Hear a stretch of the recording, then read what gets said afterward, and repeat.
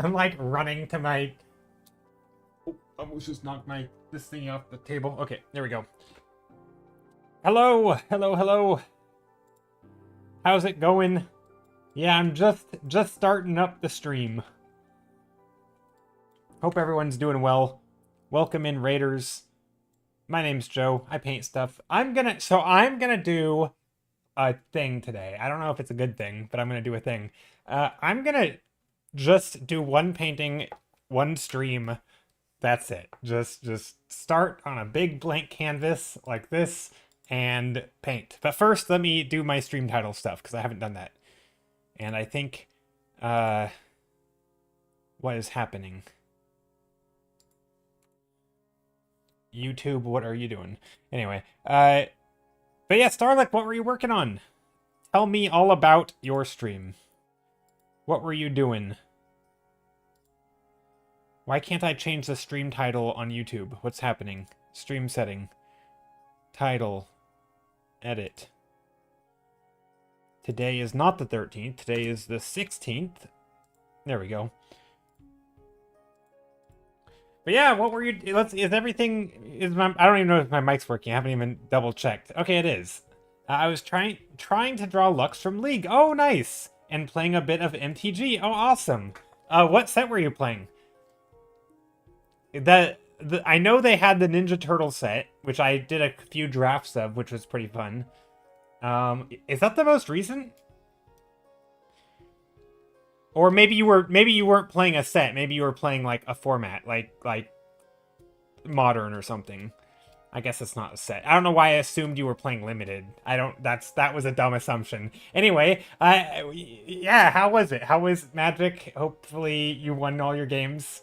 Phyrexian Historic. Ooh, okay, nice. I don't quite remember even what Historic is. I feel like, because I haven't played enough on Arena, and I think, didn't they make that for Arena? I don't actually know. I played the OG Phyrexian, though. Phyrexia set. Those were good sets. I assume, though, that Phyrexia has a lot more in it. I lost MA last match. Oh, no. Hello, Joe in chat. Hey, Reed Kreiner, how's it going? All right, I'm just making sure everything is set up properly before I start. Hold on. Getting a slow start today. Reed Kreiner, I hope you're doing well. Hope your day is going great. I assume you're getting ready for class. Because that's normally what you're doing about this time. I've learned, I think. I'm a lurk while I type this German paper. All right. Good luck. May the typing be done quickly. Okay, so I am going to... Here, I have a thing I set up. Let's see if it's here. Actually, I don't know if it's here. Countdown timer. Boom. I have a timer. I don't know, it's kind of stupid. Do I need the timer? No. Do I want the timer? Kinda. I don't know. It adds some... I don't know. To me, here, we're gonna put time spent on this painting. Yeah, that works. Okay, there we go. Yeah, class at 2 p.m. in 50 minutes. Nice. Well, hope class goes well. Yeah, cutting it a little late, aren't you? Jeez. Procrastinator. Okay, I'm a major procrastinator when it comes to that stuff. I always felt like I worked better under pressure. Or not necessarily that I worked better under pressure, that I worked at all under pressure. Like, I wouldn't do it until there was the pressure. And so the pressure was like, it was good for me in a sense. I don't actually think I worked better under pressure. I think I probably did a far worse job, but it was either do a crappy job or probably not do it at all. If I somehow mustered the motivation to do something ahead of time, I would have done a better job, but I never did. And so it was always until it was like, oh, only a day left, better get started. It was due Friday and you forgot it, but you're allowed to submit late. Oof, that's not good. After this paper, there's like 3 more, a translation and a syllabus to create. Dang. Well, good luck. Okay, I'm going to start my timer. And I realize this timer is going to be a little bit not accurate because I'm, noodling. There we go. I'm just gonna start. I don't know what I want to do. I haven't really thought about it. I do want to paint vertical today. I've decided. I decided that a little earlier when I was setting up my canvas. I'm like, you know what? Let's do a vertical painting. It'll look good on the gram. I also decided, this was last night, sometimes I think about what I'm going to do. I decided that I want to try to think about, because normally I just do like random colors and then something turns out kind of fun. I kind of want to think about what, like, the mood, and what mood do I... Hey, Infinite Wumbo, how's it going? And think about what mood I want. Because, like, I've done a lot of thumbnails over the years, right? And a lot of them have, in my opinion, pretty good-ish light and color. But I also do a lot of just, like, random crap, right? With just random colors, kind of like I'm doing now. And if it ends up being kind of weird, it's kind of weird, and it's not... I'm not trying to make it good, you know what I mean? I kind of want to try to make these colors actually good. I'm not sure what I'm going to paint, so maybe I should do like 2 stages? I don't know. I guess I could start with black and white. Maybe I'll do that. I don't know. I don't really want to start in black and white, to be honest. Okay, let's think about what I want to paint. I want to paint a big old castle. Because, they're fun. But also, I want to paint something... I'm looking up because I'm trying to imagine like a 3-dimensional thing looking up, because that's kind of, tall canvas looking up. I'm trying to think. I want it to feel tall, right? I want it to feel things are big and we are looking up at the scene. So, undersides of stuff, like if we have like an arch or something, right? Then the underside of the arch. Yeah, stuff like that.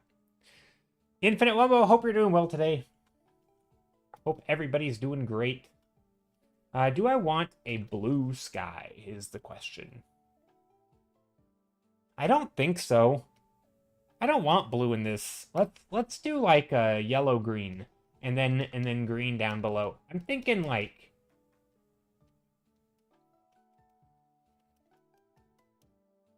that.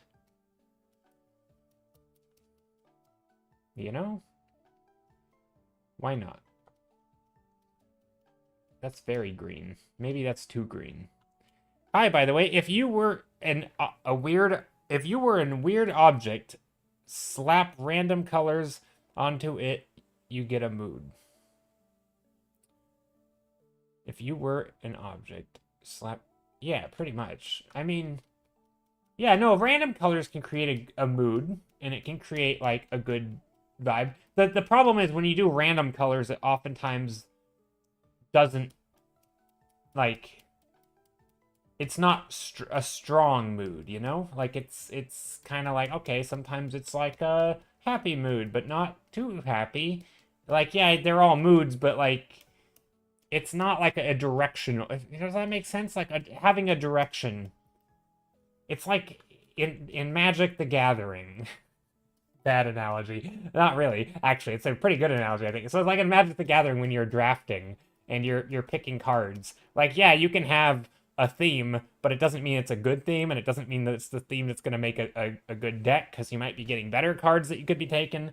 I want to push it in a direction that makes sense, that is like a stronger direction, right? Like, not just like, oh, it kind of sort of does a thing, but have it so the parts, by the time I get to the end, they kind of all work together, If that makes sense? You didn't know I played Magic the Gathering? Dude, I've played a long time. I mostly do limited these days, though. Drafts and pretty much just drafts. Sometimes, like, sealed, but not much. I don't like sealed as much. Too much, it feels too random. I like draft because it's still random, but it's you get to make choices. Okay, let's see. I don't like these colors. Let's go a little bit more brown down here. I'm thinking forest, but we're looking up. I also kind of want to do like multi-figure, you know? So I'm just gonna make this black and white. Also, hi Lily Pandas, hope you're doing well. I didn't say hello properly.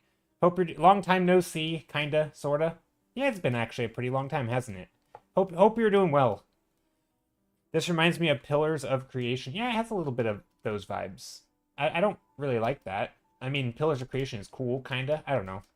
I don't know why. I never like.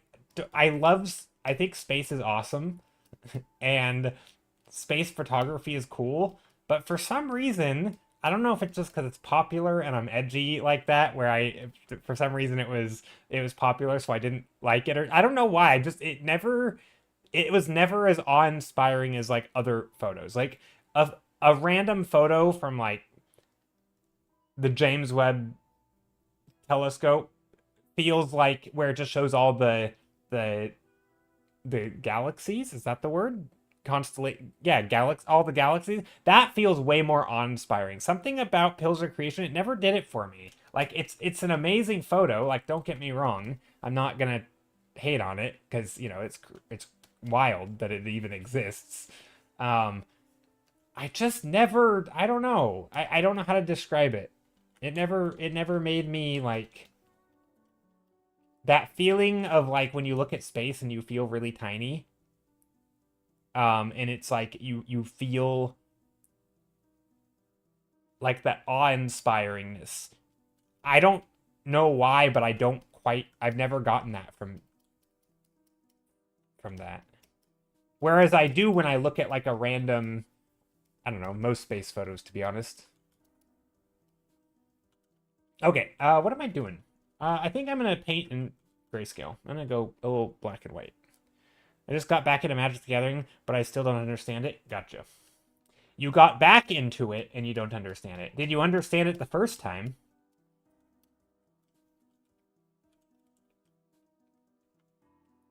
Yeah, I like Magic. Magic's a lot of fun. I definitely prefer limited though. I've always liked that like creative element of I need instead of like making one deck and being like this is my deck, right? This is the thing that I'm playing with and I'm going to learn how to play it well.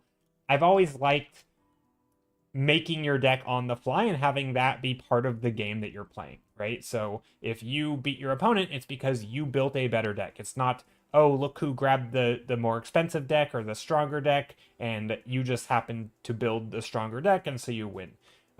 It's but like the deck building was part of the game, right? So when you're playing against your opponent, you both start with a random pile of cards and you build your deck with the same pile essentially. I'm simplifying things. And then I've always enjoyed that. It's much more.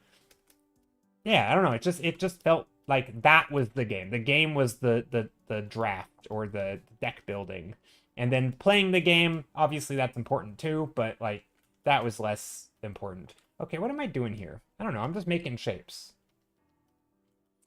Just making shapes. There is a lot of read to read. There is a lot to read in Magic.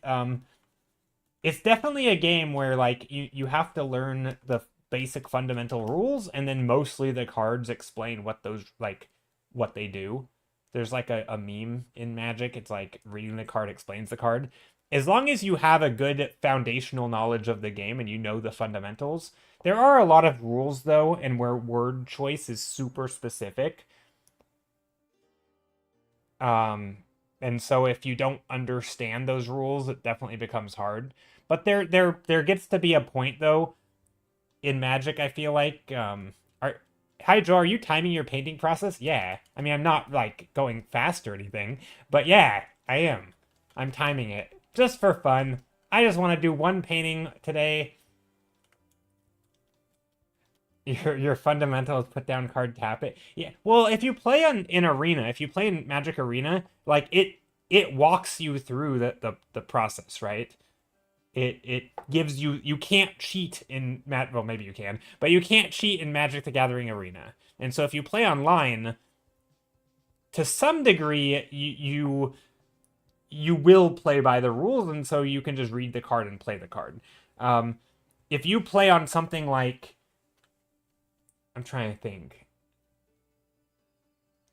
Like if you were to play on Magic Arena, but use the option of like full control, because there's different ways to like skip different phases, so you can like skip your but like if you have it stop and give yourself priority on every single phase, you will learn the game. Like you'll learn how to play. You'll learn when you can do stuff, when you can't do stuff. Yeah. But yeah, Lemon Cat, I am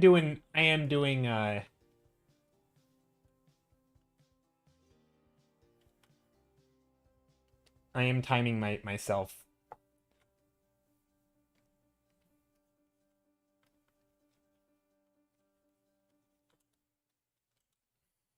I am timing myself.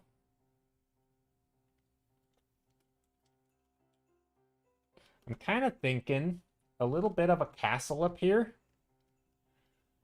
I do want to paint like a castle. I don't know. I've decided that that's what I want to paint. I think that's a good idea to do. I think it's fun. It adds something to the screen. I was thinking about it from like a streaming perspective, like, or as a viewer. Just like, I don't know, having something on the screen to sort of show. I don't know. It makes it interesting, I guess. Kinda, sorta. It's also kind of nice. The only problem is it's not going to be any more accurate than just a stream timer. But oh, well, no, I don't think it's good for I'm gonna be the disagreeing person. No, so I mean, I always know how long it takes me to do stuff because I'm the one painting it, and if I'm streaming and I'm doing it on stream, I know how long I've been streaming. And so I'm essentially keeping time anyway. Like I always keep time to some degree. This is more for the viewers, right? Because not every viewer understands at the end of 2 hours if this is the second day painting something, is it the third day, right? So it gives the viewer more of an idea. It doesn't really help me at all. In fact, it's still, I actually would have a better idea of how long I spent on something because the timer is actually not going to be as accurate because the timer doesn't account for me like taking a break and sipping my tea and like chatting for 20 minutes while I ramble. But like I understand in my brain kind of that like, oh, I took a bunch of breaks, right? So I think the timer's less accurate in some ways to like get a sense of how long I've spent than just me like, okay, I've spent about 3 streams or 2 streams, but I chat about half the stream, and so, it's about a stream, right? This will say 8 hours and maybe it'll be closer to 6, right? So that's kind of how I've always sort of had a pretty good mental idea of how long it takes. But it is always a hard thing to answer, right? If someone's like, how long did you spend on that? I'm like, 2 streams, but also I was chatting most of the first one.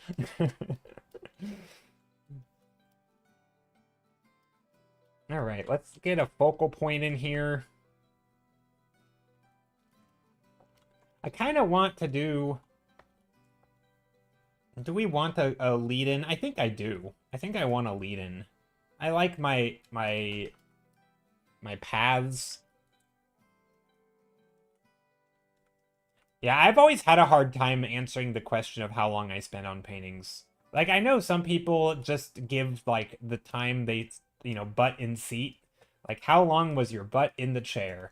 And if you were, had it open and it was sitting in front of you for, 2 days straight, that's, 48 hours or something, right? To me, I feel like I'm lying when I do that. Like it feels disingenuous to be like, I've spent 8 hours on this painting because even though I was streaming for 8 hours, because am I really working on it the whole time? Like obviously not. Like I gotta shave some time off or something. I don't know. Like I don't want to inflate the number and make it sound like I spent longer on it than I did. But on the other hand, I also don't want to cut it too short because that discounts the time that maybe I was actually thinking about the thing or solving problems off. This happens a lot when you do commissions where it's like, what if you do, and again, this is why you don't charge by the hour, but like, what if you do a bunch of reference gathering? Does that count as painting? Well, in my opinion, yes, right? Especially for a commission, right? That definitely is time spent on the job. But like, what if you're just like, what if you're going on a walk and you're thinking about the thing and you're coming up with solutions or potential solutions in your head, and then you get back and you try them? Like, what if, what about that? Do you count those? Maybe, kinda, sorta. But then there's times where you are actually painting, but you're not actually making progress, right? You're just like chatting with a friend or something on the side, and you're doodling, or I'm streaming and I'm ranting. Like, then there's times where it looks like I'm painting, but I'm not really. Like, I could be doing literally anything and making the same amount of progress. And so those I wouldn't count, right? Like, there's kind of the mental calculus is just weird when it comes to art making, because some stuff looks like it's making art and it's not, and other stuff totally is, but it doesn't look like it.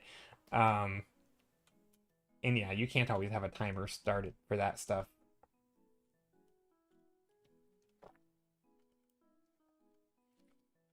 I don't know. Maybe other people don't have any issue with those concepts.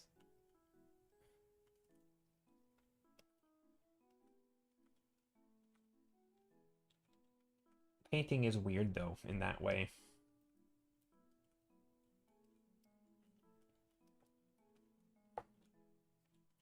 Nice and tall. 3-point perspective. What is that shape? I don't know. I'm just moving shapes around. Maybe we get some more colors in here. Some blue.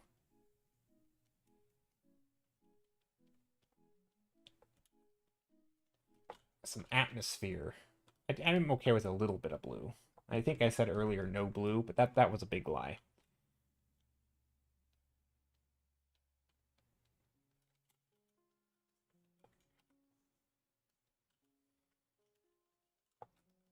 And then I want so I want to go from here to here to here to here, and then back up to like here. I've decided right now. I want to just kind of make like a little path going up. And this path is sort of going to be where we look, I think. Minas Morgul vibes. I don't know what that is. What is Minas Morgul? Does anyone know other than Lemon Cat? Is this common knowledge that I don't have?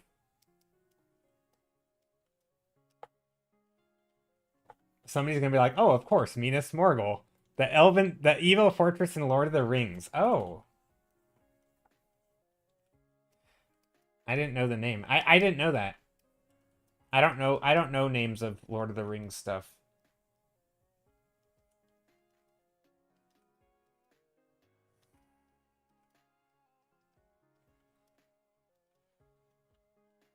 Yeah, I'm just trying to make some shapes and stuff that kind of lead me around, that's a little different than I normally paint. I'm trying to do something a little bit new. I do a lot of painting, obviously, and sometimes I fall into repetitive patterns. I mean, it's very repetitive, but they're fun. Like, what if, I'm trying to think how I want to do this. I'm trying to play with shapes up here to add like additional layers. I don't know. Just trying some things.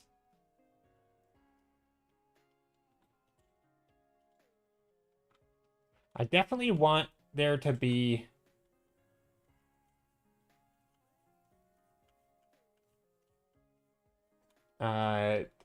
some depth, right? So I want, like, if this is the side, I want that to be showing.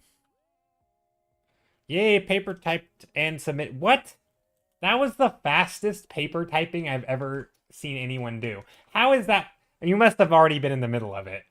There's no way that was that you just started and okay. I guess I realized now that you didn't specify that you had already started, but I'm going to assume that you did because that was super fast. Paper typed and submitted now for everything else.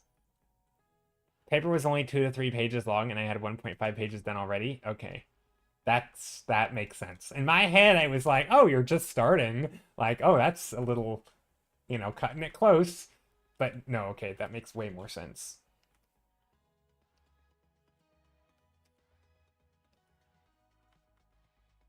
Ooh, I like this. Hold up. Hold the phone. I'm happy with this, actually. This idea of this thingy going through here.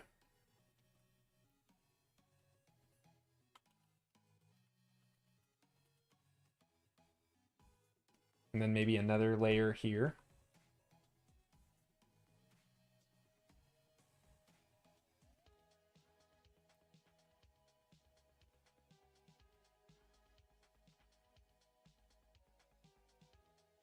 Are we going? Hold on. What's I don't know if Karmasar Skull is gonna make an appearance, but this might end up being slightly brutalist. Are we finally doing the brutalism architecture? Probably not, to be honest.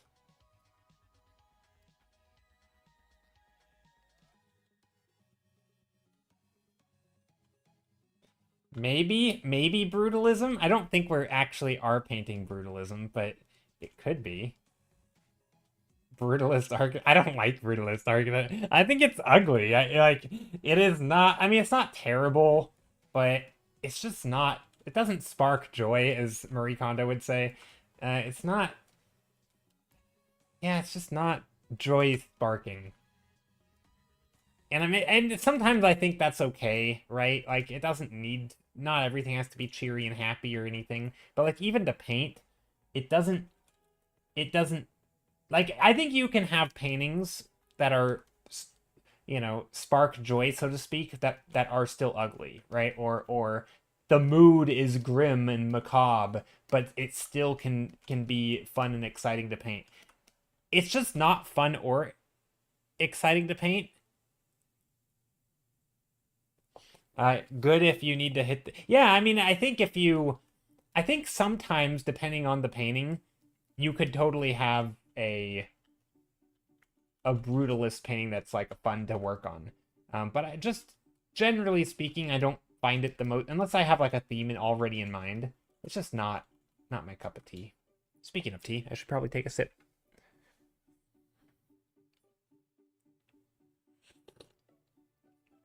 It's kind of ugly and imposing. Yeah, I think the imposing part's fun.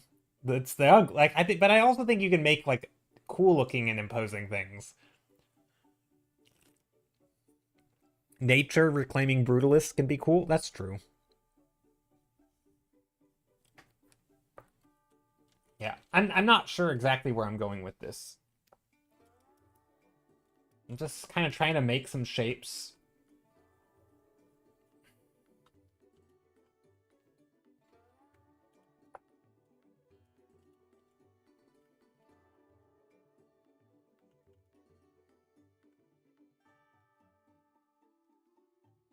Joe, as your second-hand counselor and advisor, I recommend that you look up some images of Minas Morgul and see for yourself. Well, see if I do that. Yeah, no, I'll take a look. Thank you, advisor. Trusted advisor. Oh, I see. The color palette definitely has some of that. Okay. Interesting. It's kind of cool, I guess. Here, I'll show you guys. I'll put the images on screen for a quick moment. Let me just open up a PureRef file.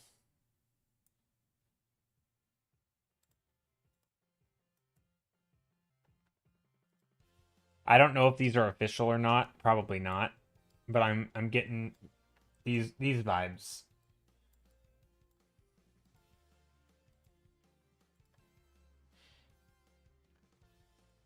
But then also this. This might just all be fan art. I don't know. I don't know what all this is, but basically it's these.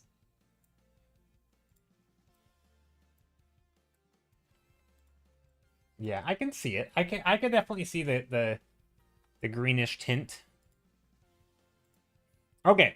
What else? What am I doing? Oh, let's get rid of these images. I don't actually want to paint anything like that. Even if it looks like it right now. But not today.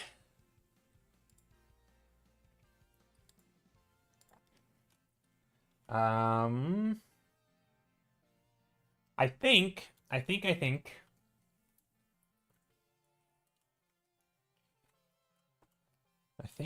I want to keep painting and back things up and make some changes. Maybe add some darks, maybe some purples. Kind of playing around with different color palettes. Maybe some actual purple.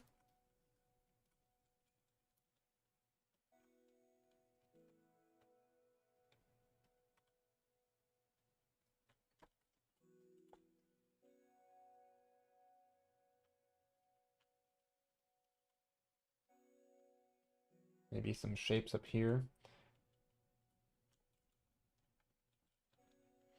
There's kind of a little line here that like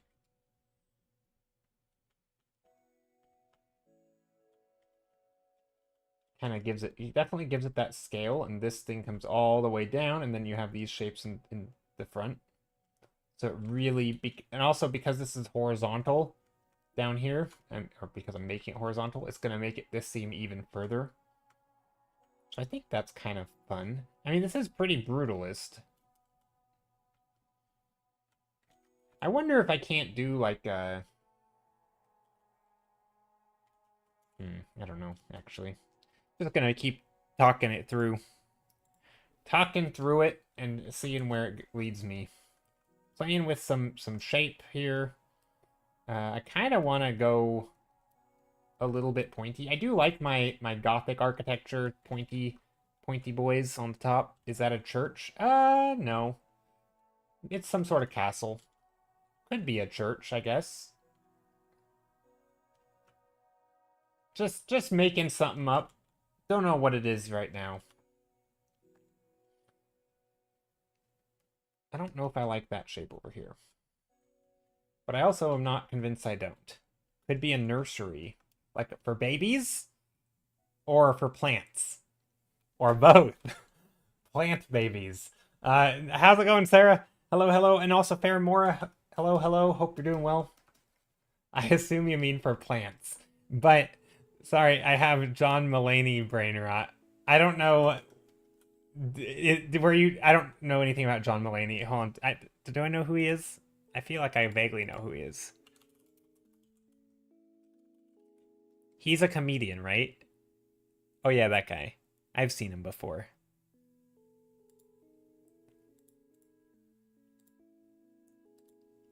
To be honest, a plant nursery could be fun. It's just a quote from one of his old shows. Gotcha. Would be pretty funny to.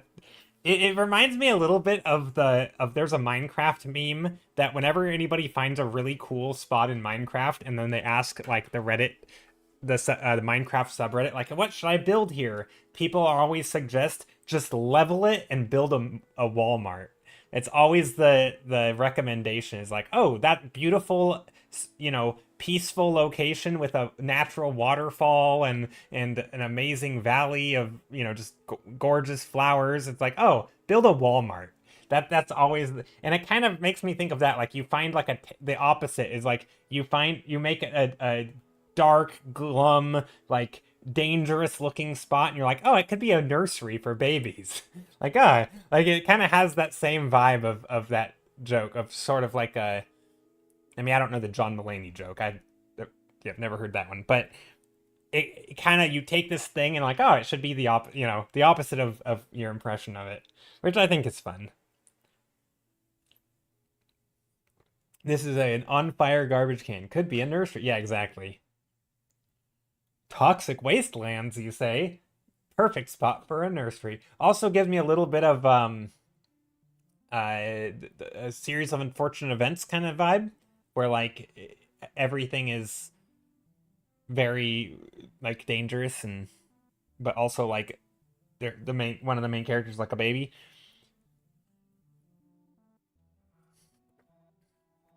There's just like always like knives and precarious situations, despite the story centering around children. The bit is based on the fact that real estate agents are always trying to upsell spaces as better than they are by being like, it could be this thing if you remodel it. Gotcha. Also, why is my nose itching? Yeah, it could be nice if wasn't the thing it is. Great. Thank you for that bit of wisdom. You know, if you change the thing, it would be great. At least that's my understanding of it anyways. I mostly went over my head when I first watched Special forever ago. Gotcha. Hey, it looks awesome, man. Juicy Beef Daddy. That's the name. Hi.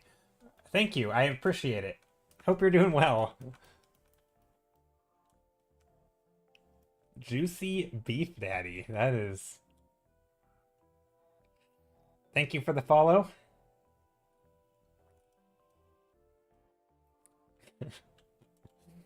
You you guys never thought you'd hear me say those words. It's a silly name. It is. It's a good name. I like silly names. As long as they're not like, just like, I don't know. Sometimes like names are just trying to be like shock value names, which, I think there's a fine line, I think, when it comes to naming, to be like shock value of just like, oh, let's be like vulgar and kind of dumb, versus something that's like genuinely funny to read. I don't know. There's definitely a balancing act, I think. Also, what am I painting here? I don't know. It definitely gives me or it reminds me of like the Gothic architecture a little bit, where you have a lot of random shapes. I don't know if that's the route that I'm gonna go though. Like when I play online games, right? There's always like people who try to name themselves things that are like just gonna sort of shock you, or they get by any sort of like they just tiptoeing like having their name be a bannable offense, right? It's like I don't know, that to me doesn't feel clever. It just feels like you're being edgy. But anyway, I'm gonna stop bullying about names. I bet I could I bet I could warm up leftovers on this thing. Your laptop is so hot right now, making my hands sweaty while drawing. Oh no. Yeah, Fairmora, that's a good example. Yeah, some people who do that. I mean, again, that sometimes names can be funny, but I think yeah, sometimes they're just lame. And obviously, everybody has a different sense of humor. Anyway, what am I doing here? This kind of like toxic wasteland feeling a little bit. Some foreground here. I like this shape actually. That shape's fun. I also want this place to be large. Like I want it to. I think I want it large. Also, I want lighting. That's another thing. I do want lighting in this image. So let's think about that before I get too into like shaping and stuff, because values. So maybe the light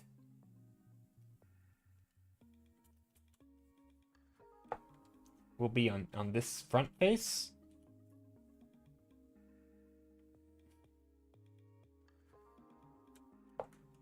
Like here.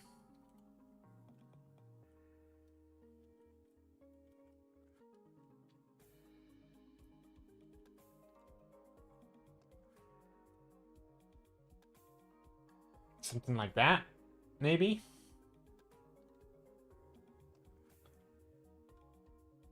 Could work. Could work. Kind of like it.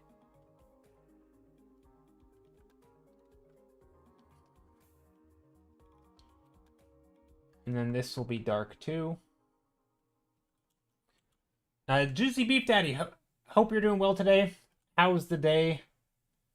And also for anyone here, if you are either new here or not new here, but maybe you're working on something that you'd like to share, you're more than welcome to share. I was going to say, you're more than happy to share. Are you, though? Are you more than happy? No, I don't know.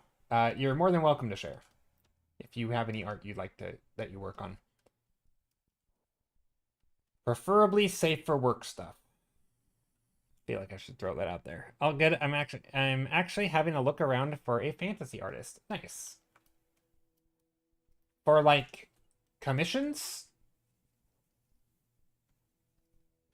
I do fantasy stuff. And Yeah, I mean, I'm not gonna try and sell myself. If I do the kind of work you're looking for, feel free to hit me up and and email me. But also, I don't want to pressure anything because it depends on if I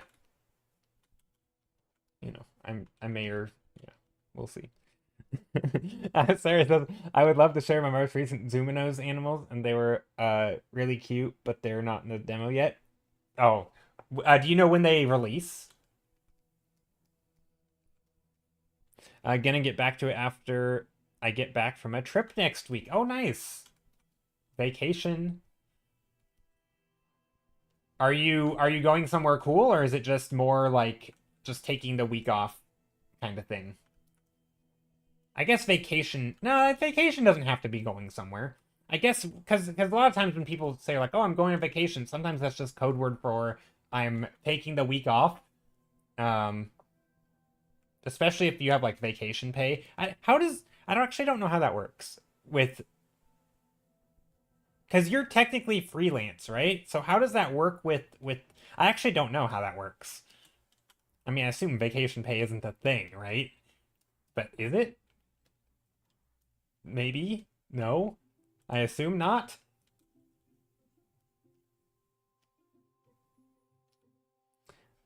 Your band is about to release our debut album. Oh, nice. And we need art for our website and stuff. We play kind of 70s heavy metal, like Black Sabbath mixed with Uriah Heep. I don't know that. All fantasy lyrics. I think the album as a fantasy novel, or think of the album as a fantasy novel or RPG adventure. Oh, that's cool. I've never done album art, believe it or not. It's funny because I know a lot, like most of the fantasy artists that I know, like that is a big thing that they do is like a lot of album art because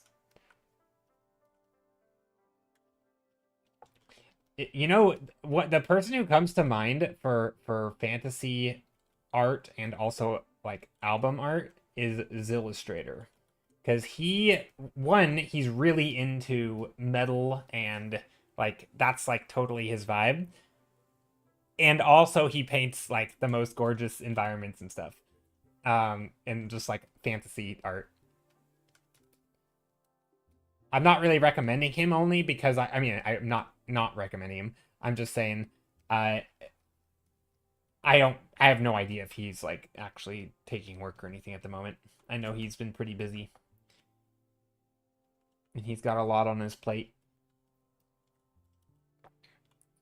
You got to get out of this country. Fair enough. It's funny how like I forget where people are from, and I know you're from the U.S., but just knowing that it makes it hilarious the way you said that. I gotta get out of this country.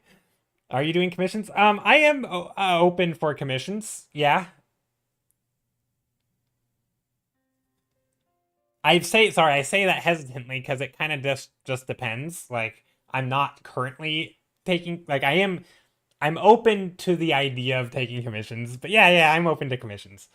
Um, just kind of depends on what it is, and like I mean, I know you said a little bit about it, but uh, you should if you look through my work and my work is something that you would be like, oh, this would fit well, then yeah, feel free to email me.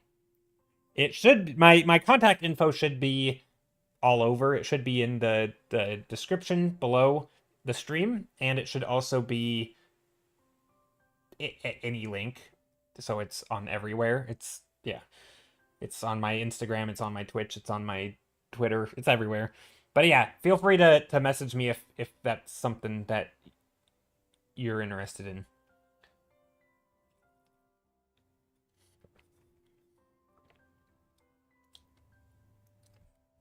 Sarah says, I'm going to the first BTS concert, which is in Florida. And since we'll be in the area, me and my sister are going to How to Train Your Dragon World in Universal. Oh, awesome. We wanted to go around your B-Day, which is next week. Oh, happy early birthday. So it's perfect timing. Oh, that's fun. Do you have any pointers on what you charge? Um, I gotta think about it. Because, like, So normally for like a one-off illustration, I generally would say like 150 to 200, and then generally for commercial stuff more. But it also kind of depends because like and that might be cheap. I don't know. It's hard to come up with a price because a lot of it's also based on like my availability or like sort of if I'm taking work and like because I it's not like a set price, right? A lot of it depends on the project and like the needs, the timeline. So it's kind of but generally the numbers I just said would kind of be in there.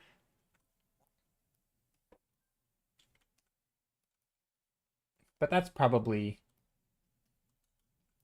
but if you're mostly looking for like single image album cover type stuff, that's probably the range. Probably like 200-ish. Maybe probably 250, maybe more. I don't know. It also depends on how much you have concept design versus exactly. That's another big part of it. Is like is there a lot of design phase or is it more like here's like it's just an illustration. And I say just an illustration meaning a lot of the work isn't being like that because a lot of arts it's like extensive like planning stage, right? If I spend 99% of the time just doing concepts, doing back and forth, iterating on them, like that's a huge amount of time that's not really going towards the painting. Whereas some projects are just like, let me paint the thing and it'll be like, art by me for you, right, based on a theme. And that's a different than like a design and a lot of art is a combination of both, right? So it kind of just depends. This is why I like to get like the like a basically just an inquiry is like you letting me know the kind of stuff that you need. If I have any questions, I'll ask back. That way we can keep it tidy. um yeah, that kind of that. So it's I don't know. I always struggle with like on the spot, like how much do you charge? Like I kind of have an idea probably around, but like it also depends. There's been times somebody would ask something that's like I'm really not um super familiar with the subject matter, and so I'm like, okay, I gotta like I'd have to do a lot, well, not a little bit, like a lot more work to sort of get to the point where I feel like I would be comfortable doing that. And so, that's going to require more work, right? Um, do you sell rights to use old works? I have once in the past. I it's not a thing I've done recently, but yeah, I would do that. Absolutely.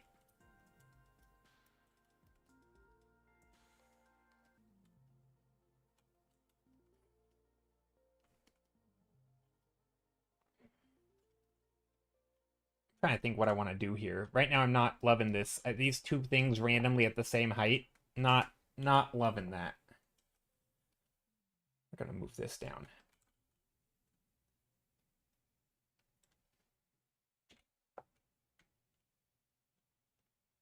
Is ArtStation best? Gosh, I haven't updated my ArtStation in so long. Sorry, I maybe. I mean, yeah, probably. I almost want to say DeviantArt because I think I just post more there.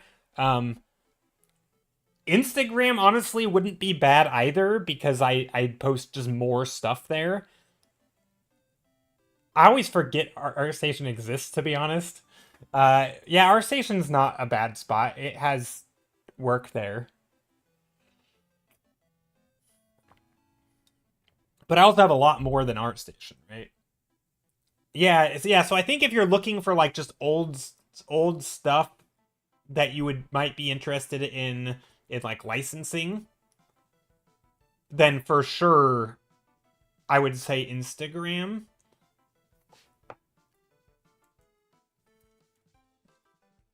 Yeah. But if you're but it's also not curated the same way that like ArtStation is, but ArtStation just has less. And I feel weird sending anyone ever to DeviantArt for reasons. But DeviantArt has is a weird middle ground because it actually is slightly more curated than Instagram, but less curated than ArtStation. And so it has like there's not as much sifting through work, I feel like, on DeviantArt, because it's all of it is more or less like stuff that I was proud to post. Whereas Instagram has a lot of like random studies or little quick sketches, a lot of 1 day stream paintings. Also, what am I doing here? I hold on, sorry, I gotta talk through this. I gotta think of what am I doing here? I feel like this will have little spots. Hello, beautiful people. Hello, Ronnie. How's it going? Hope you're doing well. Hope your day is going well. Just doing a drive-by? Alright. Drive-by chatting. Nice. Bye, beautiful people. Oh, well, see ya. Take care. Okay, I don't know what I'm doing here. What do I want from this painting is the question. I don't know. I'm kind of just going with the flow, you know? Going with the flow. Let's make some shapes back here.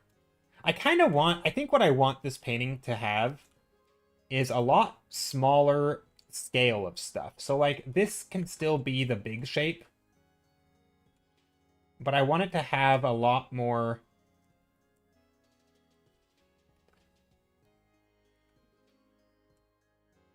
like intricate kind of smaller shape patterns and stuff. Like right here, this is a big chunky square, for example, right? Do I want that to be a big chunky square? Not really.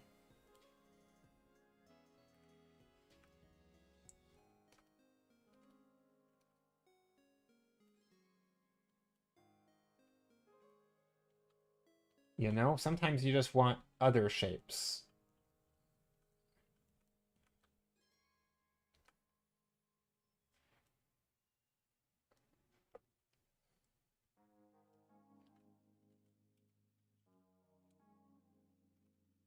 So yeah, I'm kind of just doing that.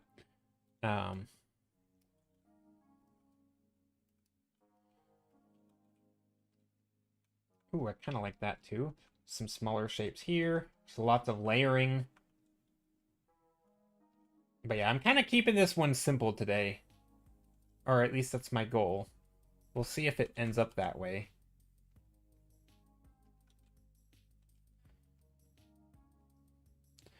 There's so many beautiful ones on Instagram. Oh, thanks. But yeah, in terms of commissions, I think the most important thing is just to be aware that like the type of work that you see is kind of the type of work that I do. So if you're looking for something wildly different, I'm probably not the best person for that. Like it's especially when it comes to things that are in formats like an album cover that I haven't done before. If it's something that I have done before, I think if it's more like in the realm of concept art, then it's fine if it's new and out there. But if it's more illustration, the types of stuff that you see and like style wise for sure is going to be closer to what you know is what you see is kind of what you get. Subject matter, I'm more flexible on, I think, but style and sort of how it looks and the way that I paint is kind of what you see is sort of what you'll get. That kind of stuff. So that's just something to keep in mind, because I've definitely had people reach out to me and it's like, hey, can you do this thing, but also I want it to be like anime style. I'm like, have you seen my work? Like, that's not really my thing. I mean, I could try.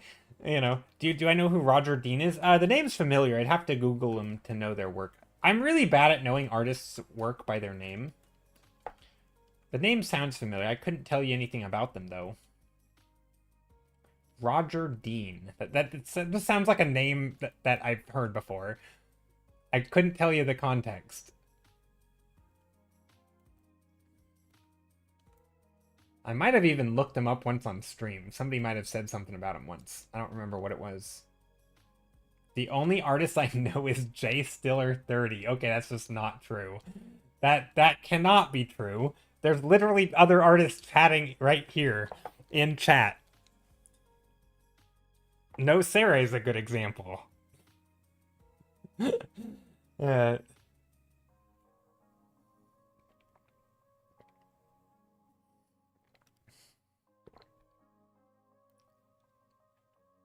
His style is where we are going for, I guess, and your landscapes are really in the same zone. Okay. Yeah, I'm not. I mean, yeah, hmm. I mean, I'd have to see to like be to know if I'm comfortable like style matching. Sometimes I'd feel weird about that. Um, I think generally if it's illustration, it's gonna be in my style pretty much.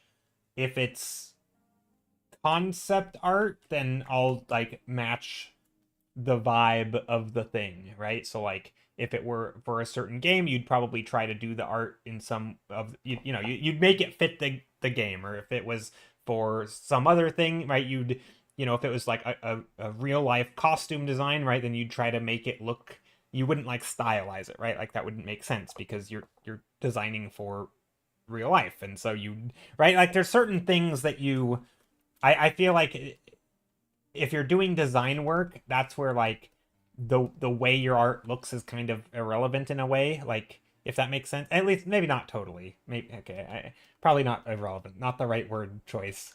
Um, but like using techniques and stuff that like because it's not gonna be that like if you're designing something for a game or a movie or something, right? It's not always going to be exactly the way that you designed it in going into the game or the movie, right? It'll have to be built. And so sometimes the art can be a little bit loose, or it doesn't have to be exactly like it'll appear. But I think for illustration, generally speaking, it will still look like me. It's much more the feeling. Gotcha. Yeah, no, that's definitely important, and that's something that I'm pretty happy or pretty comfortable doing. Is like getting the vibe right. I like the word the vibe, but the mood, um, the tone, whatever you want to call it. Um, trying like if something's cheery and happy, or if something's more like gloom and like spooky or something. Depending on the mood. Also, what am I doing here? I kind of want to do like additional stuff, you know? Like right now it's very vertical, and I kind of want to bring things up.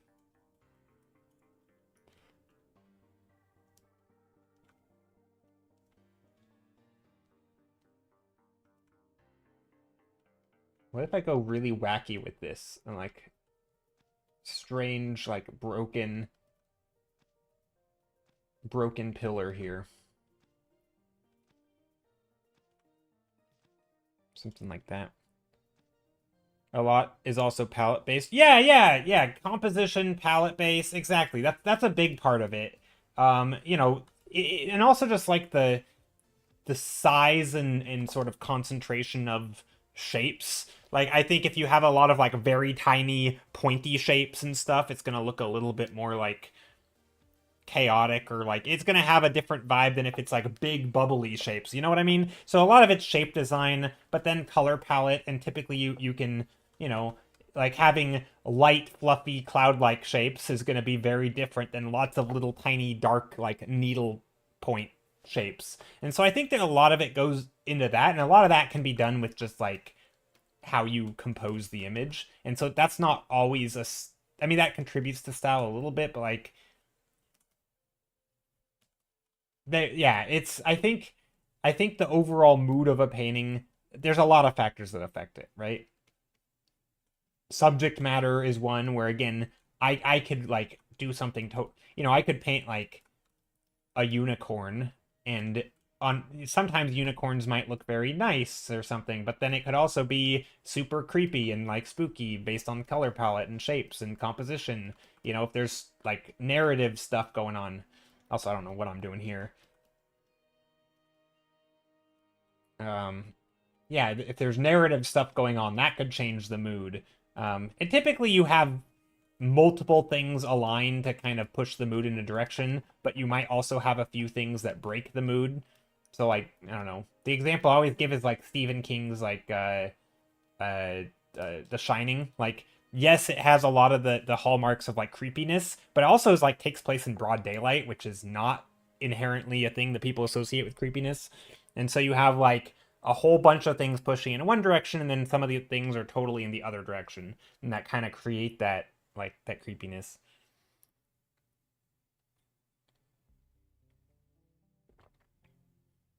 Sarah says, speaking of style, I realized when I was putting together your uh, portfolio day post, I had so many different styles I've done over the years. Even with personal work, I tend to try a different style for each project. You know what's funny though, Sarah? When I look at your stuff, I'm like, I could it that still looks like you made it, right? Like you say it's all different styles, but not. I mean, kind of, sorta.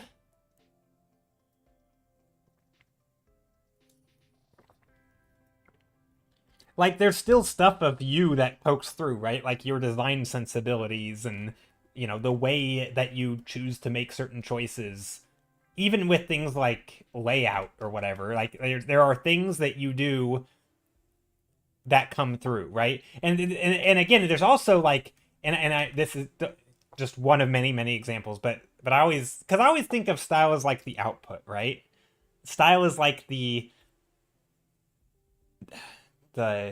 it's everything that goes in and it's the output of that. And so it's also like your knowledge of perspective and the consistency of how you do things, right? It's like if somebody draws their ellipses a little wonky every time, that's going to like permeate throughout all of their work that their ellipses are a little bit off, right? Or if you have a or maybe your perspective is super on point and so you're just like super pinpoint every single one, right? That's going to permeate throughout all your work. And then you have your ideas around color and what makes color look a certain way, and maybe when you blend two colors you not air but like you push it on a certain you push the colors a certain way because that's what you think looks good, right? Or maybe that's just your like what you think it's supposed to look like, and maybe in one you're doing what you think it looks good, and the other you're trying to try to be accurate, but maybe those line up, and maybe for me they don't line up as much, and so yours is a little bit more consistent. Like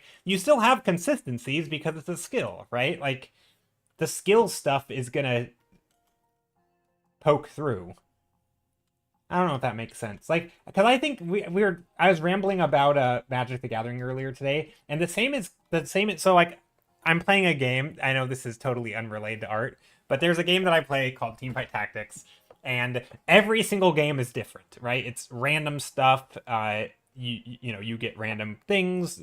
You play against different people. Every game's a little different, but like I am stuck at the rating I'm stuck at in a competitive sense.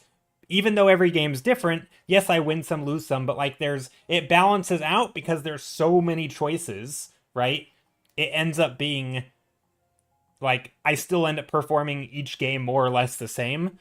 Like yes, some are better than others, but like over time they're absolutely like I'm I'm at the skill level that I'm at. I'm not playing way better. There are some people who are just consistently playing better, right? Um, do you play Arena? I love Arena. League of Legends? Arena? I don't know. Arena. No, I don't play. I don't think I play Arena. I just play Team. I play Teamfight Tactics for League of Legends, and I play Magic the Gathering Arena, if that's what you're saying.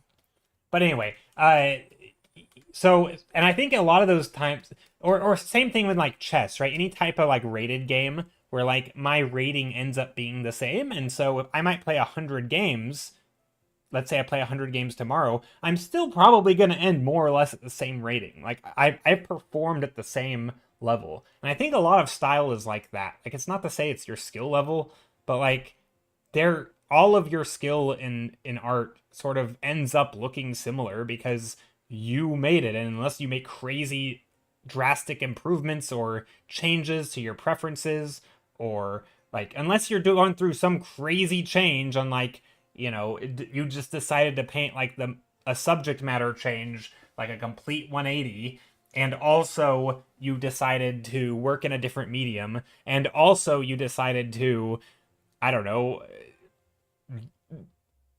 no longer do design work, but instead do something, completely like narrative illustration. Like, unless you're to change up like everything completely different, like it's probably gonna come through as you, right at the end. Like, well, you'll probably be able to like, yep, it still looks like you. I don't know. That's how I think of style. It like it's because all those examples that I gave with like games, like it feels like, oh, this game I'm performing well, or this game I'm feeling not too great. You know, it's like I didn't play very well. But at the end, you still played like you because you still more or less stuck around where you normally are in your rating. Um, and you didn't just like learn crazy thing. You know, I don't know. Maybe that's not the greatest analogy, but at least for me, it's a way that my brain makes sense of style a little bit. Well, that's the thing, right? Like for me, it never feels like it. Like if I'm playing a game of chess, right? To use the terrible chess analogies that everyone totally loves, I like it never like some games will feel like, wow, I played so good. Like, oh, if I just keep doing that, I'm gonna be like winning every game. And then I play the next game and I feel like I'm making the same choices, but then I lose. I'm like, okay, I obviously wasn't doing better. Like it was still me. I was still playing the same, and it felt different in the moment. And so I kind of get it. Like I don't think it's.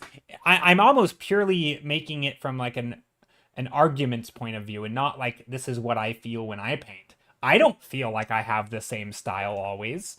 Like sometimes I'll do a different piece of work and I'm like, this is totally different than what I normally do. And someone's like, no, it's not. I'm like, okay, that actually makes sense though. Like I do get it.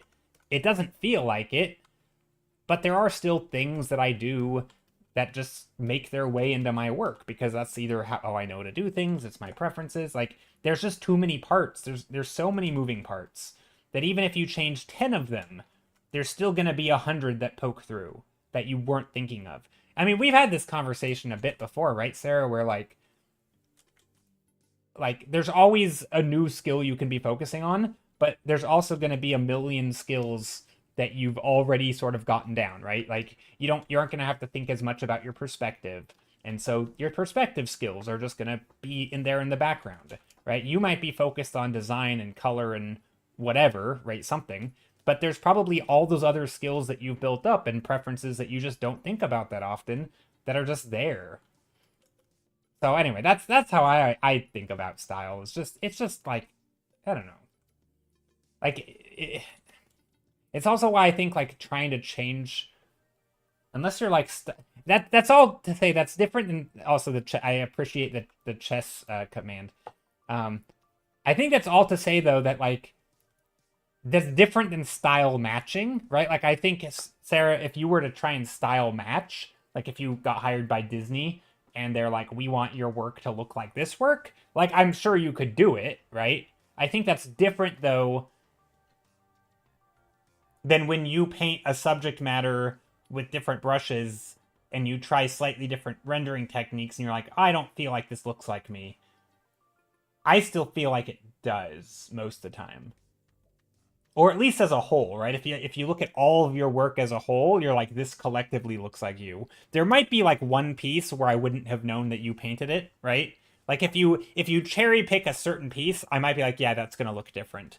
But if I also try to like reverse cherry pick, where if you take a piece of work from yours that you don't think looks like yours, I'll probably be able to find something in it that is consistent with your other work, right?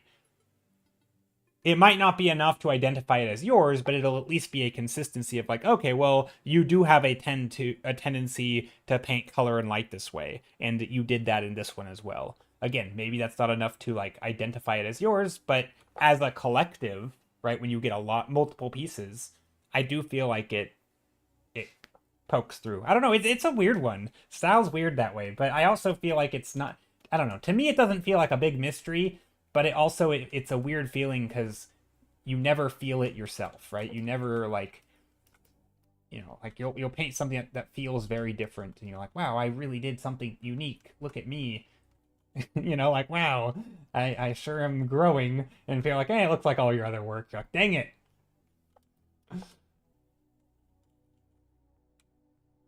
I definitely have style match and doing it on my current product too, as long as it's under a stylized umbrella. Yeah.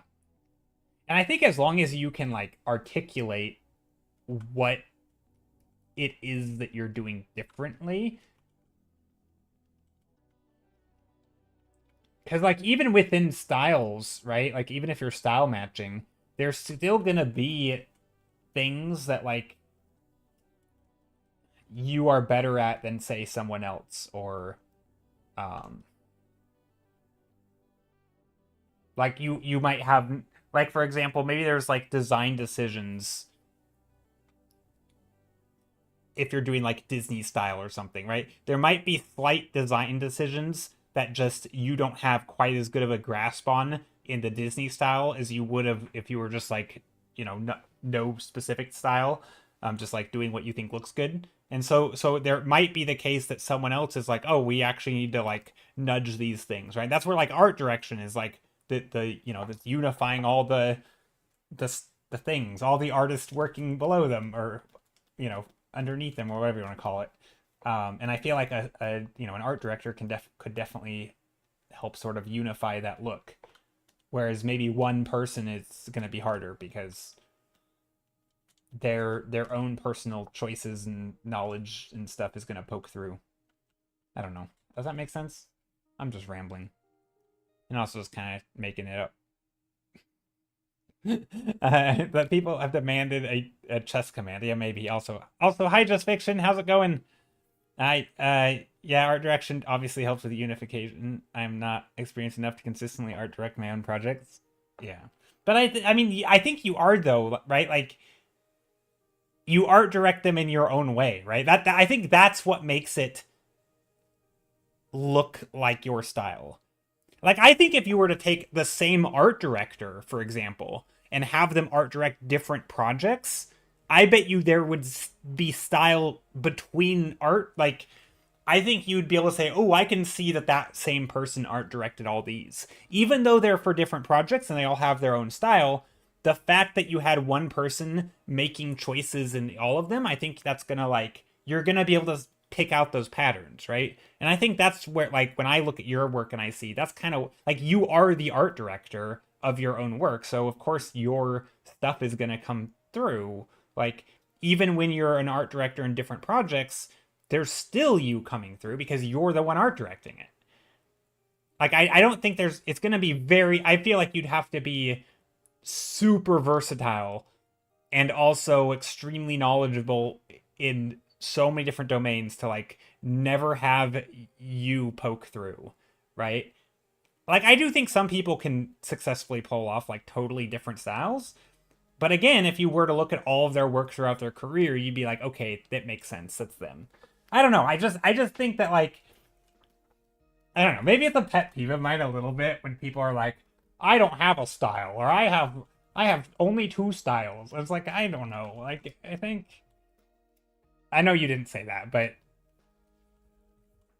yeah, I don't know. And of course, again, if you were to pick certain works of yours, I would look at it and be like, I can't tell the difference. Like, or I would be like, I can't, I don't, these don't look like the same people. So it's totally possible that, like, if you get down small enough and granular enough, like, yeah, you're gonna have you can probably paint in any different style, right? Like, I don't know. I have a very I think I probably do. I mean, I don't really think of it as style, right? But yeah, of course I do. I mean, for all the reasons we were just talking about. It was just more obvious when I was putting together the graphics because I had a bunch of stuff next to each other. Yeah. Like, super consistent. That's funny.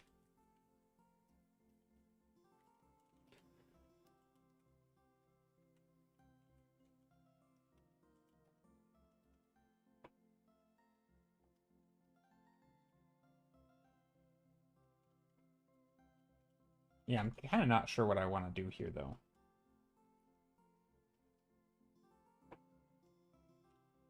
Kind of just making shapes, to be honest.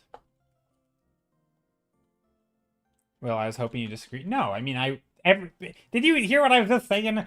How could I possibly disagree with you? Do I genuinely think that that all my art looks different? Of course not. Like, yeah, there's going to be commonalities. Now, I am capable of looking at my work and like seeing all the differences, and so I will look at it and be like, it's all totally different.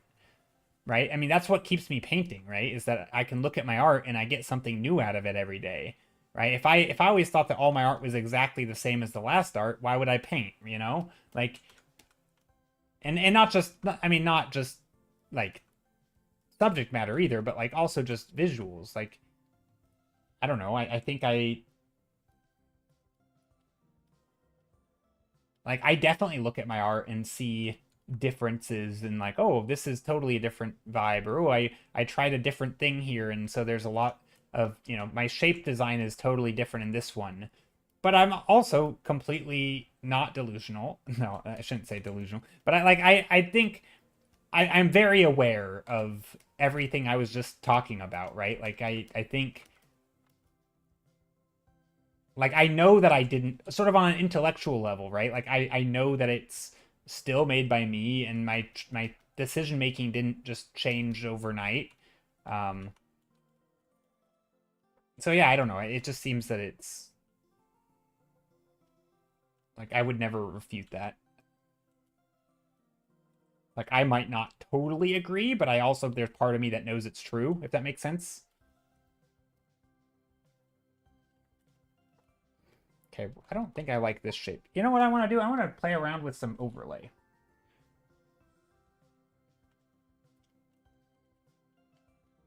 No, style is a weird thing though, because yeah, like you said, it sometimes you don't really see it in your own work, but like other people will say it, right?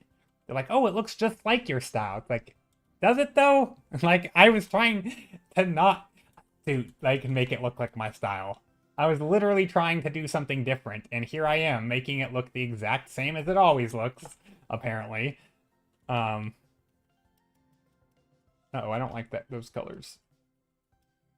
I'm trying to think, what do I want to do? I don't think I like this blue sky.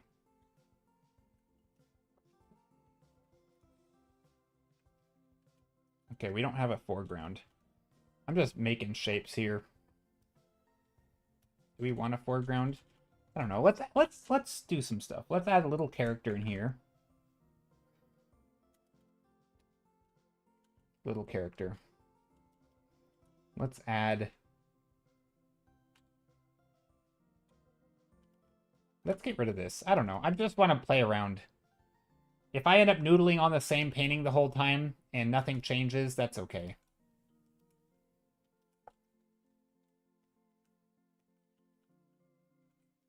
I put the timer, but it really is just there for funsies.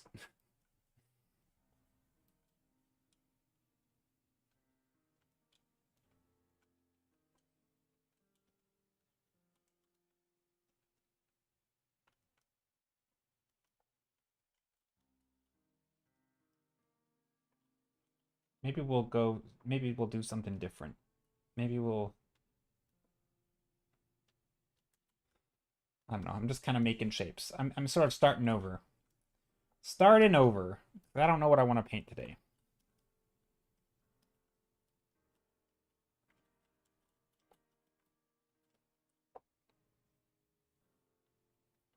Like, they do all feel like me, but I can't articulate why. Yeah. That's fair.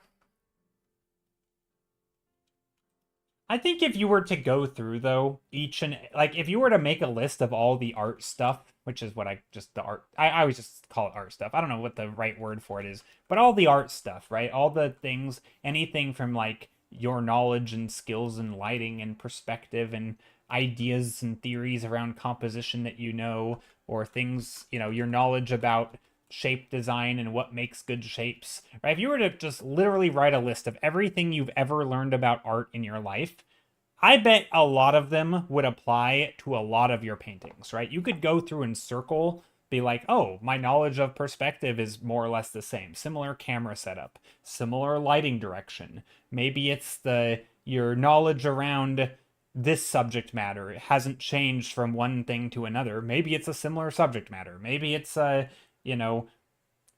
rendering, the amount, maybe the ratios of big, medium, small shapes are the same, right? It's just literally anything you could possibly list. If you were to go through and circle them and you duplicate the list and circle the things, I bet you there'd be a lot of overlapping circles, right? Just because like you can't ever separate that stuff. I mean, not all of it, right? I mean, so at some point And this is why, like, sometimes other people's art styles will look like yours, right? Or yet you'll have someone who's like, oh, this reminds me of that work. Yeah, because there's going to be similarities there too. They're just different similarities than between your own work, right? Like, sure, but we often have different techniques. Yeah, yeah, absolutely. So we use that one technique for that one part of the image, but not for the second. Then it clashes. Oh yeah, totally. Yeah. So yeah, to me, style is like the similarities, but then you also have things where yeah, there's also like differences, right? You could do the same thing, right? Same make a list and circle all the stuff, and then you could compare all the parts where they're different. And I think a lot of times when we look at our own work, because we're the ones that made it, we can see all the differences where other people can see all the similarities. I think it's just a matter of like what you're focused on, right? If you're focused on the differences, then you'll be able to identify the differences. If you're focused on, and also sometimes like the differences are small and sometimes the differences are big, and so it's harder to tell, right? Like I think,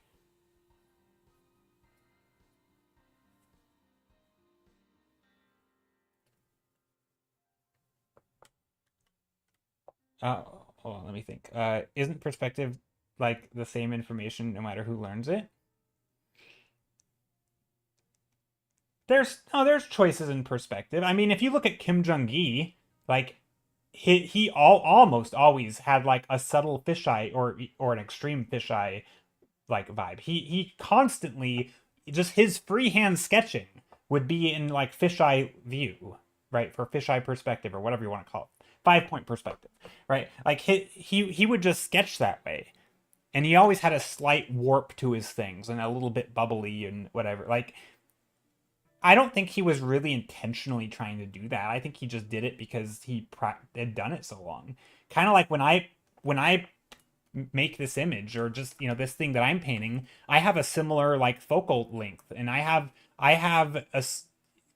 a way of setting up my perspective and this and the relative size and how fast things drop off and you know like there's definitely things that I do that the ways that I set, how big are the things in my painting versus, some people, if they were going to paint a big castle, they're the biggest part of their castle would be this big and they were just super intricate and detailed. Whereas I'm like, oh, let's make a big shape that takes up roughly, 5%, 10% of my painting, right? Like this big thing is like 5 or 10%. Somebody else's their biggest shape might be 2%, right? Like they just have little things that patterns that repeat, right? I think they're hard to be. It's one of those things where I think it's hard to be aware of it because there's just too much. But like, gosh, this gets into the topic that I really love talking about, which is like the psychology of like how you see things, and until something's brought to attention, you may not even be aware that you do a thing or a behavior. Like you might be doing things that you aren't aware of, right? Or you might like things about yourself or things that you do in your own art that you're not aware of. And this is why like critiques are really important, right? Because having someone else's eyes look can be like, oh, you do this all the time, and it's not a good look, right? That's I think that's a super.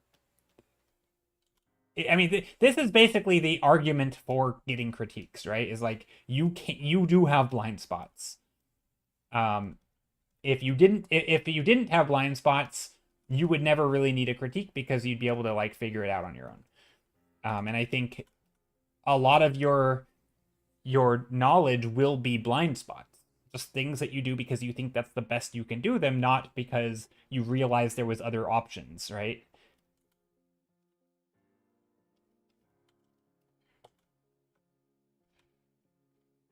I don't know. But also, like, people obviously can change up their style to some degree. And, you know, I mean, people's styles absolutely change. Also, over time, for sure they change. But they also can do it intentionally. I don't know. It's tricky. Those are all the reasons why I said the other day that using 3D as a base is outsourcing decision making. I mean, I think if you made the 3D though, I mean, are you talking about with like lighting and rendering and stuff? Yeah, I mean, I think if you're using like having it render things for you, there's definitely elements of decision making. But I mean, a lot of times in 3D though, right? Like you're still making decisions. I don't know. It's a tricky one for me. Because I think in theory, right, like if you were like a super pro, right? Imagine the the end boss of an artist, right? If you were like the final boss of an artist, you pretty much knew like you would still know that what like I think then even using 3D you would know what you can and can't use it for, and so you wouldn't be outsourcing it. Yeah, I mean I do think some tools like that it becomes outsourcing when you use it as a crutch and you just don't know how to do the other stuff, or you don't know what you can't do with it. But if you actually know what you can do with it, like for example, if you were again, final boss artist and then you use 3D, I don't think you'd be outsourcing because you would know what you can do and you would know that you're just using 3D to make it easier to do what you want to do. But if you're like a beginner artist and you're using 3D, you might not be aware that you can stylize something in a certain way, or that you can break certain rules that the program doesn't allow you to break, right? Maybe your program is forcing things to be in a consistent perspective, and you want to warp the perspective in a weird, wonky way that the program doesn't allow. Well, if you don't know that you're allowed to do that as an artist, then obviously you are outsourcing stuff, right? You are limiting yourself in a way that you weren't even aware of. But I don't know. I feel like a lot of times it's I don't think it really matters. Like I think we all to some degree are going to outsource to our tools, right?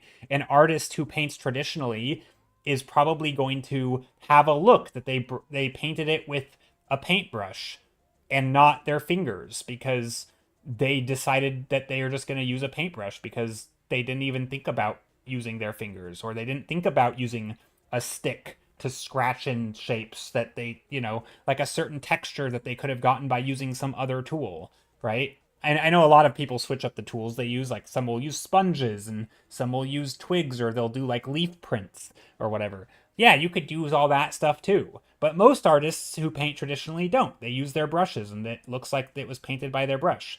And they could have had a different texture all along if they painted with something else, right? They could have painted with a bottle cap and it would have looked different because it would have given a different texture, right? Like,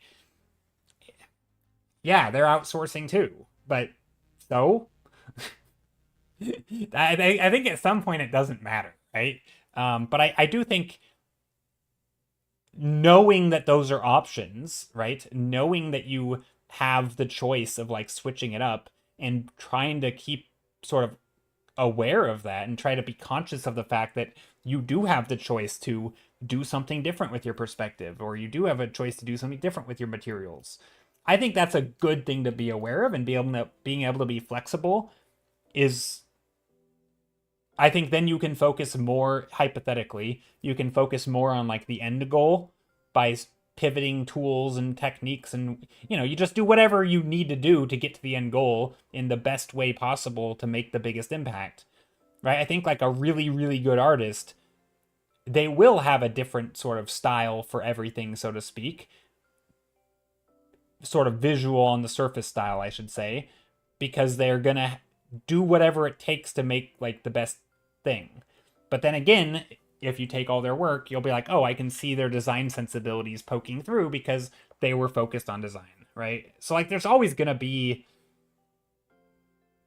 parts of you that poke through, but some might be I think some things are less important than others.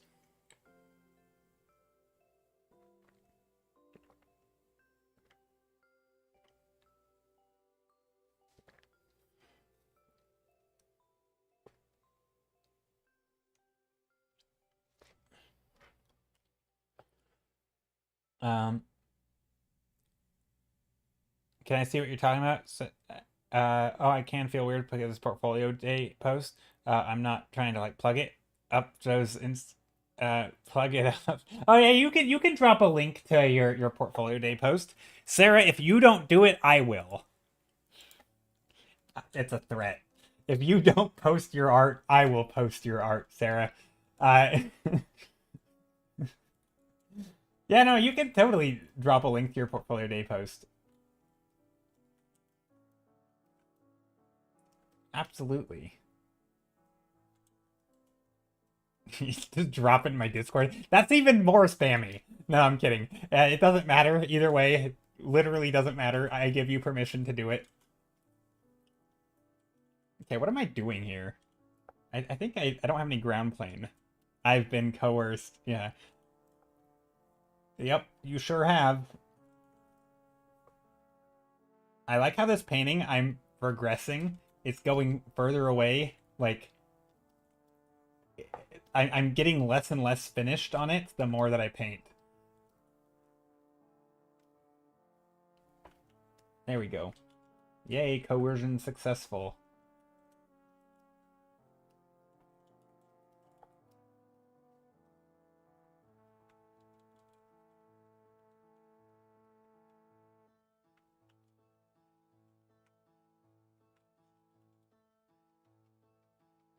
We're gonna make a little cityscape. Okay, let's take a look at Sarah's art, and then we can point out all the things that she does that is that are consistent styles. No,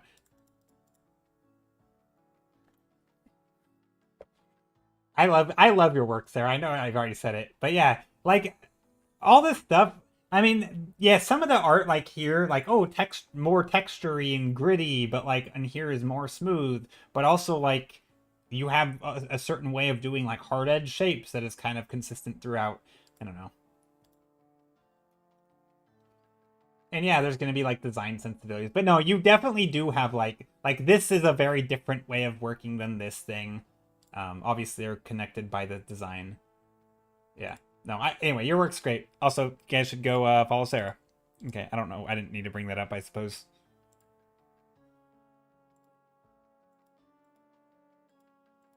Interesting, you have to click load image. I think I have to, but Sarah, because I have like a resource saver thing on because my computer struggles because I have so little disk space. So it like it doesn't load the image fully ahead of time.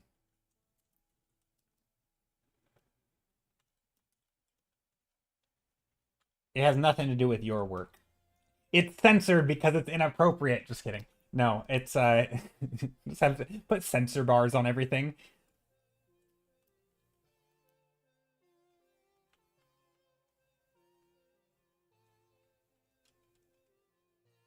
Ooh, this is kind of cool.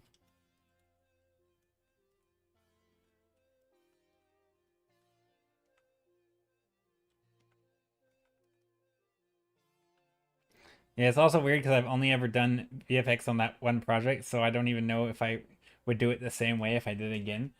Ooh, I feel that. Yeah, when you're doing a new thing, you're like, I don't know if I could replicate this. Yeah, it is good work.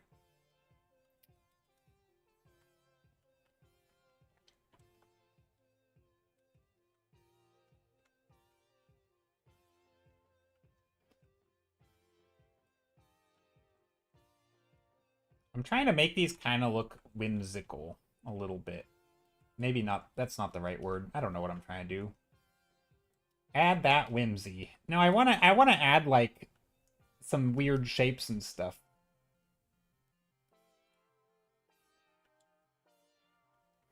And like add like a tilt to things.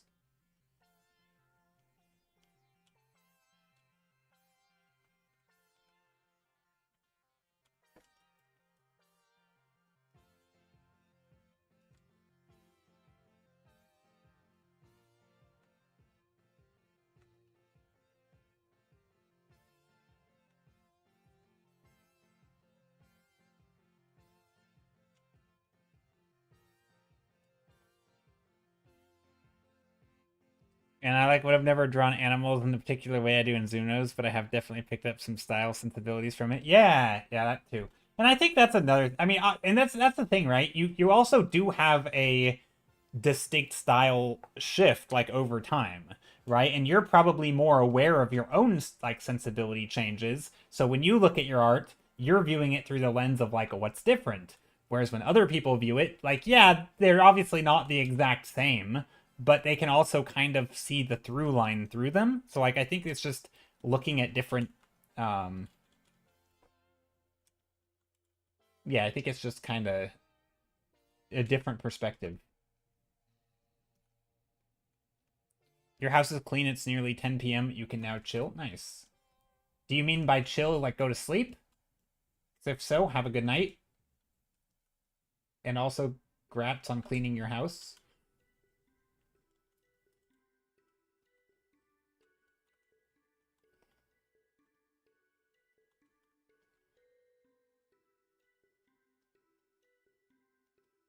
I like the part where this thing that I'm painting is just changing in real time. I have this timer on to like, oh, look how long I've spent on this painting, but also it wasn't. It's just constantly. It is constantly changing. I kind of want to do like a stairway up here.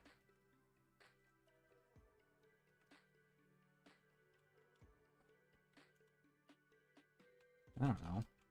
I'll play around with shapes until something looks different. What if I do this?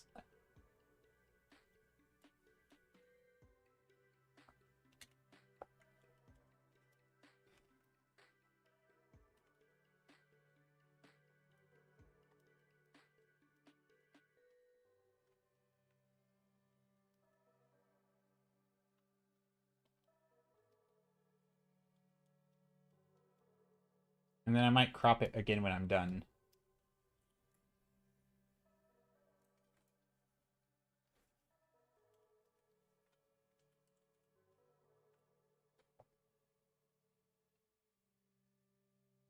I guess as an artist, you're more prone to notice the difference, but as a spectator, you're more likely to notice the similar. I think so.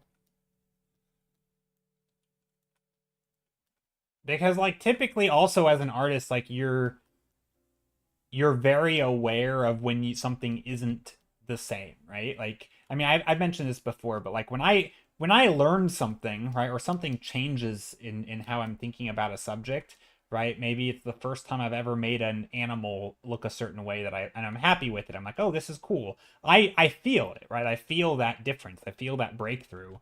Other people don't know what is and isn't new to you, right? They just like they don't care. And so it's obvious that like I've essentially shined a spotlight on all those things. And so obviously I'm going to notice the differences. Um, so yeah, it's just, I think I don't know, it kind of makes sense to me.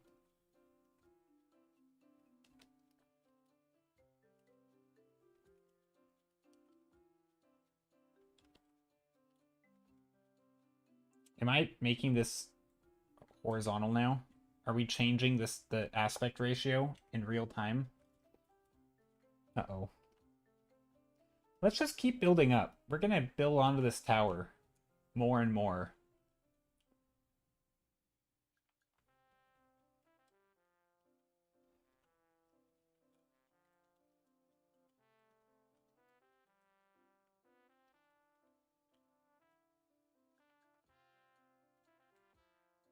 What if this were the top of a tower?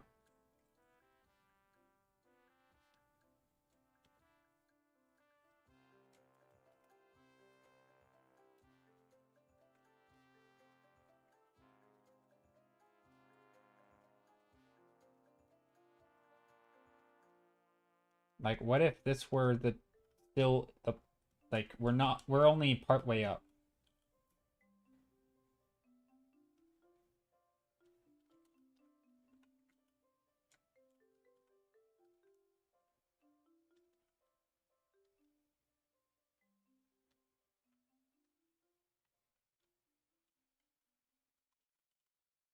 Or maybe this is a waterfall right here.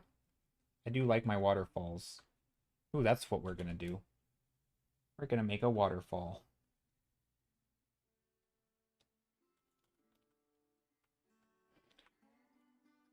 And we're gonna make it blue because blue waterfalls are cool.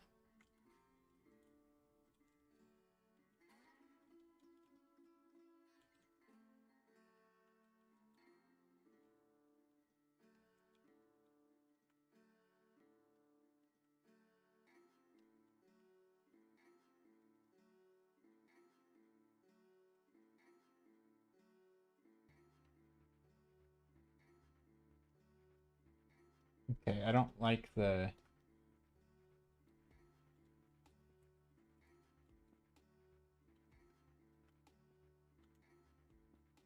Something like that's cool, I think.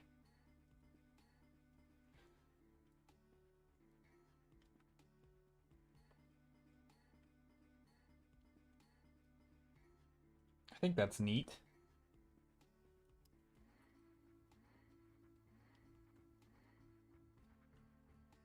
Sorry, I stopped talking for a bit. I was in focus mode. I like this. Definitely, I'm trying to change. I'm trying to play with scale here and make these things feel a little bit more. I don't know, just feel a little bit more like small, like or big. I mean, like I'm making them small on the page, but they're feeling bigger. So just basically smaller shapes. Again, to me, this feels like something that I don't do very often. You can also play around with lighting a little bit more. I don't like that color. What about this same green color?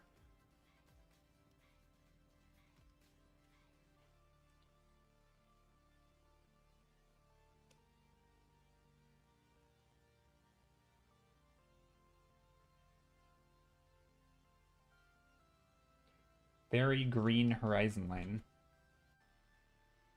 I do like the blue, though. I think maybe you can get some of that blue in here. Maybe, you know what? Some green and white. That's a combo that I've always really liked.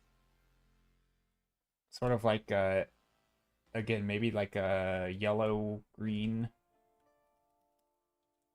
Some foliage up here.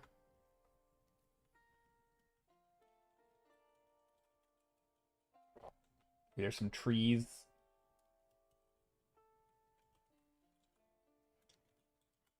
Maybe some green in here. But I want it small, right? This is because these are big shapes, so I'm trying to intentionally paint very small.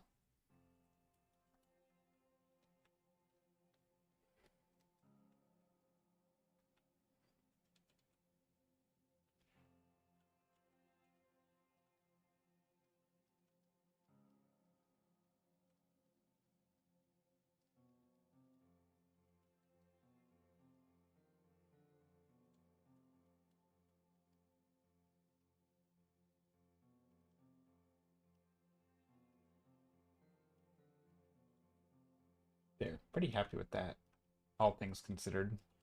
Now, just keep on piling things up. I want to make these shapes feel very, very big, so lots of small shapes. It's funny that to do this stuff, though, sometimes I feel like I have to intentionally do things different than I normally do it. But again, it's still going to end up looking, I'm sure, just like all my other work.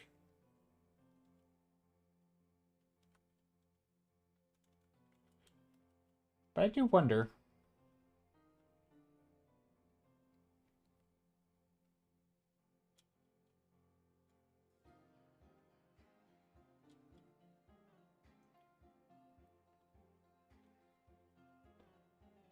The colors are very dull.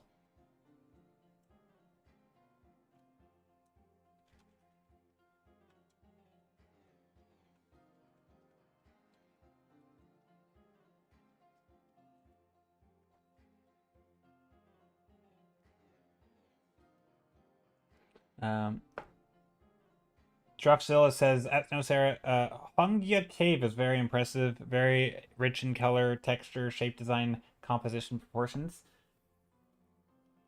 You just gestured to all of me.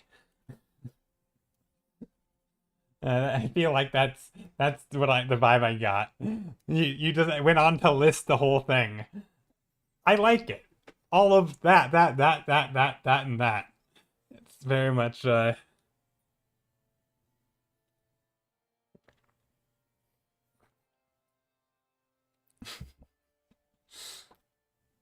funny.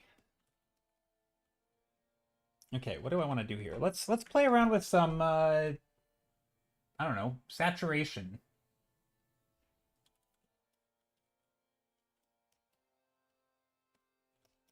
Ooh, that's very bright. We're gonna go wacky with the colors here.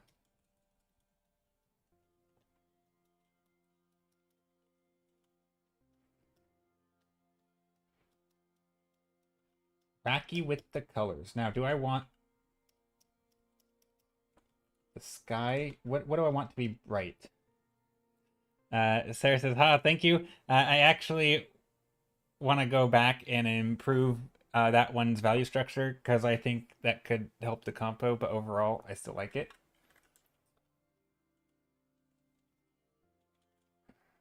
Sarah, how often, or really anyone, how often do you guys go back and actually adjust your work?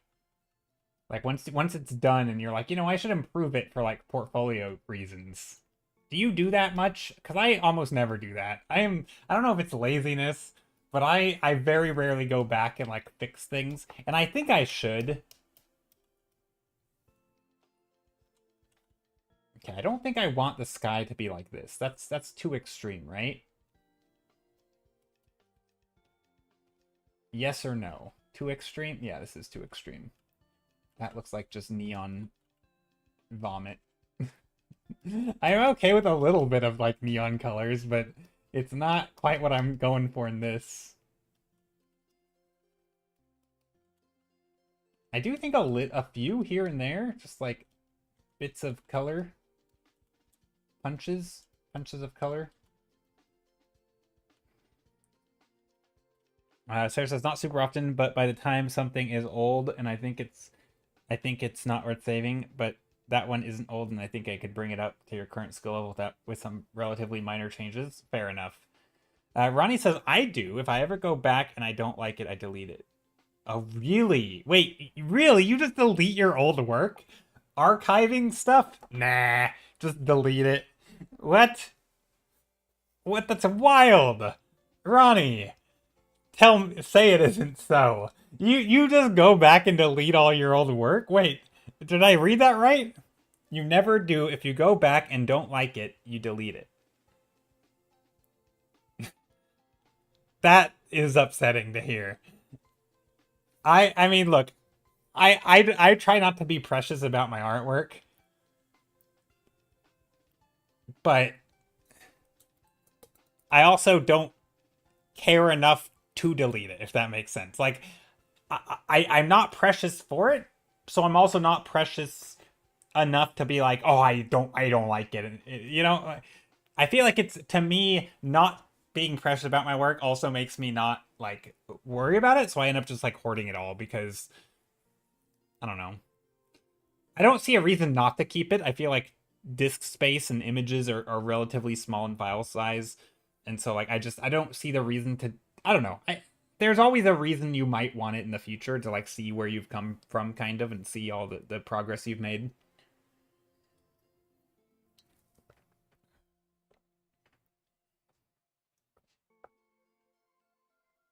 Okay, I'm playing around right now with the saturation though, and I'm kind of having fun. I need to think of like a good framework to approach the saturation in here. Like, what do I want saturated? I think the shadows. The light can be dull because it's gonna be like a warm light, and it's gonna be not super warm, glowy. So maybe the green, the blue in here, all of this in the shadows could be pretty saturated, but I don't want it to be super saturated blue. Hmm.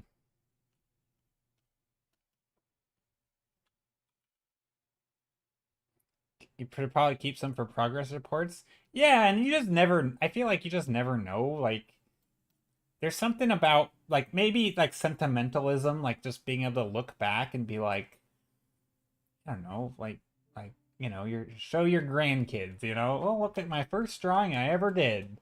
Like, are you proud of it? No, but like, it's still where you came from. It's sort of it's stepping stone. I don't know.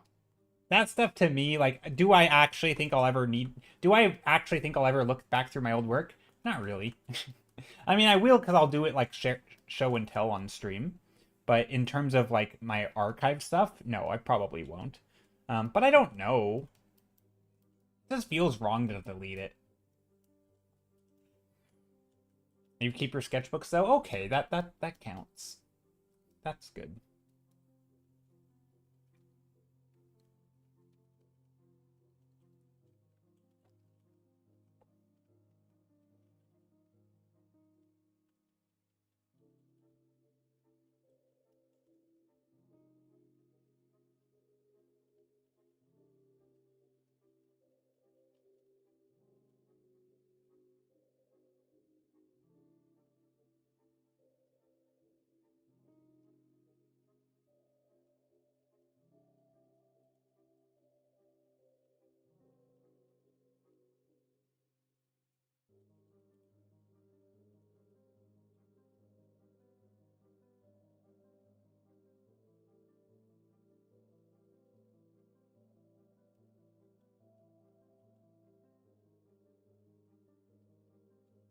I'm trying to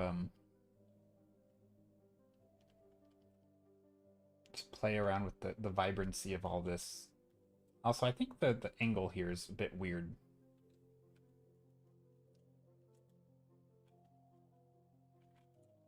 Like, I think this angle is too steep. Right? Like, I don't want it, like, flat, right? I don't want that flat. But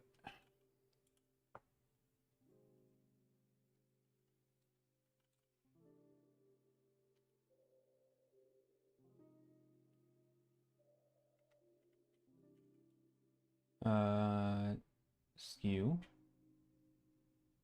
How do I do this? No. How do I do the, like, just free transform? Looks almost sci-fi if I squint. There we go. Huh. Well, it's not supposed to be, but I can kind of see it. A little bit. I could kind of see it.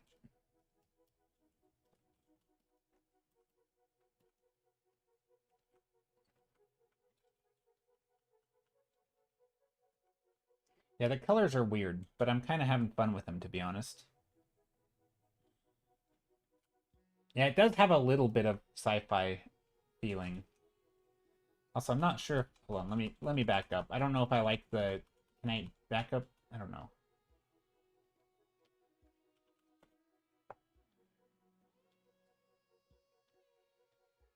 I'm not sure about the saturation. I think I went a little overboard on that. The dark blue's making the gray look metallic. Yeah. I think the blue's a little bit overkill.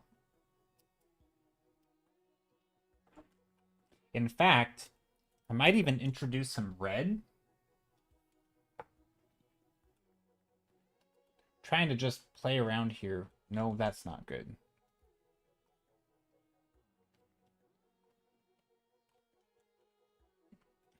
No, I think the pale white is good.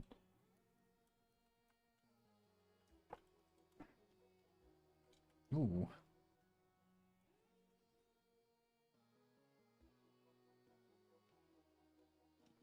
Very, very bright. Crazy saturation. Or crazy brightness.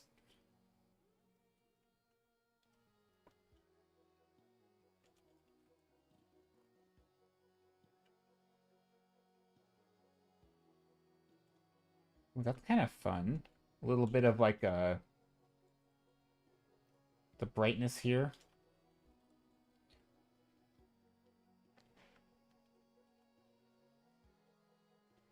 colors are definitely weird, and I think the overall,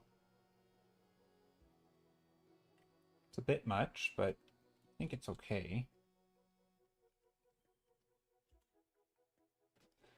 Sometimes I'm just by playing around, I'm getting some ideas on how I could approach it.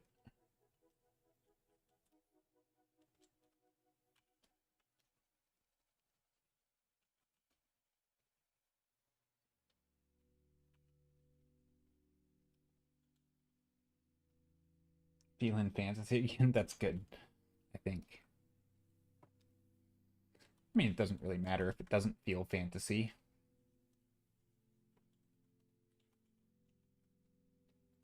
I don't, again, when you're just making things up, right? Like, does it matter? Not really. Do I want a blue light coming in here and, like, washing out the background? I mean, I kind of do want to push the colors. I know the colors were a little bit wacky and fun before.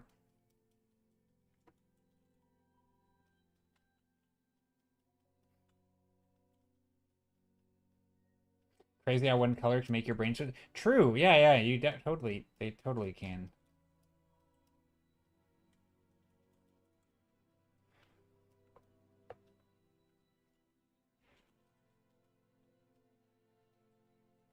Adding some mist. It's tons of atmosphere.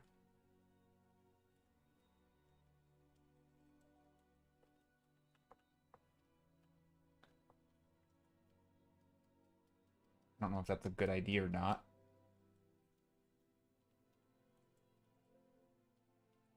It's kind of fun. It's changing the mood a little bit.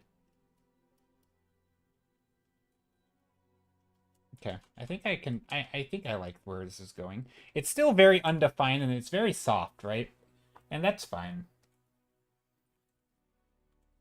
I think now I can start going in here and making some of these shapes again a little bit more defined.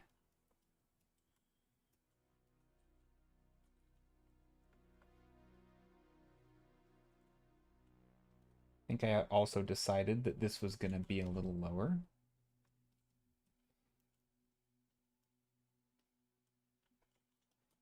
I mean, it almost does feel a little sci-fi, like one of those like utopian sci-fis where you have like the greenery and metallics and lots of gardens, and it's almost like utopia vibes. Not like the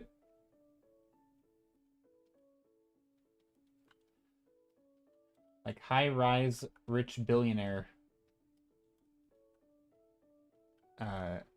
buildings, skyscrapers.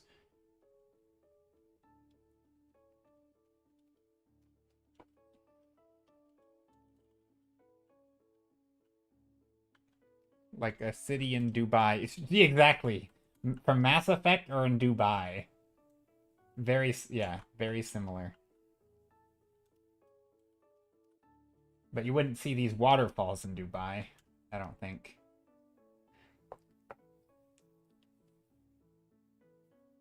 Kind of weird how we have this image of a utopia ever since the Hanging Gardens of... Yeah. That is kind of that, right? It kind of Hanging Gardens of Babylon, exactly.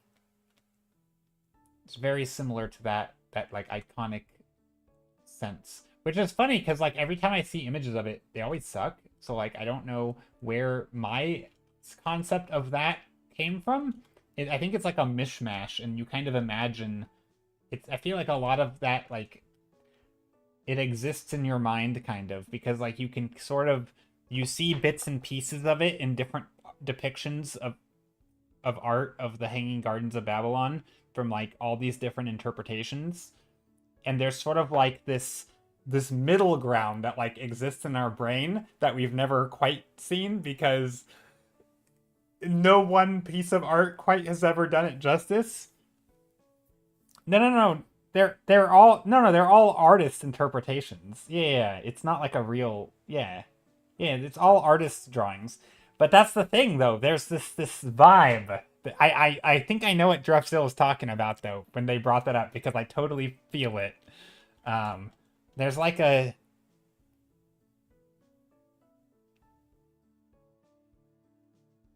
Oh, really? You've never even seen artistic oh, that's wild.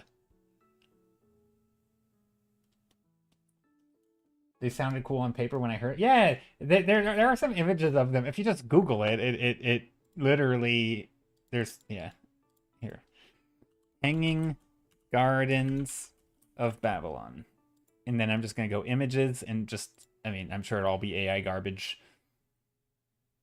Um, basically just this kind of thing. Here, let me show you.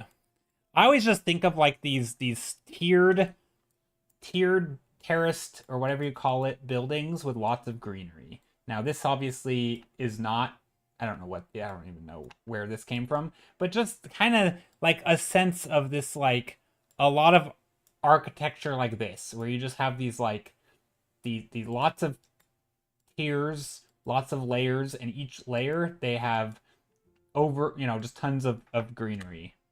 That's kind of how except on a city scale. So like, you know, as a city, wait, can you guys see that? Yeah. So that's kind of how I've always imagined it. Just lots of this like yellow, this warm stone. So lots of stone and green, and they're all kind of the same vibe. I don't know anything about the architectural style.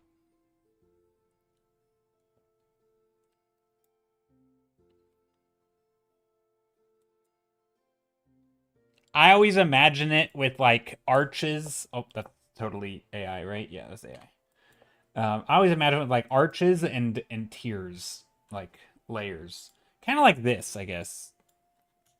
A lot of this kind of thing, like aqueducts, water. Again, this is probably it. Yeah, that's AI, or is it? I actually have no idea. Probably, but anyway, there we go. Mesopotamia. Yeah, I think so. Oh, I grew up looking at tons of plant architecture art online, but none of them looked anything like that. Interesting.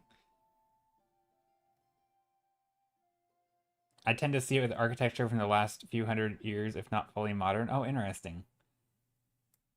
None of those plants are hanging. Yeah, I don't think I've never seen a depiction of it with. I mean, I'm not sure why we would think that it would be like they would literally be hanging, like unless you had like vines. But I think the idea is like they were on top of the thing and they went over the edge.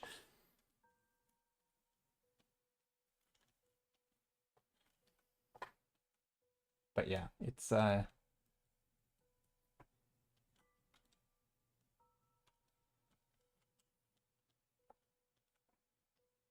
is interesting. I always imagined a giant enclosed room filled with waterfalls and gardens literally hanging from the ceiling, like when I heard hanging gardens of Babylon. Oh, okay, interesting.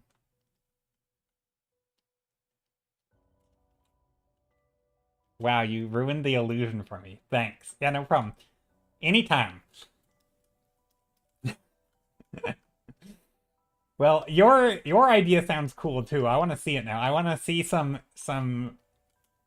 concept art for the Hanging Gardens or of the Hanging Gardens. I need you to do a design.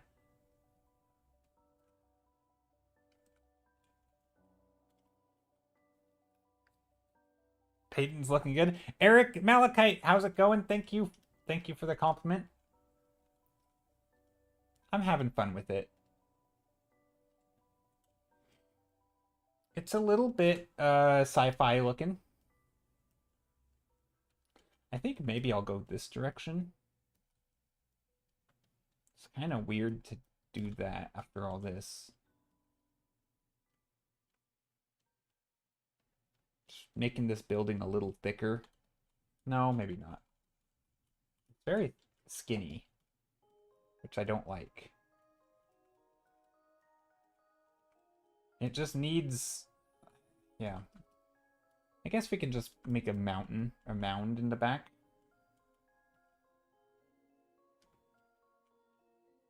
I think more Lord of the Rings vibes at the moment, but could easily sci-fi solar punk. Yeah, I'm trying to add some greenery to it though, so it might end up looking more sci-fi or solar punk.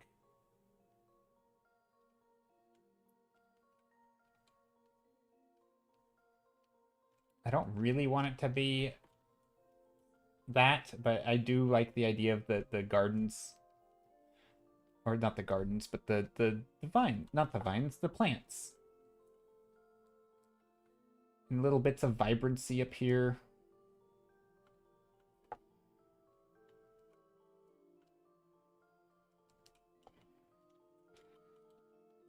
And of course some over here.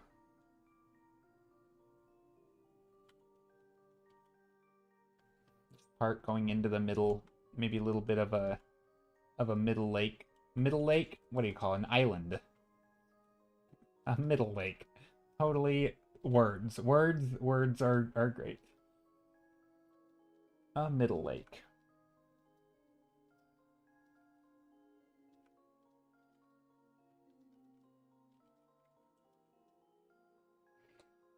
I wish we could start focusing on everyday housing having garden roofs.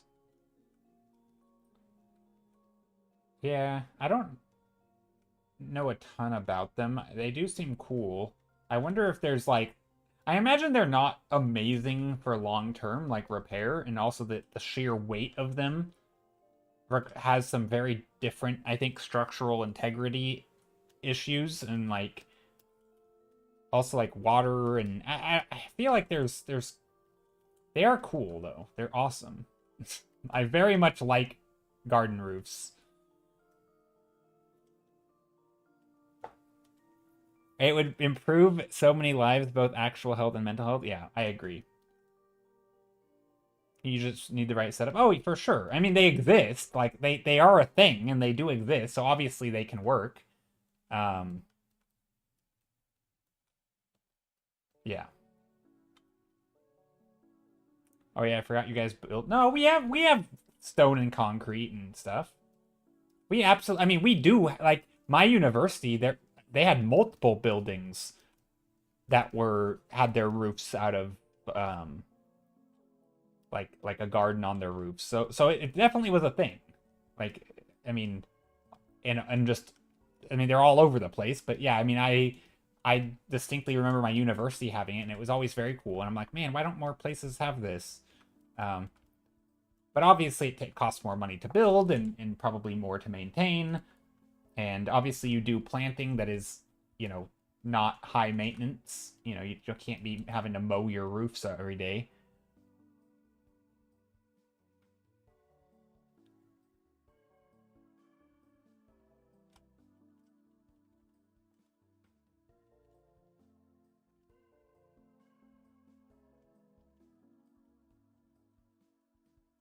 Only anything that's more than 100 years old though. Oh yeah. In terms of architecture and stuff that improves mental health, yeah, totally. Yeah, like Europe basically.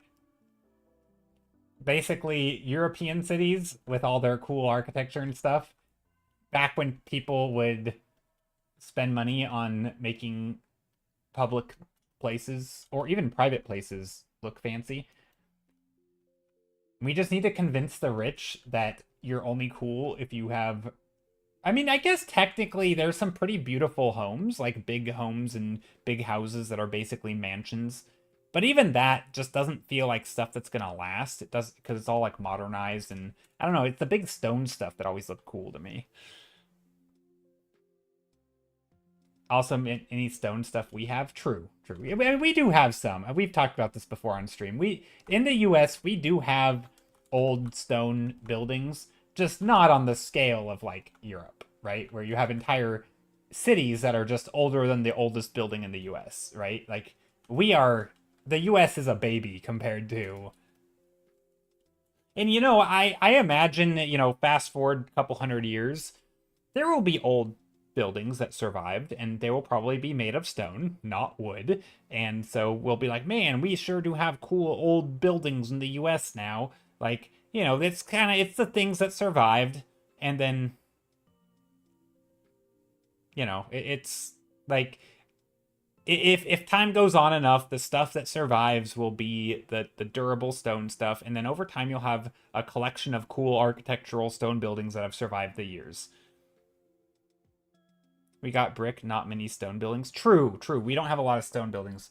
And we do have a lot of stone facade buildings, so like I don't know what they're you know, brick probably, and then you have like a sort of a fake stone look to it. We have some in our city where like I'm pretty sure I mean, they look like stone. They could be made out of stone, but I don't think they are. I'm pretty sure it's just like a marble siding type thing, like a probably, you know, a couple inches thick, and it's just like slabs of marble on the side. I don't think it's solid, you know. I don't think because the building isn't made of stone. I'm pretty sure. It could be wrong. Maybe we do have some stone buildings where I live, but yeah. Also, what am I doing here?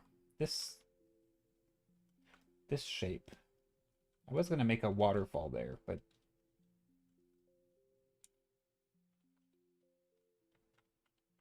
I think it would make more sense.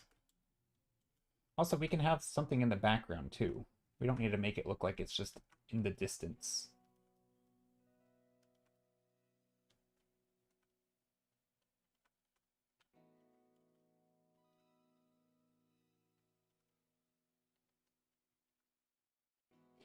Some greenery. In fact, what if we put a lot of green in there? Like a ton. We made this whole place just like the gardens. Just so many trees and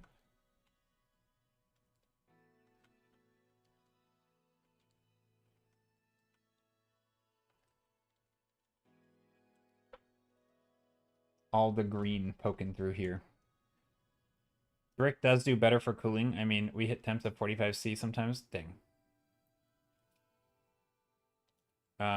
Saw this vid the other day of a guy who figured out a low-cost way to get rooftop gardens going on low-income areas in Brazil. Oh, that's cool. I will take a look at it. I'm not going to watch it right now, but it's only 13 minutes.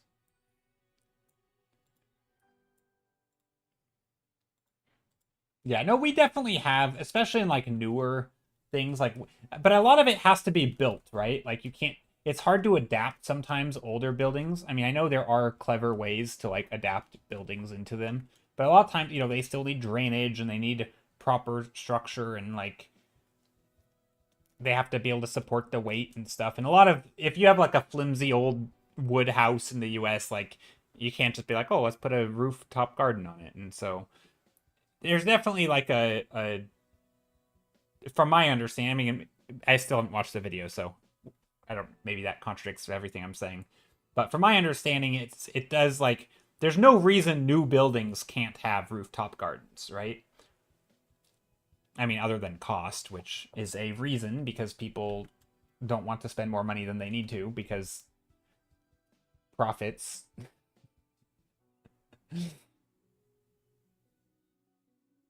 Is cool if possible because you can add more green space out using more land. Yeah, totally.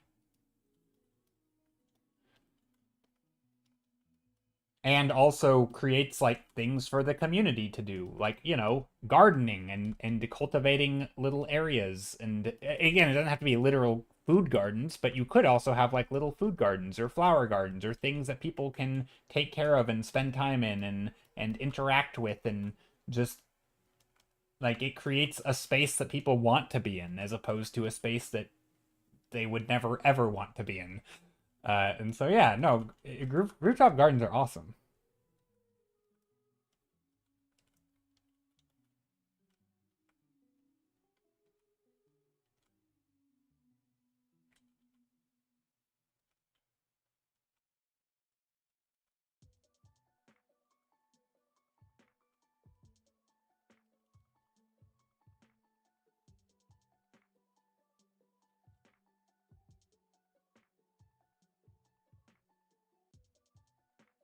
I wish I could grow plants outside so bad. I grow what I can indoors, and I want to grow more.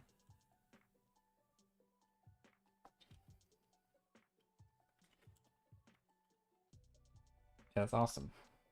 Yeah, I don't really have much plants. Plants are cool, but yeah, I also can't really grow them outdoors.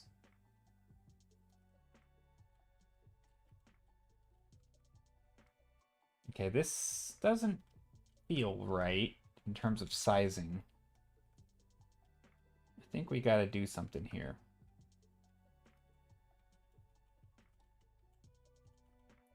I think I need to make this smaller, which I don't like because I like it the way it is.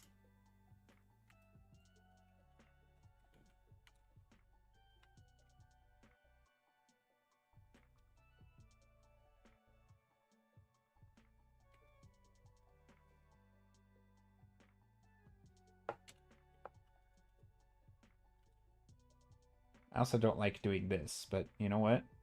Here we are.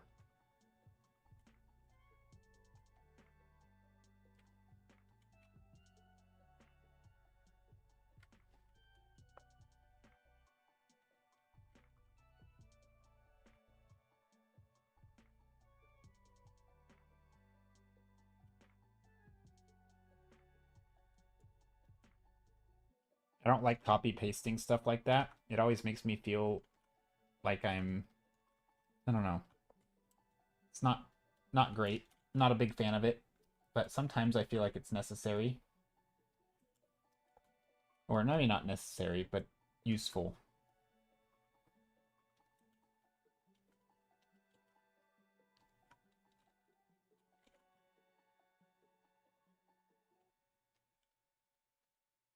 Cheating? I don't know about cheating. It just feels,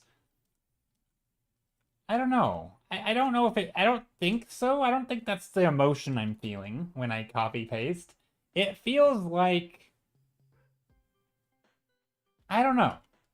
Maybe that's the word.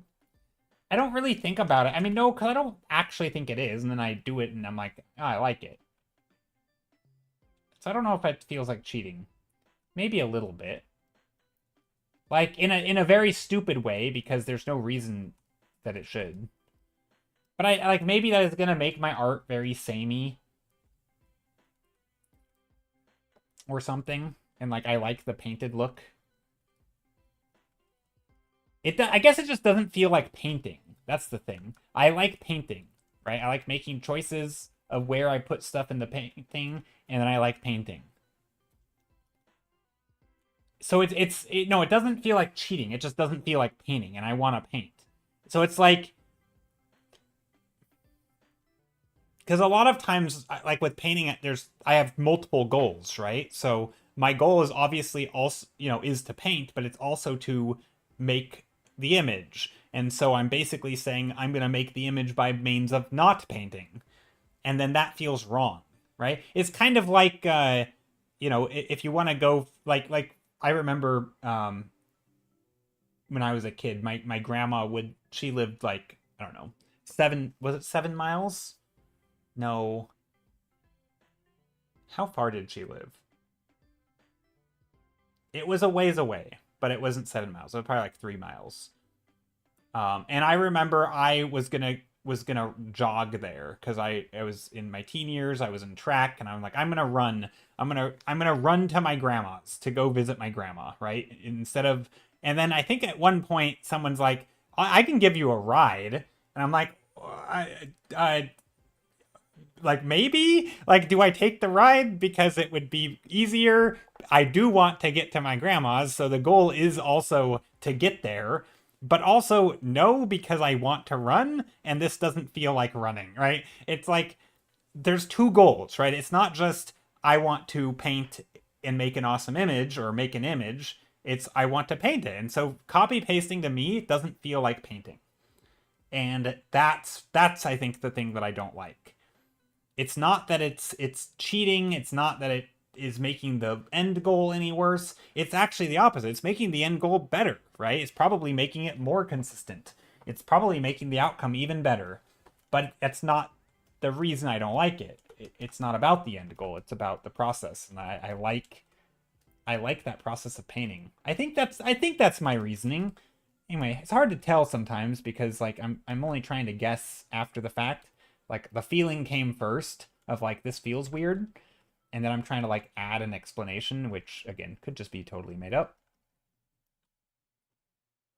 as is are things tend to be.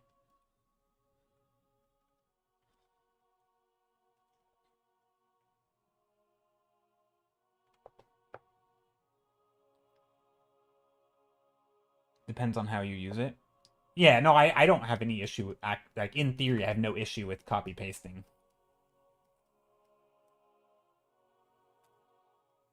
Kind of like you're missing opportunity. No, no, no, no. I don't. No, not at all. I think in fact, copy pasting might be the improvement, right? It might actually be a better process for a lot of things because it's making it consistent. It's speeding it up. There's lots of reasons it's good, right? You paint the first one, you make it just how you want, and then you copy paste it. It's not about missing out on something or making it worse or anything like that. It's purely I like painting. And doing that doesn't feel like painting, right? I'm similar to a lot of the bells and whistles that Photoshop has, right? Like I like picking color and understanding what color goes where and why and how to make the shapes and design them and paint them. And using lots of overlay methods and color gradient, what do you call it? Just using a lot of those other tools just oftentimes doesn't feel like that. I mean, even things like color dodge and color corrections doesn't always, in theory, again, I obviously do make exceptions, right? Just like I did, I copy pasted. I will use things like overlays. I will use correction layers, right? I'll do all that stuff because I do also have the goal of making an image.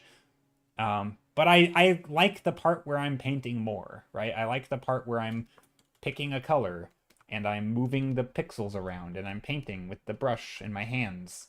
That's the part that I like more. And so if I can do that, I'll do that, or I'll try to. I don't think it's that complex. I think it's pretty much just I like painting. Or maybe even a certain way of painting that is a different way than maybe what some people like to do. Because I don't want to call like doing that not digital painting. Like it's still digital painting. I don't know. I think the running analogy works, right? Like, oh, I'm gonna go to the store, but also I'm gonna run to the store. And then it's like, well, why don't you like driving? Well, it's not that driving's bad. I just wanted to go for a run, also to the store. And so I wanted to do both, and that's the only way to do both, right? Not running doesn't make it.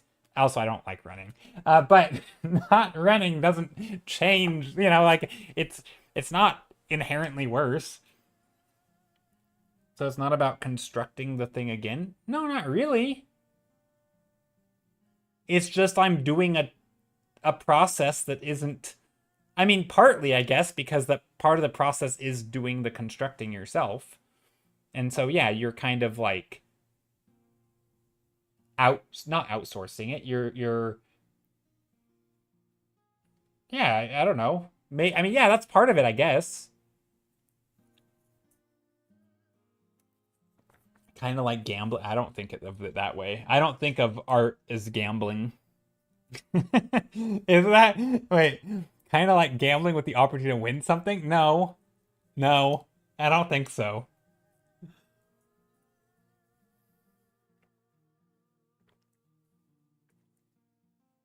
I mean, there's probably an analogy in there, and that like doing something by hand gives you opportunities to like happy accidents and stuff. But no, I don't think that's. I'm not. Typically, when I sometimes in my process, right, there will be stages like specifically designed for happy accidents. I think of those things as like, you know, the early stages when I'm playing with color dodge and I'm playing with weird brushes that do weird things. I do there are stages that are specifically meant to like experiment and explore and find things to inspire myself. But the general painting process is not. I don't really care one way or the other. Like I'm not specifically trying to like stumble onto something new with every stroke.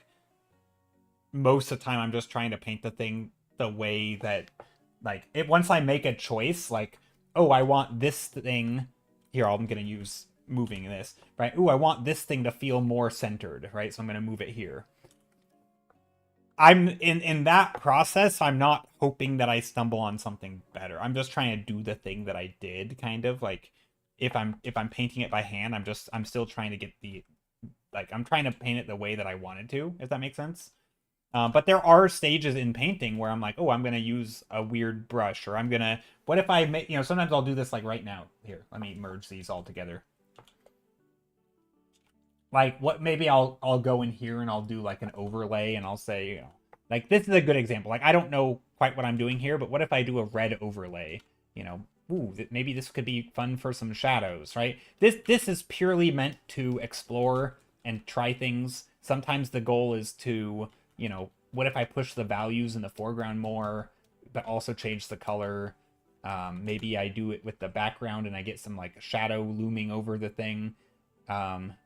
Maybe there's something that I could do. So this is an experimentation thing, right? Ooh, and then here, I like this gradient right here. That's kind of like different color. So what if I did that up top, right? What if I have this sort of multicolor thing? So what if the stone has like a rust at the bottom, but I'm not dark, not a shadow, but just like a rust. And so I do like a color, the top part has one color. Get rid of that. And so I have like a rust effect, or like dirt and rust down here. So that's a part where like I'm purely like, happy accident paid off, because it got a cool red color in here that I thought was kind of neat. And when redoing something, you're kind of increase the chance. I mean, it might technically do that, but that is not the goal. The goal of hand painting things for me is just the decisions and making the choices, and I don't know, it's like, yeah, that might technically exist, but that's not at all the reason that I want to paint it by hand. Like, oh, I'm rolling the dice, hoping something cool comes out. That's not why I like hand painting stuff. I just enjoy it. I mean, it does slow you down. I mean, I guess it does, again, the more I talk through this, like I do, it does slow you down, and it makes you think of the things. And yeah, those are all opportunities to like deviate your choice, right? It does give you those options. But again, I don't think that's really why. I mean, maybe there might be a part of that. I mean, I've long said, when people ask like why I like painting, I've always said, like, my sort of my stock answer is painting, like any activity, gives a lot of benefit, or not benefits. There's a lot of things I like about painting, right? Just like any activity, right? And we could use an analogy of like playing sports. You might like the physical activity. You might like the competitive. You might like the community and the people you meet, right? You might enjoy the sunshine. You might enjoy the fact that it's a skill that you can improve on. You might enjoy that it's a team sport, and maybe you just want to do something with other people, right? Art, I also have things I like about art, right? I like that it's a thing I can do on my own. I like that it has a high skill ceiling. I like that it's there's low risk, right? I can try crazy stuff and I don't get harmed, and I don't lose a bunch of money, and like it's cheap, right? There's a lot of things I like about art. And so, yeah, I think there is probably some part of it that I like, that there's a lot of opportunity to make slow, deliberate choices, and that those choices can lead to more and new, interesting choices. Like, that's definitely a part of the thing that I like about art, right? Some things, like if you were doing, I don't know, like speed chess, or even speed painting, or something that's very fast paced, where like if you ever want to really slow down, you have to do it in like a practice session, right? You have to like do it in a different way than the real thing, because the real thing is just too fast and you have to react, like a shooter or something in a video game, where like it's just sort of like muscle memory and you have to like split second reacting. It's really hard to slow down and deliberately make all those choices when you're actually competing, right? Or when you're actually in the moment. With art, you can just while you're doing it, you can slow down and make art. You don't have to like practice in a separate thing. You can practice while you're doing the thing because it's this, like, you can always slow down, right? So I think I do like that. It is definitely part of it.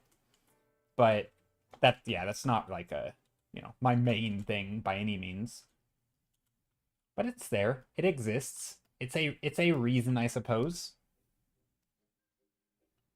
The motion of making brushstrokes inherent. It is. It is. I like that part too, right? The making the brushstrokes, seeing that feedback of like I make a thing and then the thing happens, right? I put a stroke on the canvas and the stroke is just the way that I made it, right? Like it's moving something by copying and pasting doesn't do that. It doesn't have that effect of like I like to pick a color, put it on the canvas and make a stroke.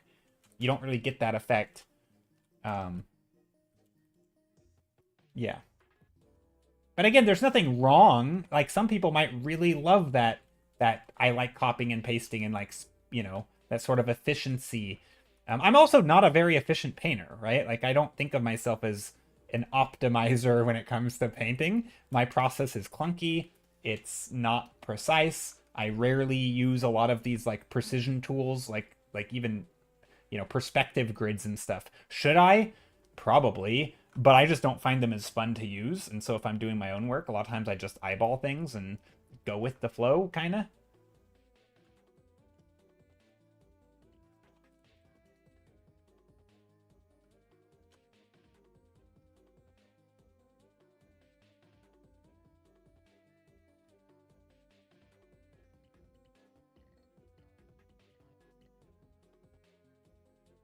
But yeah, it's a lot of times it's hard to explain stuff in art for me because there are just a lot of factors and it's not just a one, it's just not one thing. I mean, we were talking about earlier with potential commissions. Commissions are similar, right? Like not every commission is just, oh, paint a picture, right? Sometimes there's a lot of design and that's part that I like about art. I like the design stage. And yeah, maybe copying and pasting does some of that too, right? Like it's something, I like asymmetry, right? And so maybe hand painting it will, yeah, I don't know. It's different. It's not better, not worse, just different. And I have a preference for one of those things over the other.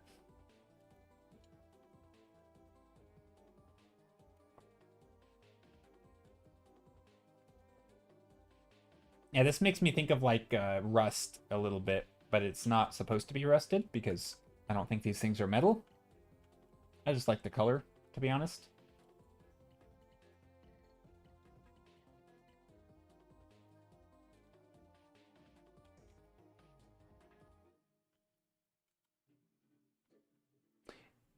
And also, I think part of me also, like with copy pasting, a lot of times in perspective, you just can't copy paste because things like the way perspective works doesn't always allow you to copy paste things unless you're doing two-dimensional shapes and scaling them. But once you start, like for example, if this thing is not, how do I word it? Like if this thing is a cube, right? It's essentially a cube. It's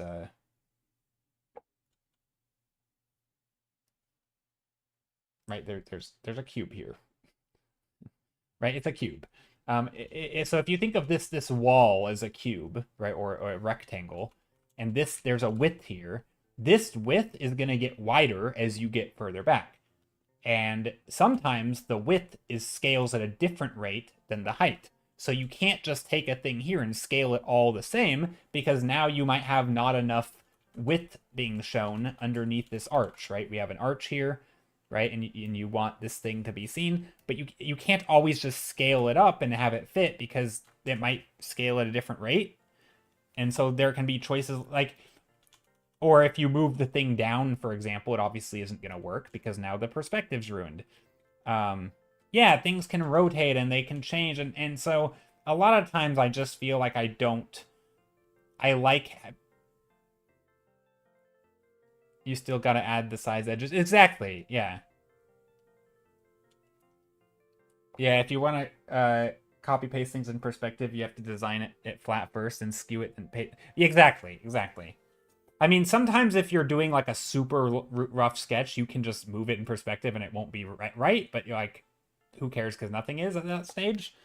But yeah, no. Generally, you either copy the flat shape and then add the edges, or yeah, there's ways to do it. Obviously, with like a free transform tool, if you copy the front plane, you can probably copy this plane over here in perspective, but then you'll have to like, yeah, paint in the edges and stuff.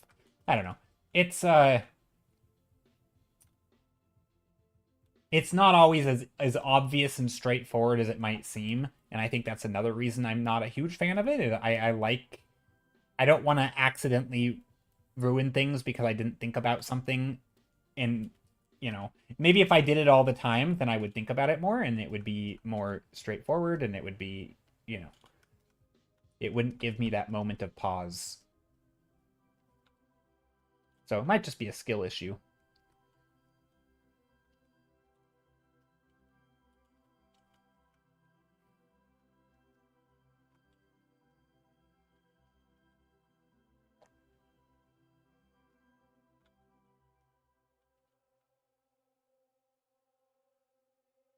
Do I want this here?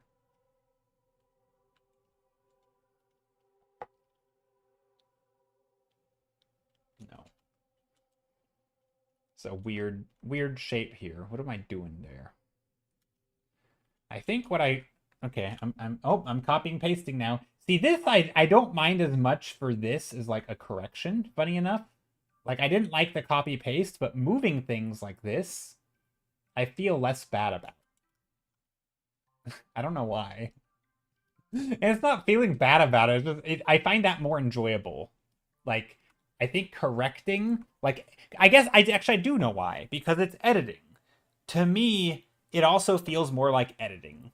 And I feel like editing for me feels best when it comes at the end of the project. Like I don't have problems doing color correcting and cropping and all that, but I like to do it at the end. I think interrupting the painting process to be like, "Oh, let me make an edit. Okay, go back to painting. Oh, let me make an edit." It feels like it's disruptive to the thing that I wanted to do. If that makes sense. I'm trying to like psychoanalyze myself right now because I don't really know if these are really the reasons I feel the way about these things, but they do. The explanations I'm giving, when I think about them, I do agree with the things that I'm saying, and so I'm not just completely like lying. But that does feel interrupting. Hey, Franzen, how's it going? Long time no see. How are you? Hello, hello. Sarah says, "Yeah, I totally get what you mean about interrupting. Yeah, it just feels disruptive. That's probably a bigger reason why I don't like it, to be honest. That's my new reason. So it's not actually about that it's painting. It's just, yeah, I mean, I guess it's the same, right? I wanted to paint and then it's not painting. It's disruptive. Good, thanks. Oh, glad you're doing well.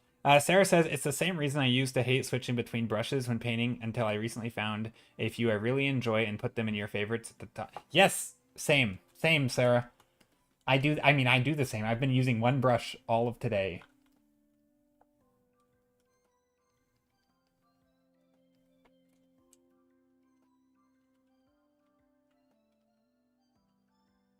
Only one brush.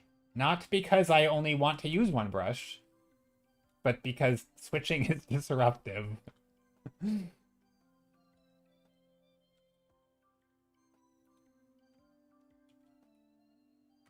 Ooh, here we go. I like that color. That was a happy accident, kinda. It wasn't really an accident, but it was happy.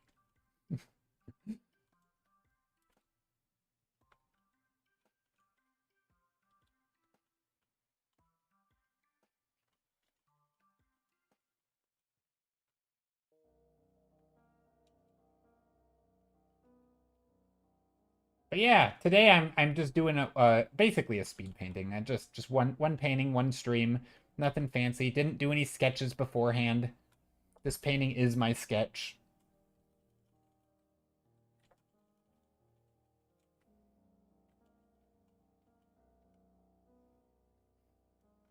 I'm doing a lot of not copy paste. A lot of editing today.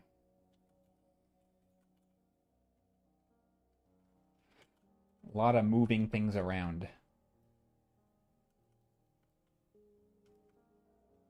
It's nice to have a shortcut to switch between two brushes. Yeah, I should do that. About the only brush that I really switch between a lot is like maybe the airbrush, because I use it for like adding atmosphere.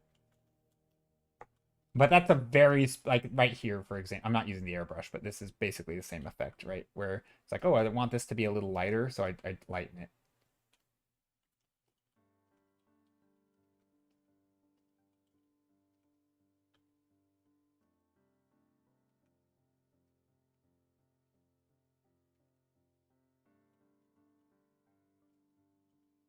What do I want to do here? There's this little ledge here.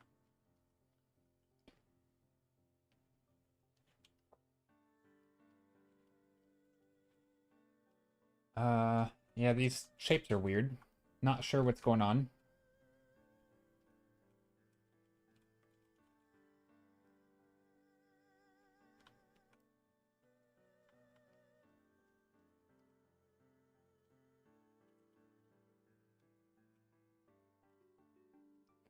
Uh,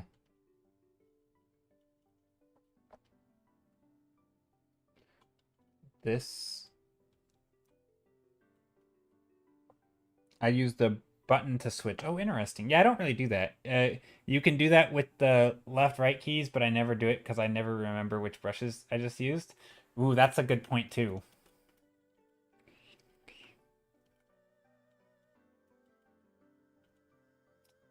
What is this shape?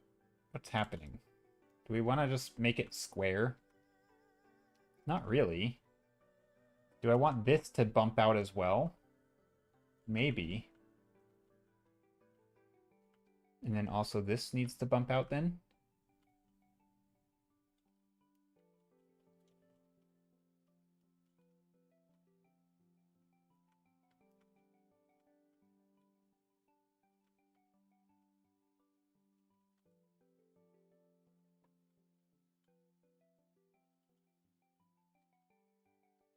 And then this probably should have another ledge then, like here.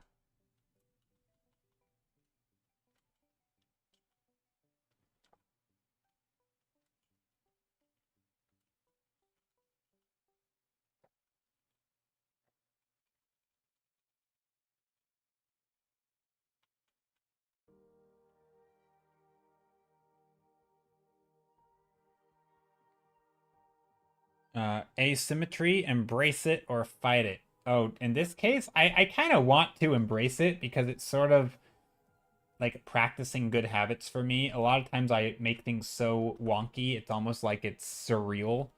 Uh, which I don't know. I think I've been sort of put off from sort of surrealism from AI because like that's, you know, it has like that hallmark of like everything is weird. Like why does it have two suns, or why is there two horizon lines at the same time, that weird merge to each, yeah, like why does that exist? Because it's stupid. And it looked cool back when like people did it intentionally, or even when they did it unintentionally, but now it's like, okay, maybe I should make this make sense, and I should think about the reasons that I'm doing a thing, not just because I was lazy with perspective. Sarah said, OMG, I got the sweetest comment the other day. You reminded me. Oh, what was it?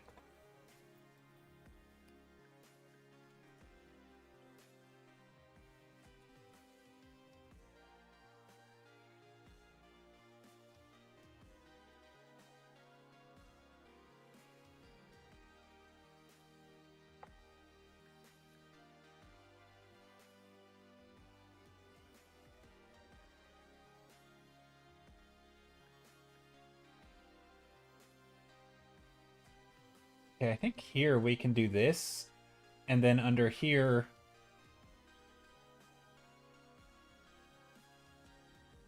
we can make some of these layers darker.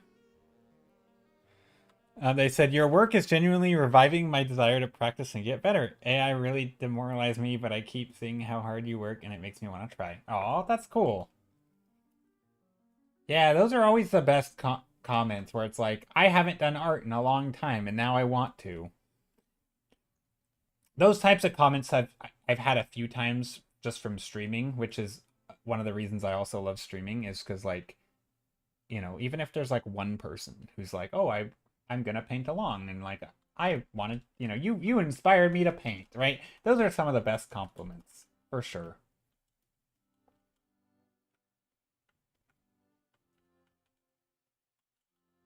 But yeah, that's really cool, Sarah.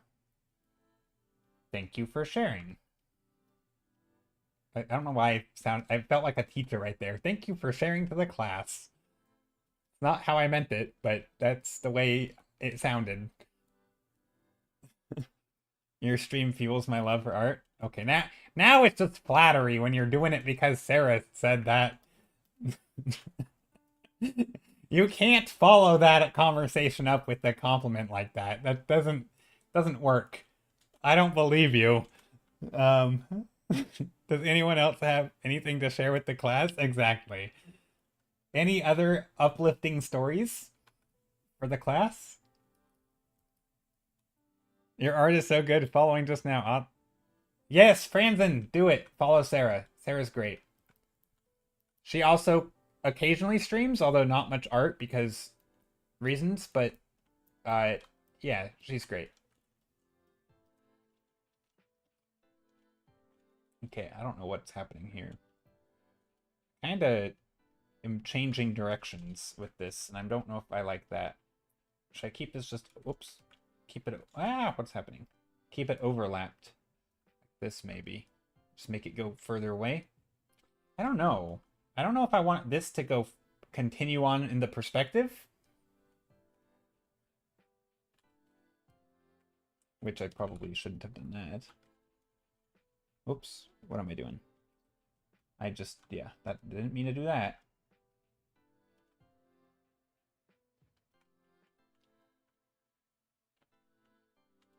Or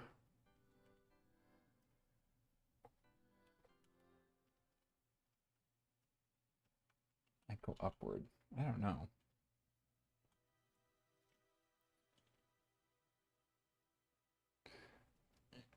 I think I've said this before, but since you stream so regularly, it often helps me pull out of art block and exhaustion because you make me want to paint when I see you paint. Oh, well, that is very kind. But again, I have to reject the compliment because it came too soon after the discuss. No, I'm kidding. That is very kind of you. But yeah, it's no, it's true though. Like streaming in general, like I can totally relate to that. Like streaming in general, seeing other people working on things is like a it's like the best kind of guilt tripping, right? It's like inspirational guilt tripping where you see someone else painting and you're like, I could be doing that too. Look at all that productivity that person's doing, or look at them painting, and like, I kind of need to paint, and like, I don't know, like they're watching someone spend time. Like I remember this happens every time I see people do example tutorials like on anything painting. Like here's different ways to draw hands, and then you'll see like Marco Bucci walk through like 5 examples to draw hands. I'm like, that dude just did 5 hand sketches to explain to someone how to do a hand sketch, and I haven't done a single hand sketch. And like, he just did 5 of them. Like, what is my excuse, you know? He's making a video. He's not even doing it to draw a hand. He's doing it to explain it. And he did more than I did than I even did to like draw the own thing, you know? Like it's sort of like this guilt trippiness. It's like, yeah, it's positive guilt tripping. It makes me feel like I should be doing that. And then I do it and I'm like, oh, I'm so glad I did it. Thank you, video or whatever, streamer. Yeah.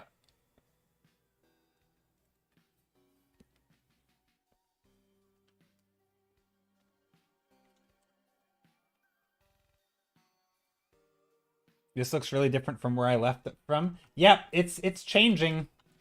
It is changing over time. I kind of want to put something up here, but I don't know. A big spaceship, maybe. Do we put airships? Is that just weird? To put big blimps? A big balloon? Floating island? Some Death Star stuff? A crazy spaceship floating in the sky? I don't know why I just felt like putting a spaceship. That definitely changes it. Hello! How's it going, Little Fox? Hope you're doing well.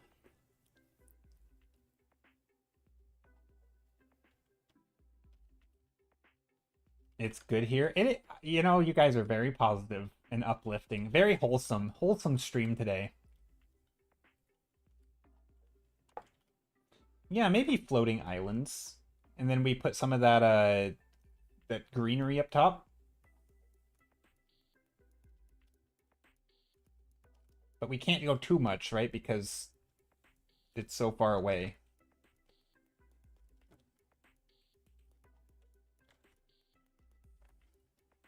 The problem with doing random piecemeal stuff like this with floating islands is that...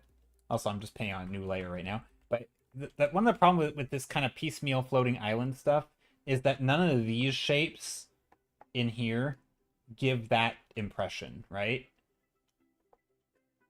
And so if we go that route, maybe we want to add some of the landscape forms in here, where we do add some of those sort of like piecemealy floating island shapes. And again, this could get real abstract. Not abstract, but real, you could do something like this. Some more castle thingies in the background. I don't think I want to do that. Delete. That's why layers are nice.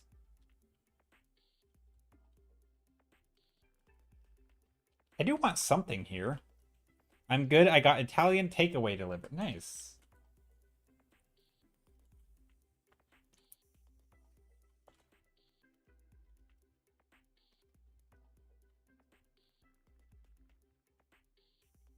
Little Fox says, got some pasta pollo della casa, chicken house special, raspberry cheesecake, and some pollo fritta, which is breaded chicken fillets. Nice. Sounds delicious. Speaking of delicious, I am kind of hungry, but I'm not going to end stream yet. Not yet. Ooh, a dragon. We could put a dragon in here. I'm just putting things in the sky. I'm like, this painting needs something in the air. What do I put in the air? A dragon. So good. How are you? I'm good. I'm doing well. Today, you know, speaking of like being inspired to paint and stuff, I've been really hyped about a video game that came. Well, it didn't just come out, but it's a game I've been playing a lot of. But just yesterday they had a new like season or new league. I don't know what you want to call it. And I've been playing. I don't know if you want to call it competitively, but like I've been trying to get good basically. And they just did like a reset of the ladder, so it's been like this like new like as of yesterday like trying to like play well and get good at the game and play, I don't know, play hard, climb the ranks. And so it's nice. I feel like art today has been really nice, like break. Not like a bad break, but like a like I needed to do something different, right? I needed to do something else other than play video games today, and that's probably all I would have done had I not been doing art. So it's nice, and I feel good about it. Like I'm happy with me not like going overboard, if that makes sense. Like I did good, is what I'm saying. I'm happy with how I'm doing. So yeah, I'm good. Okay, I don't know what I'm doing here though. I'm just playing around with random colors and light and I don't know. Maybe some fluffy clouds that are catching some light. I don't do clouds a lot. Maybe I should paint some clouds. Clouds and then some darker shapes in here.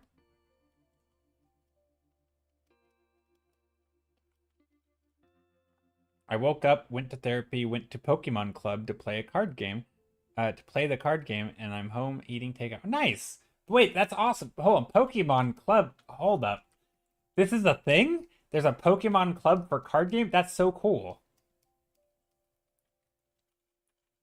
Is it like a group of friends kind of who all get together, or is it more of like an official like Pokemon Club? Like, that's a thing? I didn't know that's a thing. That's awesome. Or even if it's just a group of friends all playing, you know, like having a weekly or monthly get together to play, that's awesome too. An official, I didn't know that. It's so cool. So does the official one, do they have like put on like tournaments, or is it like casual play, or do they have like some days are casual play, some days are competitive? Is that a card shop? Okay. That's really cool though. I've always liked those things. Like Friday Night Magic kind of thing. They do tournaments and casual. That's awesome.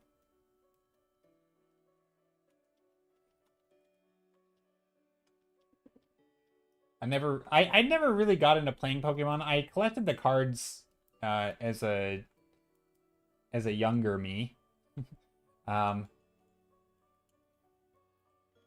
and yeah, that was always fun.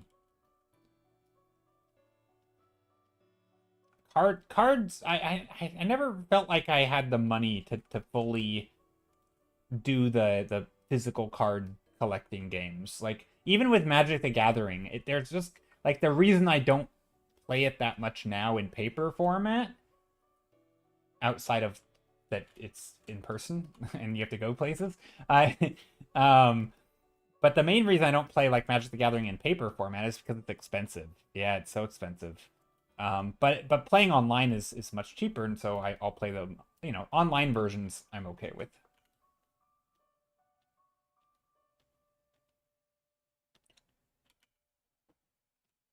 I don't know what to do to this guy. It needs something. It needs something back here.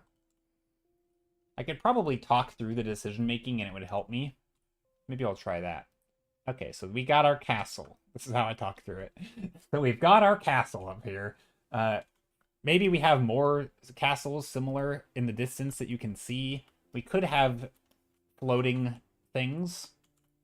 Ships, blimps. Just things in the background floating. Could be floating islands, landscapes, floating waterfalls, maybe. We got waterfalls here.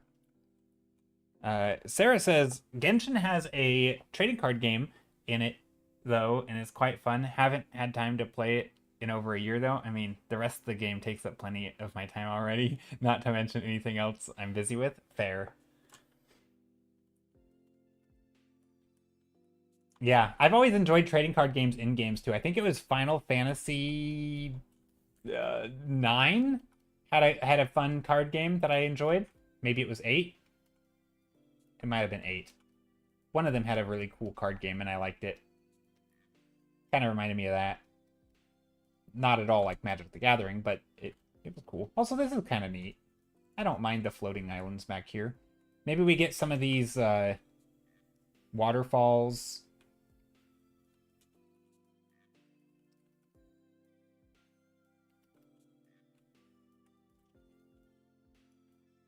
Maybe there's some like old ruins up here, and so the shapes are not as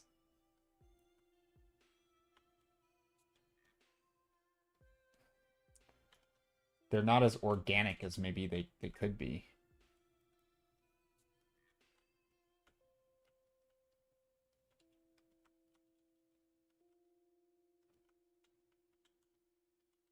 Old ruins. That's kind of cool.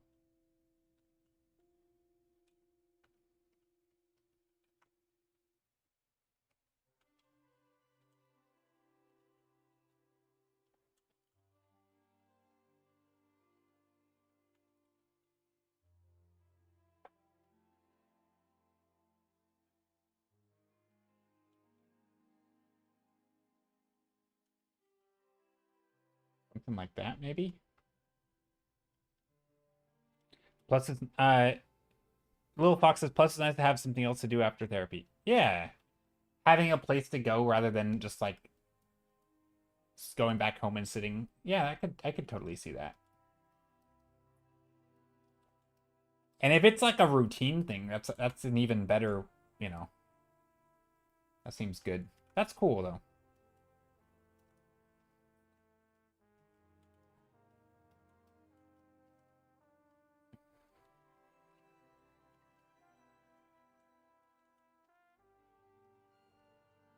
I think those sort of like routine things, because we were actually talking about mental health earlier today a little bit. Well, Sarah mentioned it with like green spaces. We were talking about green spaces in like in your city or just like green roofs is how the conversation started. And I feel like social stuff, right? Just like plan streaming for me is kind of in some ways that, right? Like it's a thing where there's people, and I mean, it can also be bad on your mental health, but also good probably if people are there. But or if you have, I don't know. I guess streaming like art can also be, you could, can go hand in hand, kind of. Maybe not causing it, but anyway, the point. Sorry, the point I'm making is I think having a thing that you do regularly, like an event or a thing, just having a routine, maybe a routine that involves other people, having people show up, having people to talk to. I feel like that ends up being, for me anyway, it's something that I end up looking forward to, and it's a nice thing. Yeah, streaming plus local meetups are the only social contact they get, so I'm glad I have those. Yeah, exactly. That's better. You said it better than I did. Basically that, right? It's interaction, it's social activity, and it's good. I think it's healthy. It's healthy to have some, even if they're online, right? I think, it's like having a D&D session, weekly or whatever. That kind of thing I think is super good.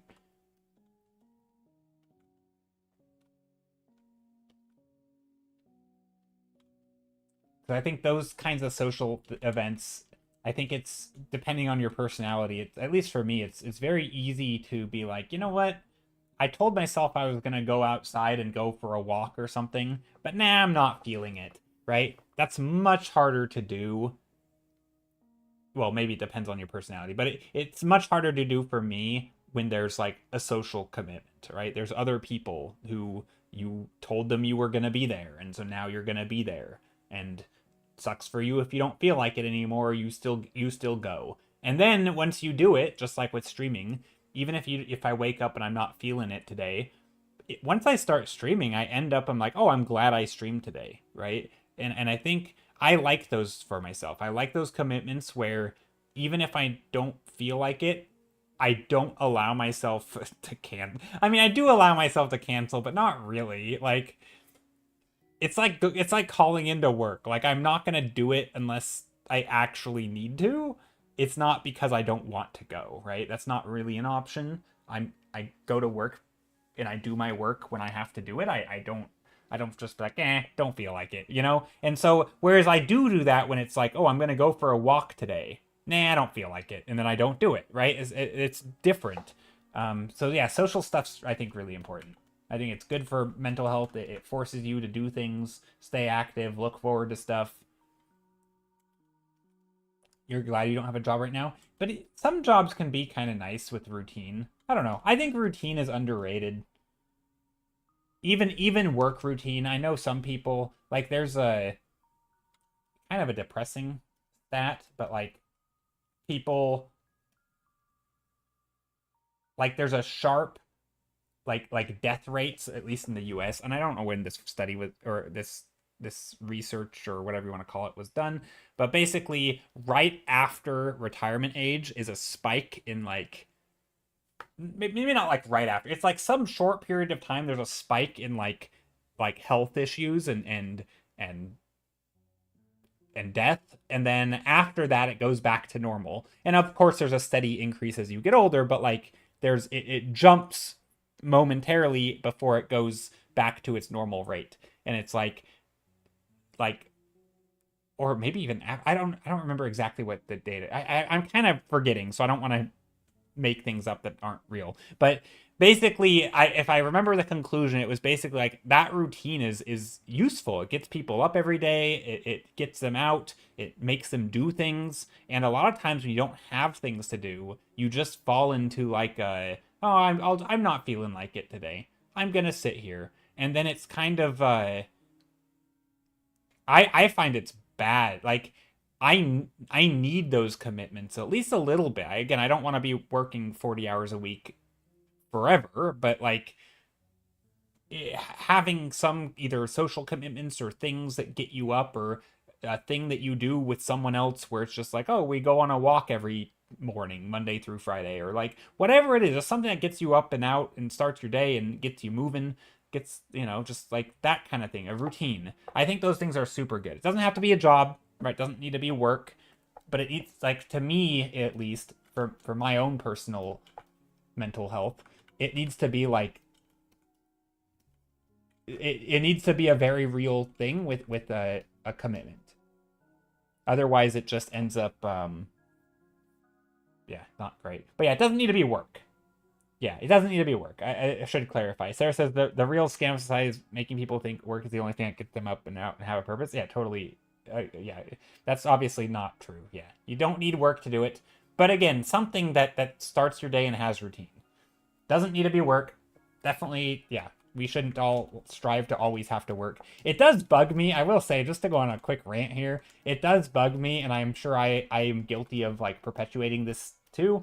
But it always bugs me when it's like making jobs seems like the most important thing, and not giving, like, having people be able to live, right? Like, why is jobs like, I remember, oh gosh, what was it? Like, arguments against things like reducing the work week from, like, 40 hours to 32 hours or whatever. And people are like thinking that is bad, not because of like not people being able to afford their rent or whatever, but bad because they think that everyone should always be working, like as if working is like the thing you need to always do. Like why 40 or why 32 or why whatever number? Like, shouldn't, like, if everyone could live fulfilling lives and just do what they normally do and survive, and somehow magically everything in the economy could work, and if you could do it without people having to work, that would be better than having them just spend 40 hours a week doing stuff, right? Like, obviously there is some work that has to be done and people will need to do it, and yes, I get that some work is important, but just like using it as a number, being like, oh, look, 40 hours, that's better than everyone working 20 hours. Like, why is that better? Like, that's not better, that's worse. Like, that it's only better maybe from an economy perspective. Again, I'm not going to get into that because that's not my area, and I'm not advocating that like people shouldn't work, but like people shouldn't have to work, if that makes sense. Like, being able to work and being able to support yourself should be two different things, kind of. You shouldn't be required to work 40 hours a week. If you can earn your income and do jobs that are important on 20 hours a week, that would be ideal. If you want to earn more money in other ways by doing other things, go for it. Work more if you want. But like, people shouldn't be required to work 40 hours just to like live their life. That's crazy to me. Anyway, that's my rant.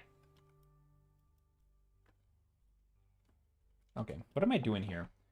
I am fiddling around. Fiddling around with stuff. Just putting in blue in here. Whoa, what happened there? This is an overlay layer. Am I crazy? Why is this overlay? Can someone explain? Why is overlay overlaying on top, but then down? I'm on the wrong layer. That's why. Okay. Do I want a blue sky? It's kind of, what's the word?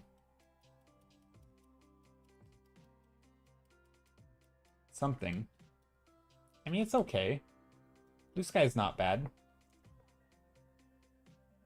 Not a bad social media platform either. I always forget. Actually, that's not true. I do use Blue Sky. I use it quite a bit. I was going to say I always forget it exists. That's not true. I remember it exists. There's definitely... let's see. Hold on. I've been working 4 days a week the last few months. It's so much better on my mental health and gives me so much more time to pursue other activities I want to do. Yeah, totally. Lil Fox says, if and when I do go back to work, I'm definitely not going to go back to 40 hours. Yeah. I mean... Yeah, I agree. Also, I think work is just, like, not a great term because we don't really differentiate between... Like, I think doing effortful things is good, right? I think if someone's, like, how many hours a week do I think people should do things that maybe require mental brain power? I would say, like, 40 is a pretty good number, maybe even more. But it shouldn't be... But, like, that includes, like, basic chores and, like, doing things, like... Hobbies can be work, right? Like, they are effortful things. They don't have to be a job for someone else to make ends meet. I think that is silly that it's 40 hours a week. Doing a job for someone else to make ends meet because they pay you for it is not the thing. Or for yourself, right? Even like doing something purely to make ends meet. If that means working on a personal project that eventually will be marketed and sold and whatever, and it will make money for you, great, right? That's awesome. But it can still be, you can treat that as a hobby. You shouldn't have to do it purely to make ends meet. Like, oh, gotta have my deadline and pump it out so I can make my monthly rent. Anyway, can you guys tell this is a topic that I can ramble about? Sarah says there's definitely a way we could distribute labor across more people and still have every need filled, but instead we have understaffed, overworked crews. Yeah. Well, and also there's like my job, for example, because so I do art part-time and then I do a non-art job part-time. And my non-art job part-time is in a grocery store. I do like pricing stuff. My job doesn't need to exist. Not in the way that it is. My job purely is to maximize profits. Basically, it's like fiddling, like, how do I word it?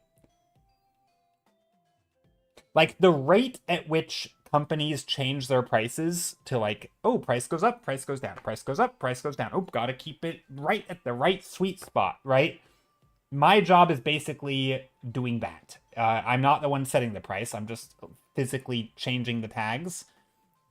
It's not important that labor, like, I am min-maxing prices for a company to make them money. I'm not making the customers, in fact, of all the, so I'll just say the company I work for. I work for a company called Safeway. It's in the US. Maybe you've heard of it, depending on where you are. Our system is, if I do say so myself, we have the worst like ad system. Like when prices are on sale or on discount, we have a club card system that is personalized for the person. So like if you shop there, but then you also have to double check. Then there's like non-personalized digital coupons. So you have your personalized digital coupons, non-personalized digital coupons. Then you have the regular sale price. No, or sorry, then there's an ad price, like, oh, we marked something down. And then you have the regular price. So there's 4 prices on a lot of items. And it's just unnecessary amount of like trying to get people in the store to shop more. Look, price went down for one day and back up the next day because look, it's a deal. And oh, this thing on your ad, it's all this like just nonsense. And it's such a waste of time making people download an app, scroll through stuff. And of course we can't just give them the good price. We have to like waste their time in doing it. It's awful. It is not a system that helps the people. It is purely to make profit. It doesn't make the shopping experience easier. It makes it worse. It doesn't save people time. It makes them waste time. Every single thing about the job that I do is it's a useless job. Like, again, I'm glad that I have a job, and I honestly, as far as jobs go, it's not bad because it's the working hours and stuff. And again, I have to have a job, and I need to make ends meet. So I'm not like complaining. I kind of like my job. But in terms of like net gain for society, it's basically zero. Like I don't think my job makes society better. It makes the company more money, and they, whatever. They pay me, I do the job, they get more money from it. Great, right? Everybody wins. But those jobs shouldn't necessarily exist, right? Like nobody should be required to take those jobs unless they want to. They shouldn't be required because they need to pay rent. Again, I don't mind with the job. I actually do like it. I quite, if somebody from my company is listening, like, don't fire me because I said the job's stupid. It's a dumb job, but I like it because it's easy and chill, and I think I'm good at it. Is this communist? No, it's not. It's just some jobs purely to exist to make a few people more money that don't actually provide a good for the world. It doesn't make the world a better place, right? Like I'm not contributing to the world. And I think jobs like that are silly. Like just from a sort of like from a philosophical point of view.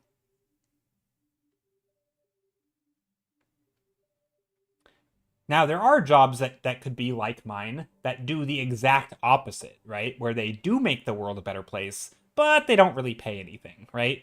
And those jobs I think would be awesome, right? And there's a lot of jobs like that, right? A lot of community jobs or, I guess nonprofits, some of them. But even that, like, there are, like, you could take a grocery store, for example. I'm just using that as an example. You could take a grocery store in theory and order things based on what people buy the most and make them the most convenient to buy, right? You could give people the sale price without making them sift through an app, right? And track all their spending and stuff. Just give them the price on the shelf. Don't make them fumble through your stupid app, right? All these things could make the shopping experience better and more efficient and more enjoyable. But no, we don't want any of that. Right? You could make Amazon have their website laid out in a way that doesn't give you a headache. You could, click on something and it could show you the price and not pop some other thing and say, do you want this instead? Or whatever the crap it does. Like, you could make good stuff instead of making garbage, but that garbage gets you more money. So I get why they do it, and I get that there are people whose jobs are to make people's lives more annoying.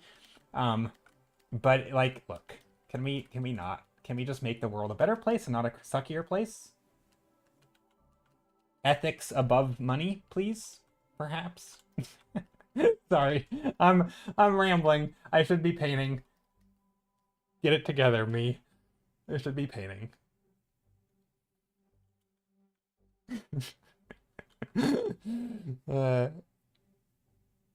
Like volunteering? Yeah. But like you could also be rewarded. Like I think there are lots of rewards for volunteering places, and I think more people would do it if they could, like, weren't required to already put in 40 hours a week or more to make ends meet, right? Like if you could already if all of your allotted time and energy is taken up to make ends meet, like you have no time to, do things like volunteering. Where the rant counter? Oh, we have one. We just don't use it.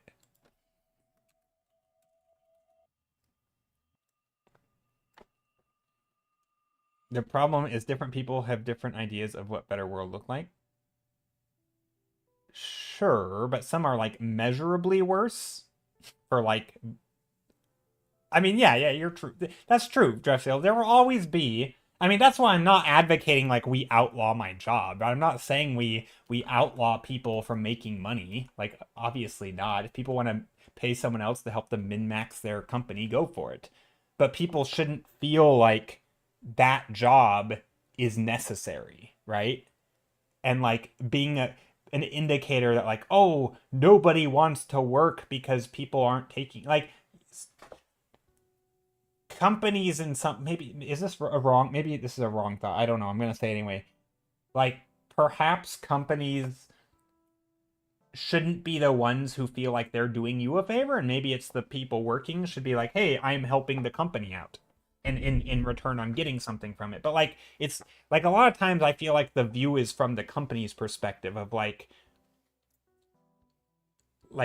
they're trying to do the bare minimum and also feel entitled to like all the other stuff, right? Like a lot of times it doesn't feel like it's not from the perspective of the worker.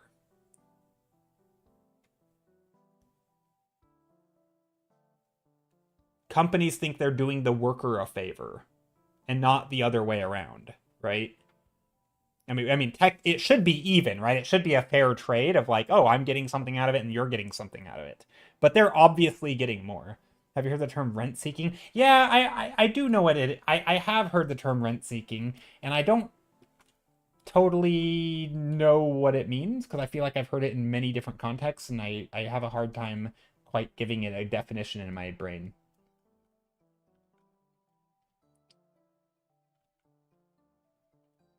Heard like rent-seeking behavior and all sorts of stuff, and I don't fully know what it means. I'm sure I would read the definition and be like, oh yeah, that's what it means, but I don't really know. All the tech pros, they really believe they're creating a better future. Well, yeah, true, but not in the moment, right? A lot of them are like, I mean, when the argument for all their tech is like, yeah, but think of the good it'll do eventually.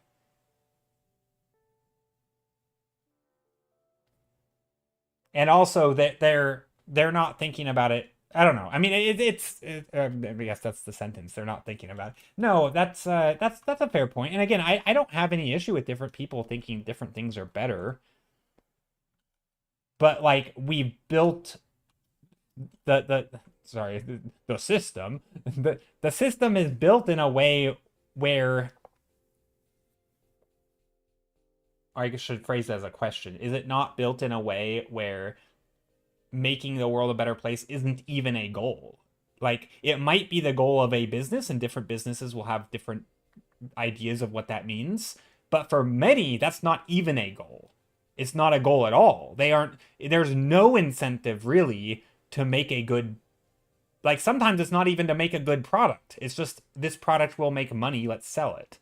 If making it good and making a good product or making a good service is only important insofar as it's making them money.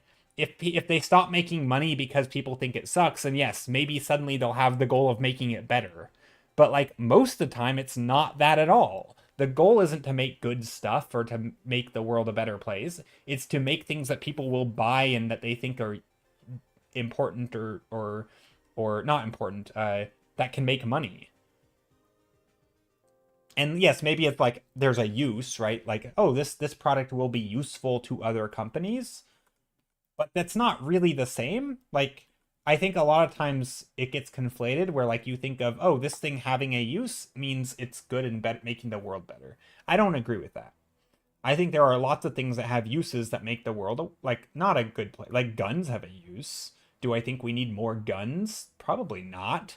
Doesn't mean they aren't useful to some degree. Like obviously they have a function, right? They do a thing, and just because some people and sometimes you need that thing doesn't mean that we need to market it and sell it.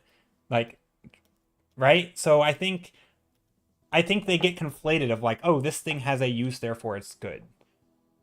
Like, look at this service we're offering companies to make them more money. We must be good. See, I think that's wrong. I don't think that's the right way to think about it.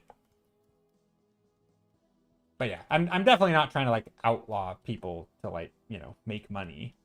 You can min-max stuff all you want and just people shouldn't feel required to take jobs that in their opinion aren't making the world a better place because there's no other options, and also they feel like they have to take something. Like that's the real thing. Going back to our earlier conversation, right? It's that feeling of like, oh, I have to make ends meet, right? I have to have a job. I have to work.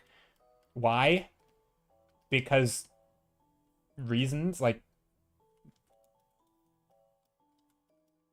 if all the labor could be done with fewer man hours, why can't it be, right? Why isn't it?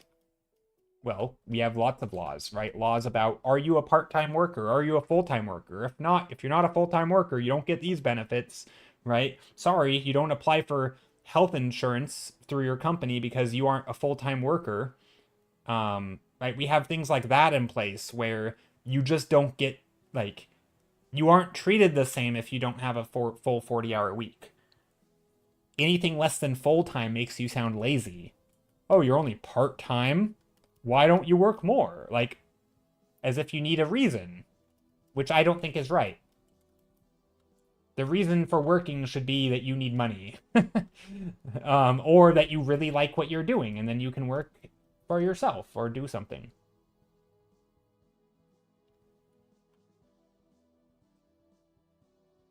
Yeah, the slide into gig economy sucks so much because we have zero safety net for contract workers. Yeah.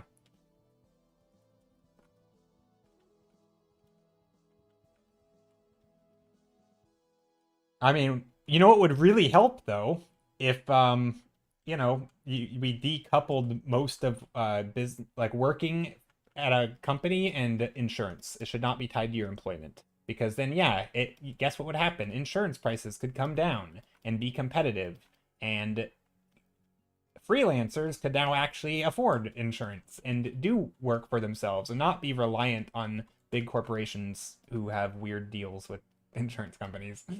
Anyway, I'm rambling. Thanks for coming to my TED Talk.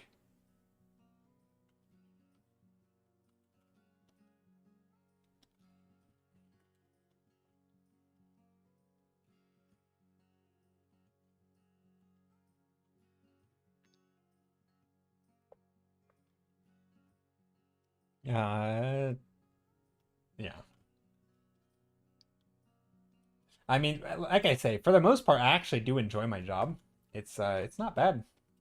It's very chill, actually. In fact, I do like it. I actually, if I didn't have to work for it, I might no, I mean honestly I work a good amount. I work a good, and by a good amount I mean for me. I like the amount I work. Um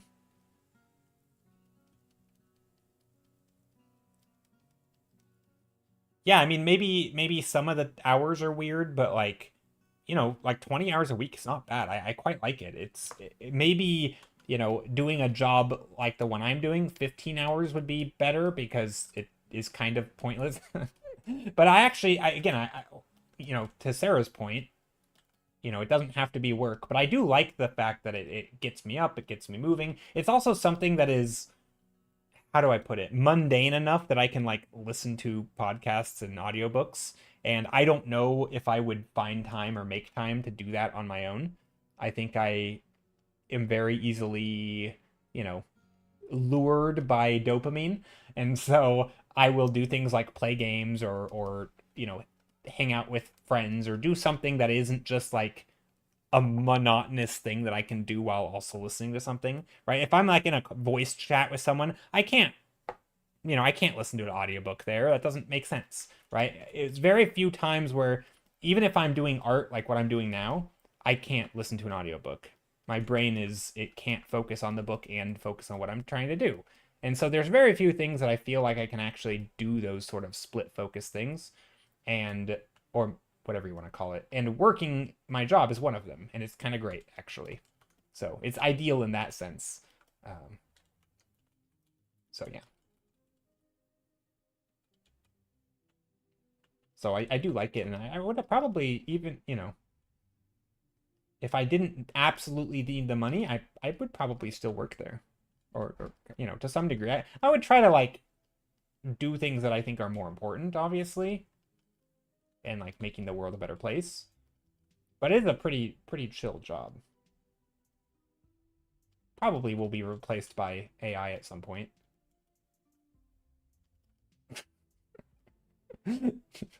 My job, I don't think is high on the list of like hard to replace jobs, if I'm being honest. I might be looking for I might be making streaming a full-time thing, which means I'll have to cut back on the rants, and because I don't think people like me popping in and being like, oh, what's this dude up to? And then seeing me rant about the economy or whatever I'm rambling about. So yeah. Okay, I don't like this.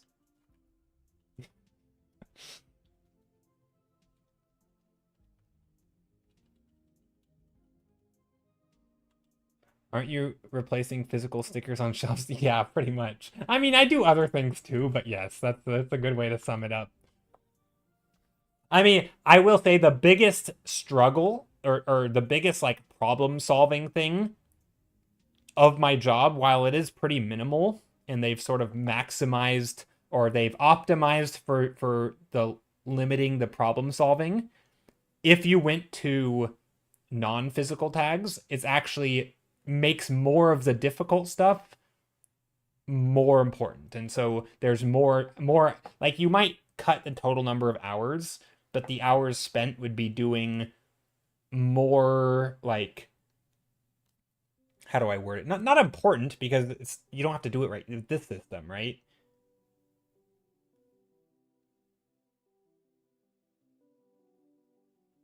No. There's digital tags. There's digital tags that just change the price when they want to update them. But the problem with those systems is that if you have if you're in a big store with lots of products that get moved around and new bids come in for shelf space and stuff, and you have to move things around, it's very prone to like errors of like a price doesn't align with the product on the shelf. Here, I'll draw it. So like it's very easy. I don't know why I'm using blue, but here we go. Right? If you have a shelf here,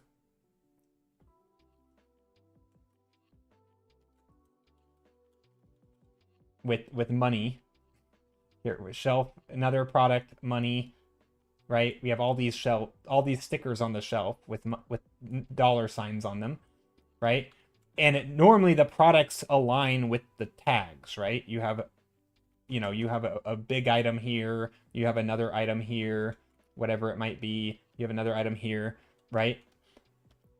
The problem is that like a lot of times people want to like move an item over and like, oh, what if we take this sticker off the shelf and move it over here to make extra room for this product, right? So now we have two facings of this. That's super easy with stickers, right? You just take all of these things. Oh, hold on. I should have done this on layers. Not having proper layers comes back to my, right? It's super easy here where you can just be like, okay, we're just going to move these products over. And we'll just move the stickers over, right? We'll peel them off, move them over, and then we'll add the new item here, and boom, stick a new tag, done. Digital has the problem of like, you have to like kind of go in behind the scenes and like shift things around, and it's not as easy for any employee to like get their hands in there. You have to have someone who understands at least the tech and the system, and if a customer like pushes items down, that can mess the whole thing up, and it's harder to fix issues because it's not just make a tag, print it, hang it, if that makes sense. You kind of have to like have it programmed into the system where an item is, and it has to align properly or else it will never have the right price. Even at our store, if we get a new item that's not in the system yet, they can just stick it on the shelf and write the price on, right? Like it's super simple. Granted, when price changes happen like every week or multiple times a week, they won't update, right? It'll be wrong momentarily, but they could just leave it blank even, and if someone didn't know, they could ask, right? Like it's not the end of the world if there's not a price. It's obviously not ideal, but with this system, it wouldn't work, right? That wouldn't work at all. And so there's a lot more like behind the scenes maintenance and like maintaining that system, which is kind of what I already do, but it's not, it's sort of my job isn't optimized. It's optimized to make me have to do less of that, basically. And so getting an updated system might cut my hours some, but it would make me do more of the thing that's already prone to error, right? so it's kind of like a little bit of a catch-22, like, because a lot of grocery jobs, right, the thing they try to do is make it brain dead, right? So and for good reason, right? They don't want employees who are not well trained and not well paid to make mistakes. They don't want to have an employee be able to ruin something, right? They want to make it as streamlined as possible so anyone can do it and no one's making mistakes. You're introduced with that kind of job, you're introducing a lot of like potential error, and you don't want random employees being able to screw up your entire thing, right? You don't want them to be able to make every single price wrong. Like that's not that adds error to the system, and I think they don't want that in my understanding. There are some places that do it, and I think we might even be doing it at some point, but I don't think my job will go away because you'll still have the behind the scenes. You'll have to, basically be human error correctors. You'll be correcting the errors and fixing prices constantly and moving things on the shelf, making sure everything aligns. You know. So yeah. I don't know if that makes sense. It's not very exciting. I don't like to talk about what I do outside of art because it's not even important. As I said, it's funny enough, the job would become more important though, I think, with the other thing, because the job would just change. It'd just be making sure the prices are correct.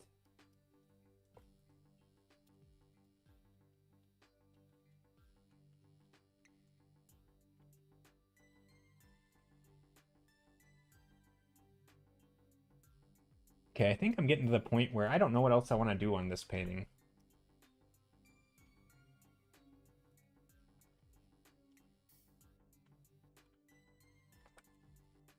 I'm not a fan of the clouds that I'm painting either.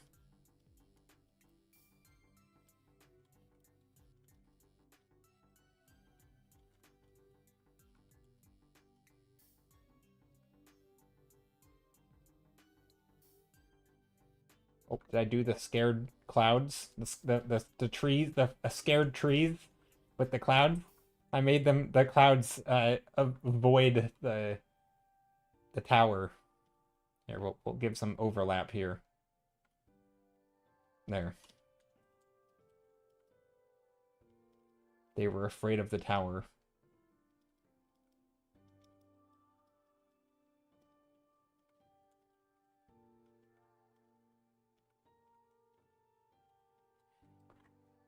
Your most easy and well-paid job I got before art was still really annoying. It was basically just calling hundreds of people per day and reciting the same voicemail over and over. Oh no, it sounds awful. And then when we did reach someone, we basically just had to get all of their info to set appointments, but weren't really allowed to discuss any info about the pools, what we were selling, because that was the sales team's job. That does sound very not fun. Yeah, see, jobs like that suck because you're still like occupied. Like you have to kind of be engaged. You are still, like talking to people and yeah, that sounds not fun. Doesn't sound difficult, but it sounds annoying. At least with my job, I can just like listen to headphones, right? I can have my earbuds in. I don't work during store hours, so it's pretty great. I don't know. Like I could, in theory, talk up my job and make it sound like the best thing ever because it has a lot of like user-friendly perks, if that makes sense. Like it has a good UI. It's very nice. It's a outside of the actual work of like what am I actually contributing to the world, it's pretty great, honestly.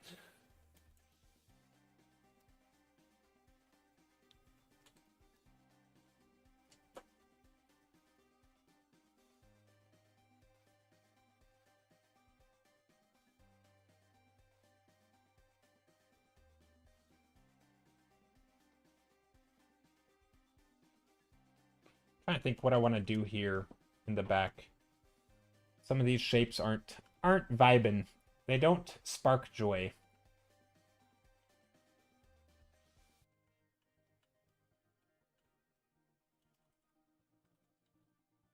Franzen says, it's important, I think, at least it's important to me because it's your job and it's nice to know about how fellow artists' way of living. Yeah, I mean, that's fair. That's fair. Yeah, it's part-time, right? So I do about 20 hours a week doing that. Probably slightly less, but about 20 hours. And then I do about 20 hours of, well, I do more than that of art probably. So overall, I'm working more than 40 hours a week, but half of it is art. And honestly, it's doesn't, I don't know.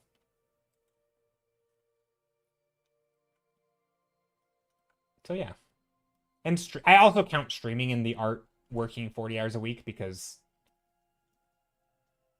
or in the other half of that, which is kind of a weird thing because I don't make much money from streaming. But I do make some. Occasional ad revenue. I don't really run ads, but I do make some money from ads. Also, what am I doing here? Ooh, that's a fun shape. Hold on. Hold up. Although it kind of looks like the Pope hat. I don't want to make the Pope hat. I want to make like a...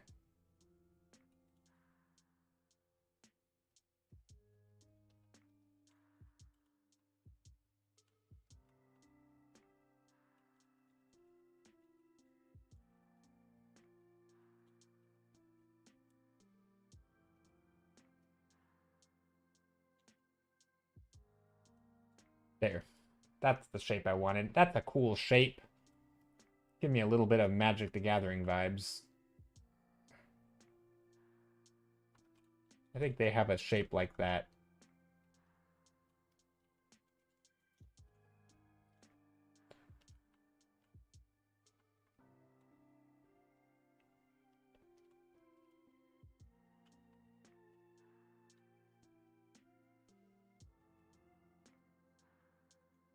Maybe we do those same shapes here, or a little bit similar.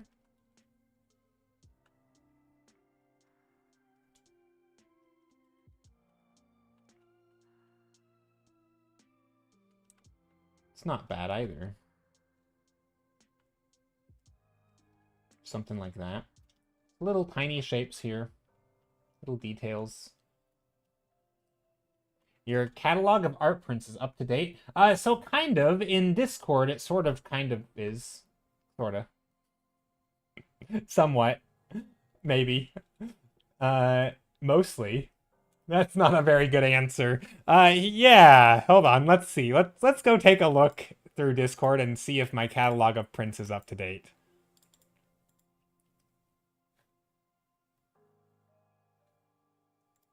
Well, come on, Discord. Uh-oh, am I lagging?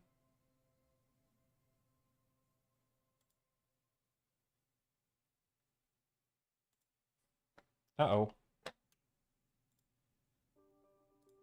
My internet is struggling. So yeah, so I have these, yeah, sorry, hopefully I didn't just disconnect. Did I just disconnect? So yeah, these are pretty up to date. So this one, this is finished now. I have the final, I think. These I all have. I think I have all these. So everything in here I do have. I think I might have a few others that aren't in here.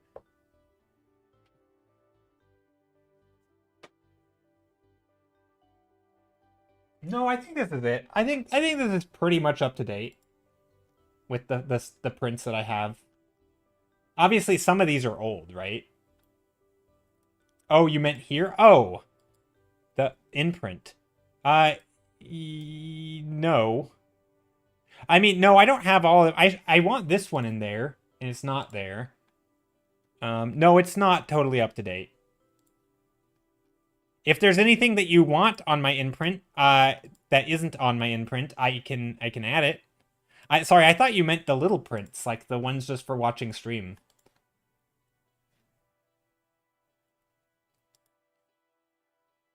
But yeah, is there anything in here though I would be happy to put on imprint. So like if there's any of these, why are you print? Well, it has to be stuff that I want to sell. And also I haven't updated it. It's not that it's limited. So a lot of times art is like older art and I want like if it's something that I'm not like super proud of, I don't really like to sell prints of it. If that makes sense. Like I don't like also a lot of stuff if it's like a sketch or something, or even if I do something like fan art, which I don't have much fan art, but if I do have fan art, I don't really want to sell prints of that. But yeah, anyway. But yeah, if there's anything that you like in here or on my Instagram that you ever want a print of and you want me to throw it up on the imprint store, I can put it up there. It might take me a day or something once you let me know. Sometimes I need to make little edits. Sometimes also another issue, Druff, is because sometimes the art is not high enough resolution. So imprint has quality requirements of like how many pixels are in the image, and if it's just not high enough resolution, then you can't sell it for anything larger than like a postcard size, and I don't want that. I already have those that I can give away. So any larger painting or print needs to be a high enough resolution, and I don't always paint at a high resolution. So like this one, for example, could probably be like a 11 by 17 or something, or whatever ratio it is, but it probably couldn't be anything bigger than that. And so if it's just not big enough, then I don't put it up in imprint.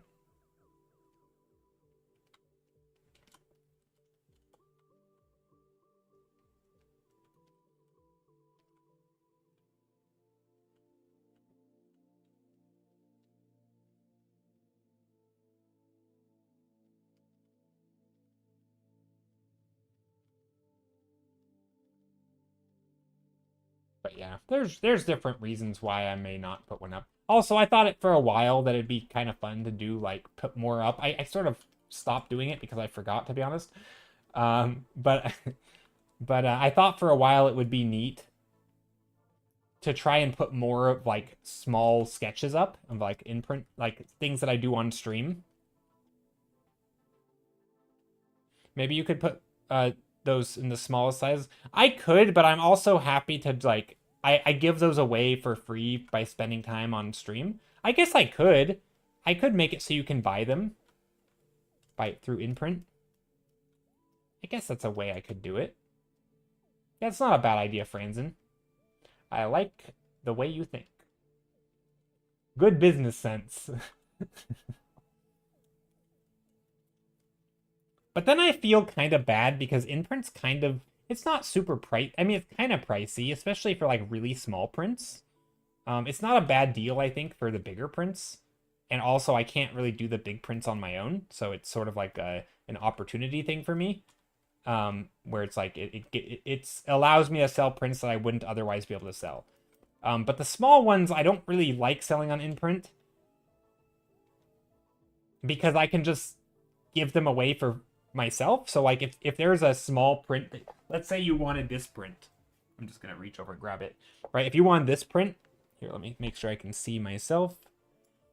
If you wanted this print, I could send this print to you in the mail, and if you wanted to like pay me for it, you could just like, I don't know, subscribe or something. Like you could, donate or something. Like you don't need to like spend however much is gonna be plus shipping, to get like a small print. I'm happy to send these in the mail. I can stick them in a postcard or I can stick them in an envelope.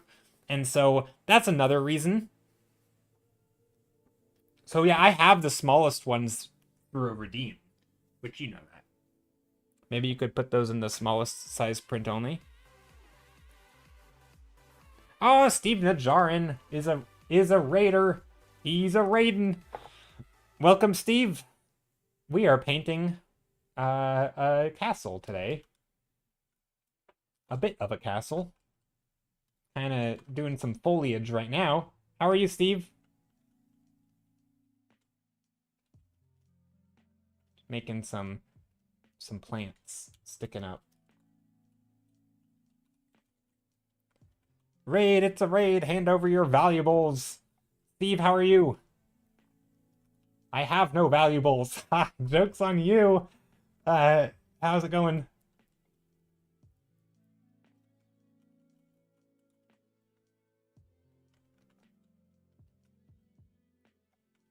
I'm good. Ending stream early to play some Magic the Gathering. Oh, nice. What set you playing? Or the second time I asked that question today. What format are you playing? And also, good luck, and I hope you win. Quick unraid.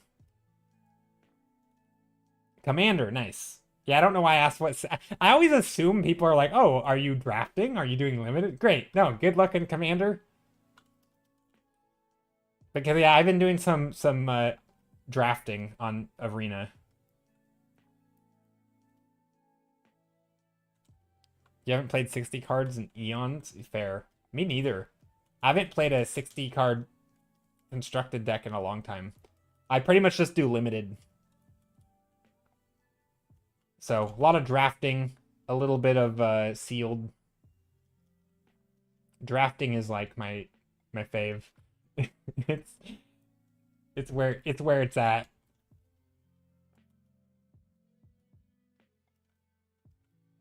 But yeah, anyway, what were you working on? Art text. All right, you have to have a good one. All right, see ya. Just kidding, no art text. Here's all I have. What is this? Is this a sandwich? It's a piece of pie. All I have is this piece of pie. Amazing.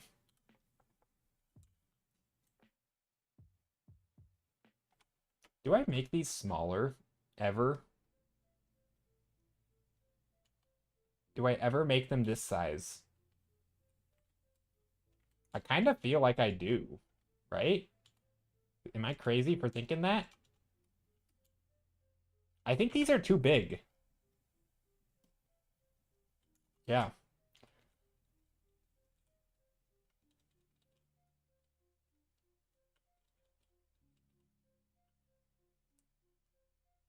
Oh, you paint happy little trees, Jay. Oh, perfect.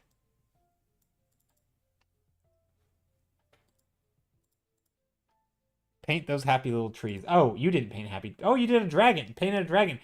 Awesome. Amazing work, as always. Steve, you knocked it out of the park. I don't know why I use some I don't know why I constantly use like random sports analogies. I mean, I do because they're like part of common culture or whatever, but like I don't even like baseball. And I say things like knock it out of the park. Really? Anyway, no, you did a great job. You slayed. There we go. That's a better non-sports analogy phrase that means the same thing. You really slayed. Uh yeah, you did great. Have a good one, y'all. See ya, Steve.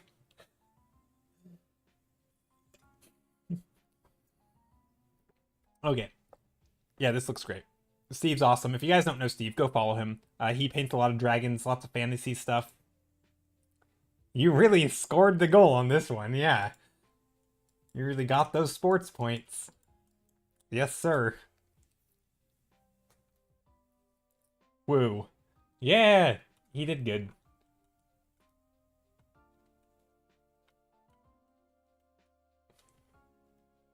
I bet none of you ever thought you'd hear me say that something slayed, did you? You did now.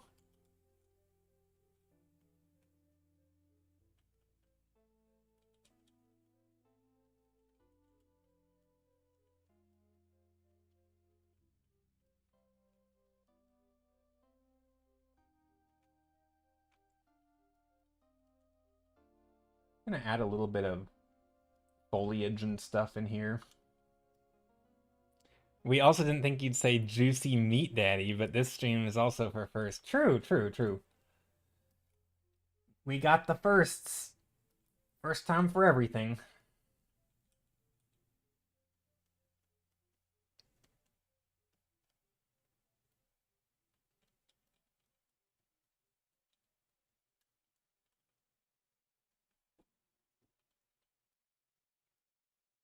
A little bit of plants down here. Some foreground foliaging. That's not the right word. Foliaging.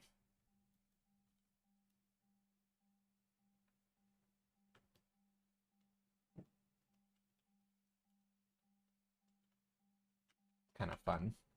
I don't know if I like that, but it's fun.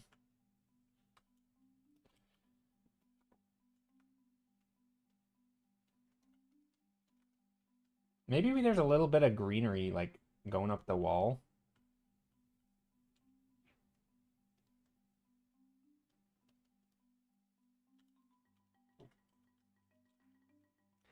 What I really want to do,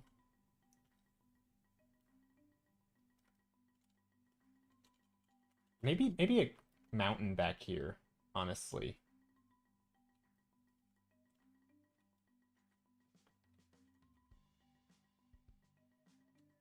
Is there ever a world where this is the play? Hold on. The play. I'm using like more sports term. Is this ever the play? This is the play.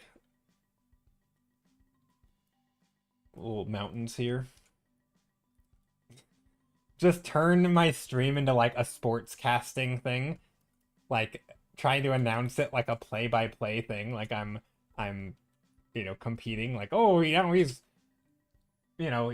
pushing the composition and trying to. I don't know how to. I can't even like make this up because I have no idea how this would sound.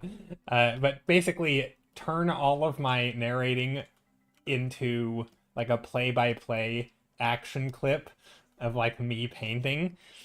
I don't think that would be a good idea, but it would be pretty funny. I don't. I'd have to plan ahead of time of like phrases to say because there's no way. I don't even know what that would sound like.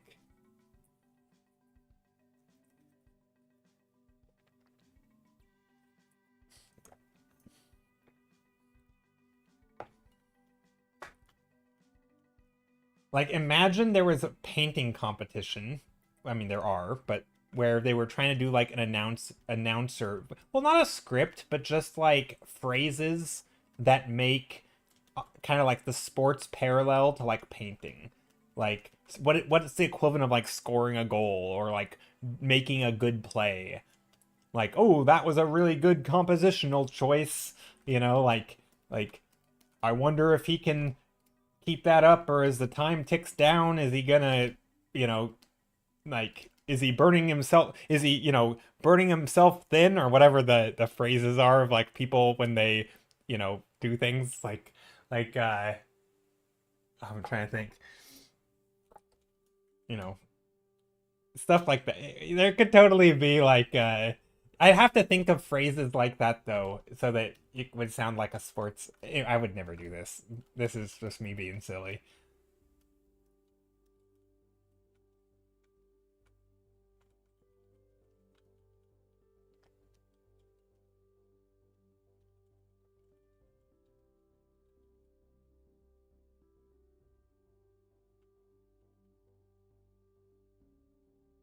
Well, I don't want too high of contrast right here.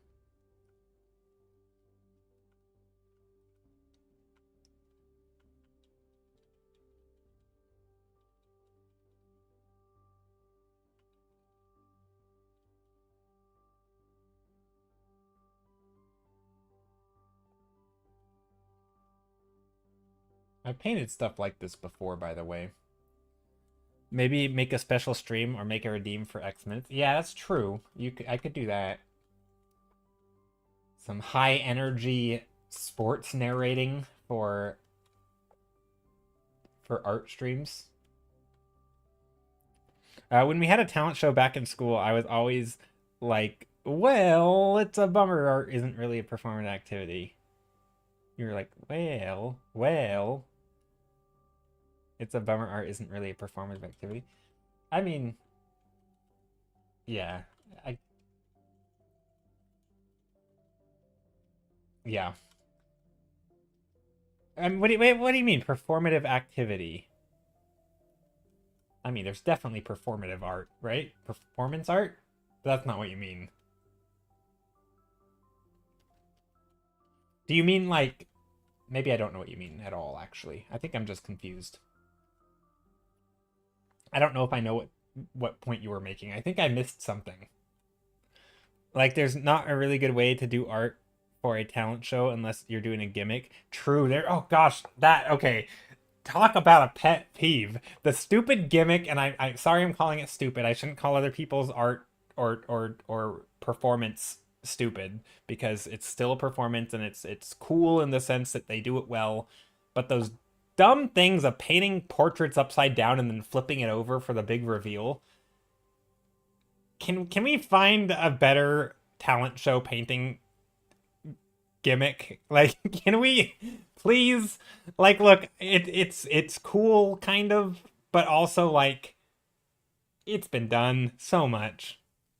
There's gotta be a better way to do perform. You've never seen that? Oh my gosh, they've done it so many times. It's been, oh my, how have you avoided that all this time? You've never seen that? Person with a big old canvas goes up there and starts painting in like big old like animated gestures, making it look like they're just doing random stuff, and it looks kind of random. But then at the end they flip it over and it's like a portrait of like, you know, Morgan Freeman or something. It's like, so it's been on all of the talent shows like America's Got Talent, all those things. It's done, I think they did it at literally the Super Bowl in the US, which is again not like, I mean, it's a pretty watched thing, but it's been there. Basically any big event, it's just like it's been on like events. It's a thing that like they will have people doing this thing for whatever reason. It's just like a thing that pops up from time to time. Yeah, fair point to not watching the Super Bowl. I don't really watch it either. But like it just anytime there's like a performance show, it's been a thing that makes its way into like performances, whether it's like halftime shows or it's just like some random event where there's like, oh, we want entertainment, like it's supposed to be like an entertainment thing. I mean, it is, but it's anyway, it's very weird. Here, I'll show you one. Let's go find one. I'm gonna, hopefully it doesn't lag my computer. Painting performance on stage. I'm just gonna write painting performance on stage. Oh, here's the first one that popped up. Anderson's Viewers Got Talent. I don't know what that is. Speed painting. Talent show winner 12 years ago. More, I don't know, Switzerland's. There's so many. And I'm assuming they're all upside down, but I don't know because I've never seen any of these. 1 minute. Let me see.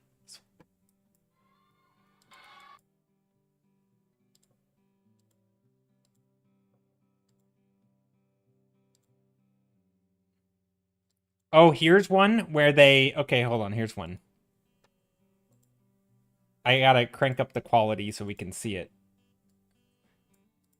So this one, they're painting in the dark or something. They're painting with like black. It's hard to see what they're painting with. And then there's like always a reveal. So they're just... This is like, I mean, there's like music or something. I don't know. Anyway, these things bug me. And they've been a thing like, and then it's like, oh, they're trying to get the audience because there's music and stuff. And they're just painting. And people are like, what are they painting? I don't get it. And then this one, there's a reveal, which is they splash it with something that then it's like, oh, there's the thing, right? Sometimes they turn them upside down. Sometimes they splash it. It's like, there's always a reveal. And it's like, I don't know. Like, it's just a thing. It's been a thing for a long time. I'm not totally hating it, but also I feel like it's, yeah. Like, clearly they practice whatever they're painting enough times to just mess. Yeah, or a lot of times it's kind of like a magic show. Yeah, kind of like a magic show. It's sort of a weird mix of like, yeah. A lot of times it'll have like, so in like the America's Got Talent one, a lot of times it'll be like a picture or a portrait of one of the judges. So it'll be like, you know, Howie Mandel or whoever the random people are. What's his name? Simon Cowell, right? It'll be like a picture of them, and they'll paint it. It'll again flip it upside down, or they'll splash something, or it'll be Oh, I think she was painted with glue and then she put glitter on it. Yeah, it could be that. Yeah, yeah. There's a lot of versions of that, but basically it's always, fairly simple, like two value portraits. Just negative space and then the paint color or whatever. And typically it's a likeness of somebody who people will recognize because that's more cool rather than just like a general face. But anyway, it's again, not hating on it, not really, but it's just I'm just surprised you've never come across that at all because there's hundreds of them and they're pretty much all the same. I mean, of course, that each performer is going to do like and again, I'm calling them performer, not artist. They are artists, but still, each performance is like slightly different, right? Sometimes there's like a dance routine in there. Sometimes it's anyway. Wow, who knew I would go on an art rant today in stream? I never rant ever. It's not a thing. I don't do it.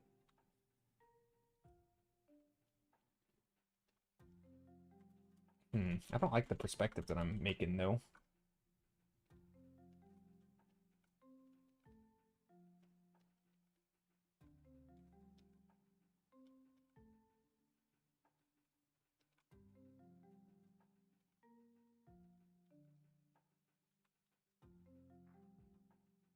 It should have worked. I don't know why it didn't work. Maybe it requires me to do it. Rant. Maybe the bot is broken. I think the bot's broken. But you know what? I think this is a good spot to end stream. What if we do this? And we go, bloop. Nope, that's not good. Is this weird to have these down here?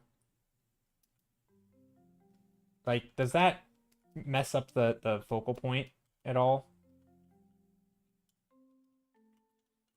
Also, these things are kind of strange. Ooh, what if we do that? What if we do gates? Ooh, that could be fun.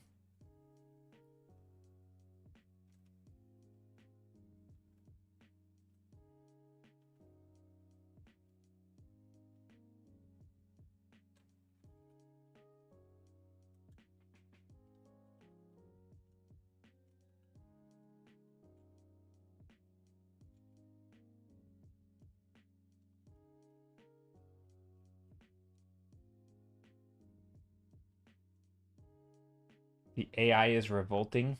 Yeah.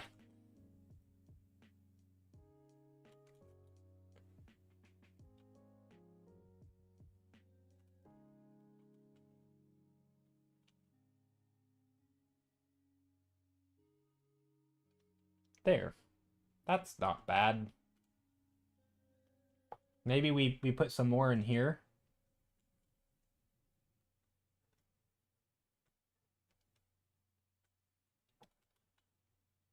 Little details there. Not the worst thing ever.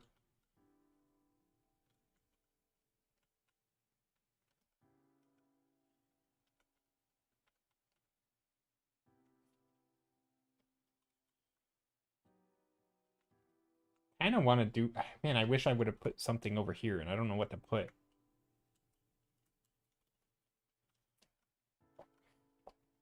Maybe I should take note of those performative ones, that performance art. And that's how I'll be the next level streamer, is by doing cool art performances on stream. Just kidding. I'm trying to imagine every stream. I mean, imagine every stream that's all I did. I mean, because it's not that different than what I do, minus the part where it's rehearsed. But do I like that? No, I don't want something back there. I feel like I need to put something back there. Massive tower.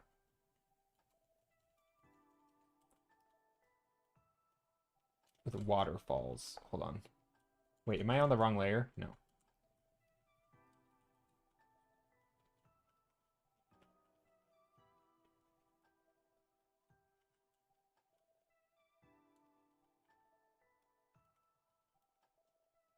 Hmm. Well, yeah, I do want to say thank you guys for hanging out. I appreciate it for all the follows and the likes, the follows, and hanging out and the chats. Yeah, I don't know quite what I'm doing back here.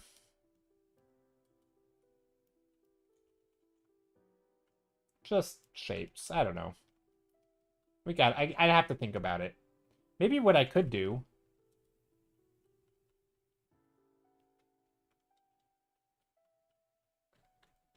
Thank you for streaming. Yeah, thanks for being here. Thanks for all the good chats and the sharing of the art.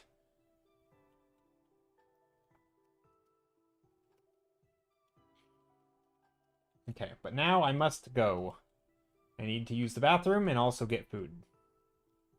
In that order.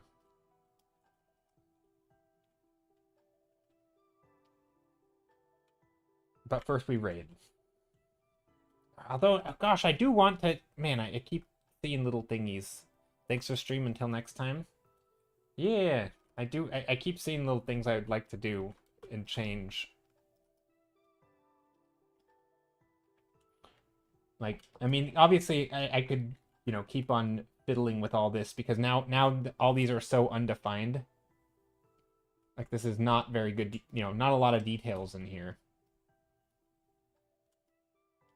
Values are pretty good. I think it works. A lot of undefined shapes, though.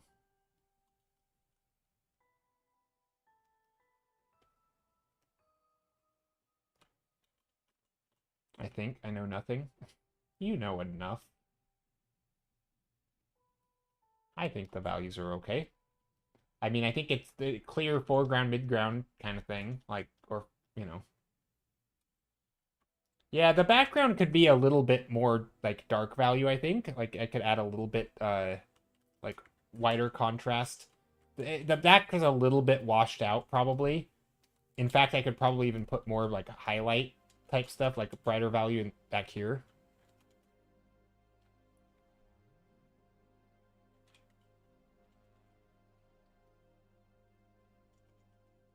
Yeah.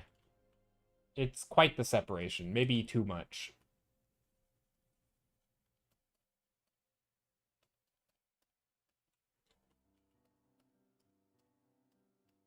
Maybe we do something like that, where we get, like, a gradient up here.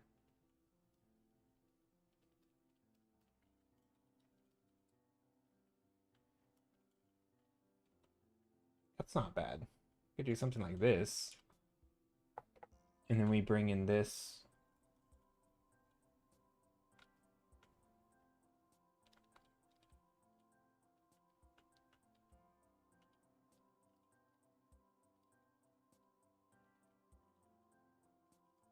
And then maybe we do some storytelling where these are coming through the grates.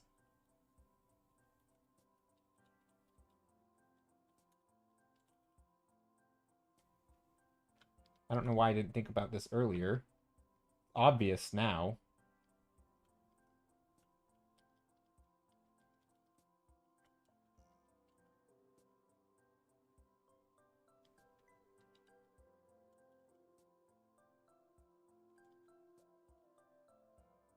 This is like in I don't know, there's at least one Zelda game where you can swim up a little area. And there's like the castle. No, maybe it's I don't know. I think it's Zelda. Where there's like a castle and then you can swim up and there's a grate and then there's a little like a hole and you can go in the hole. Or like in the drainage way. Might be best to let it. Yeah, that sounds like code word for it. Oh wow, you really need to look at it again with fresh eyes. Like oh wow, you're missing some obvious stuff there. Just take a break. No, I don't think that's what you're saying, but I do very much appreciate it. Yeah, it's probably good to do that.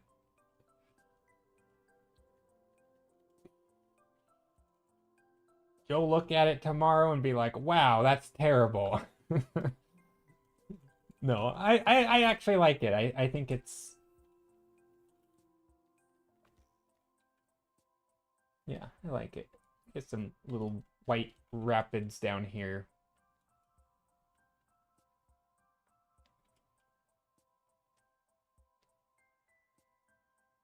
I didn't mean it that way, Jay. I know. I know you didn't.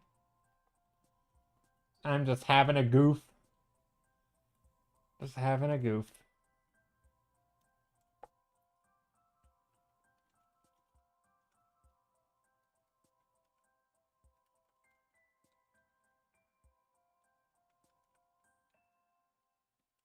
Don't know where this is coming from.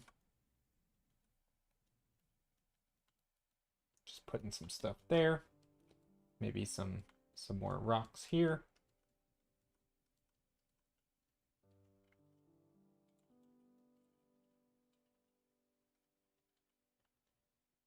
Maybe some of these values are a little bit dark.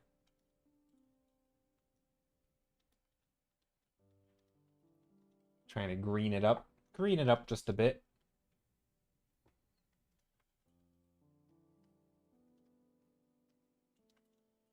What else? What about here? Maybe a shape?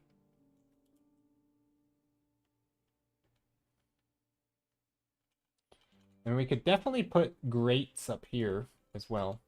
I think the biggest thing I don't like is the scale of some of this. Is some weird stuff, and also I'm not sure what the shapes are doing.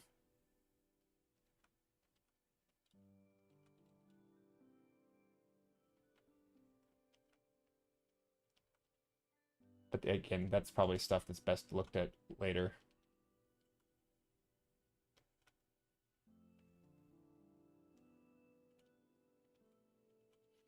But yeah, anyway, okay. That's a good spot to end. Let's write my name on it and be like, boom, signature. And by signature, I mean my name. Just literally my name. It's not like me signing it. Okay. Take care. How long did we spend? 4 hours and 12 minutes. That's not a bad one session painting. There we go. Done. Finished. Take care, everybody. If you're watching the VOD, I appreciate you watching till the end, and you can support me further on Patreon if you'd like, or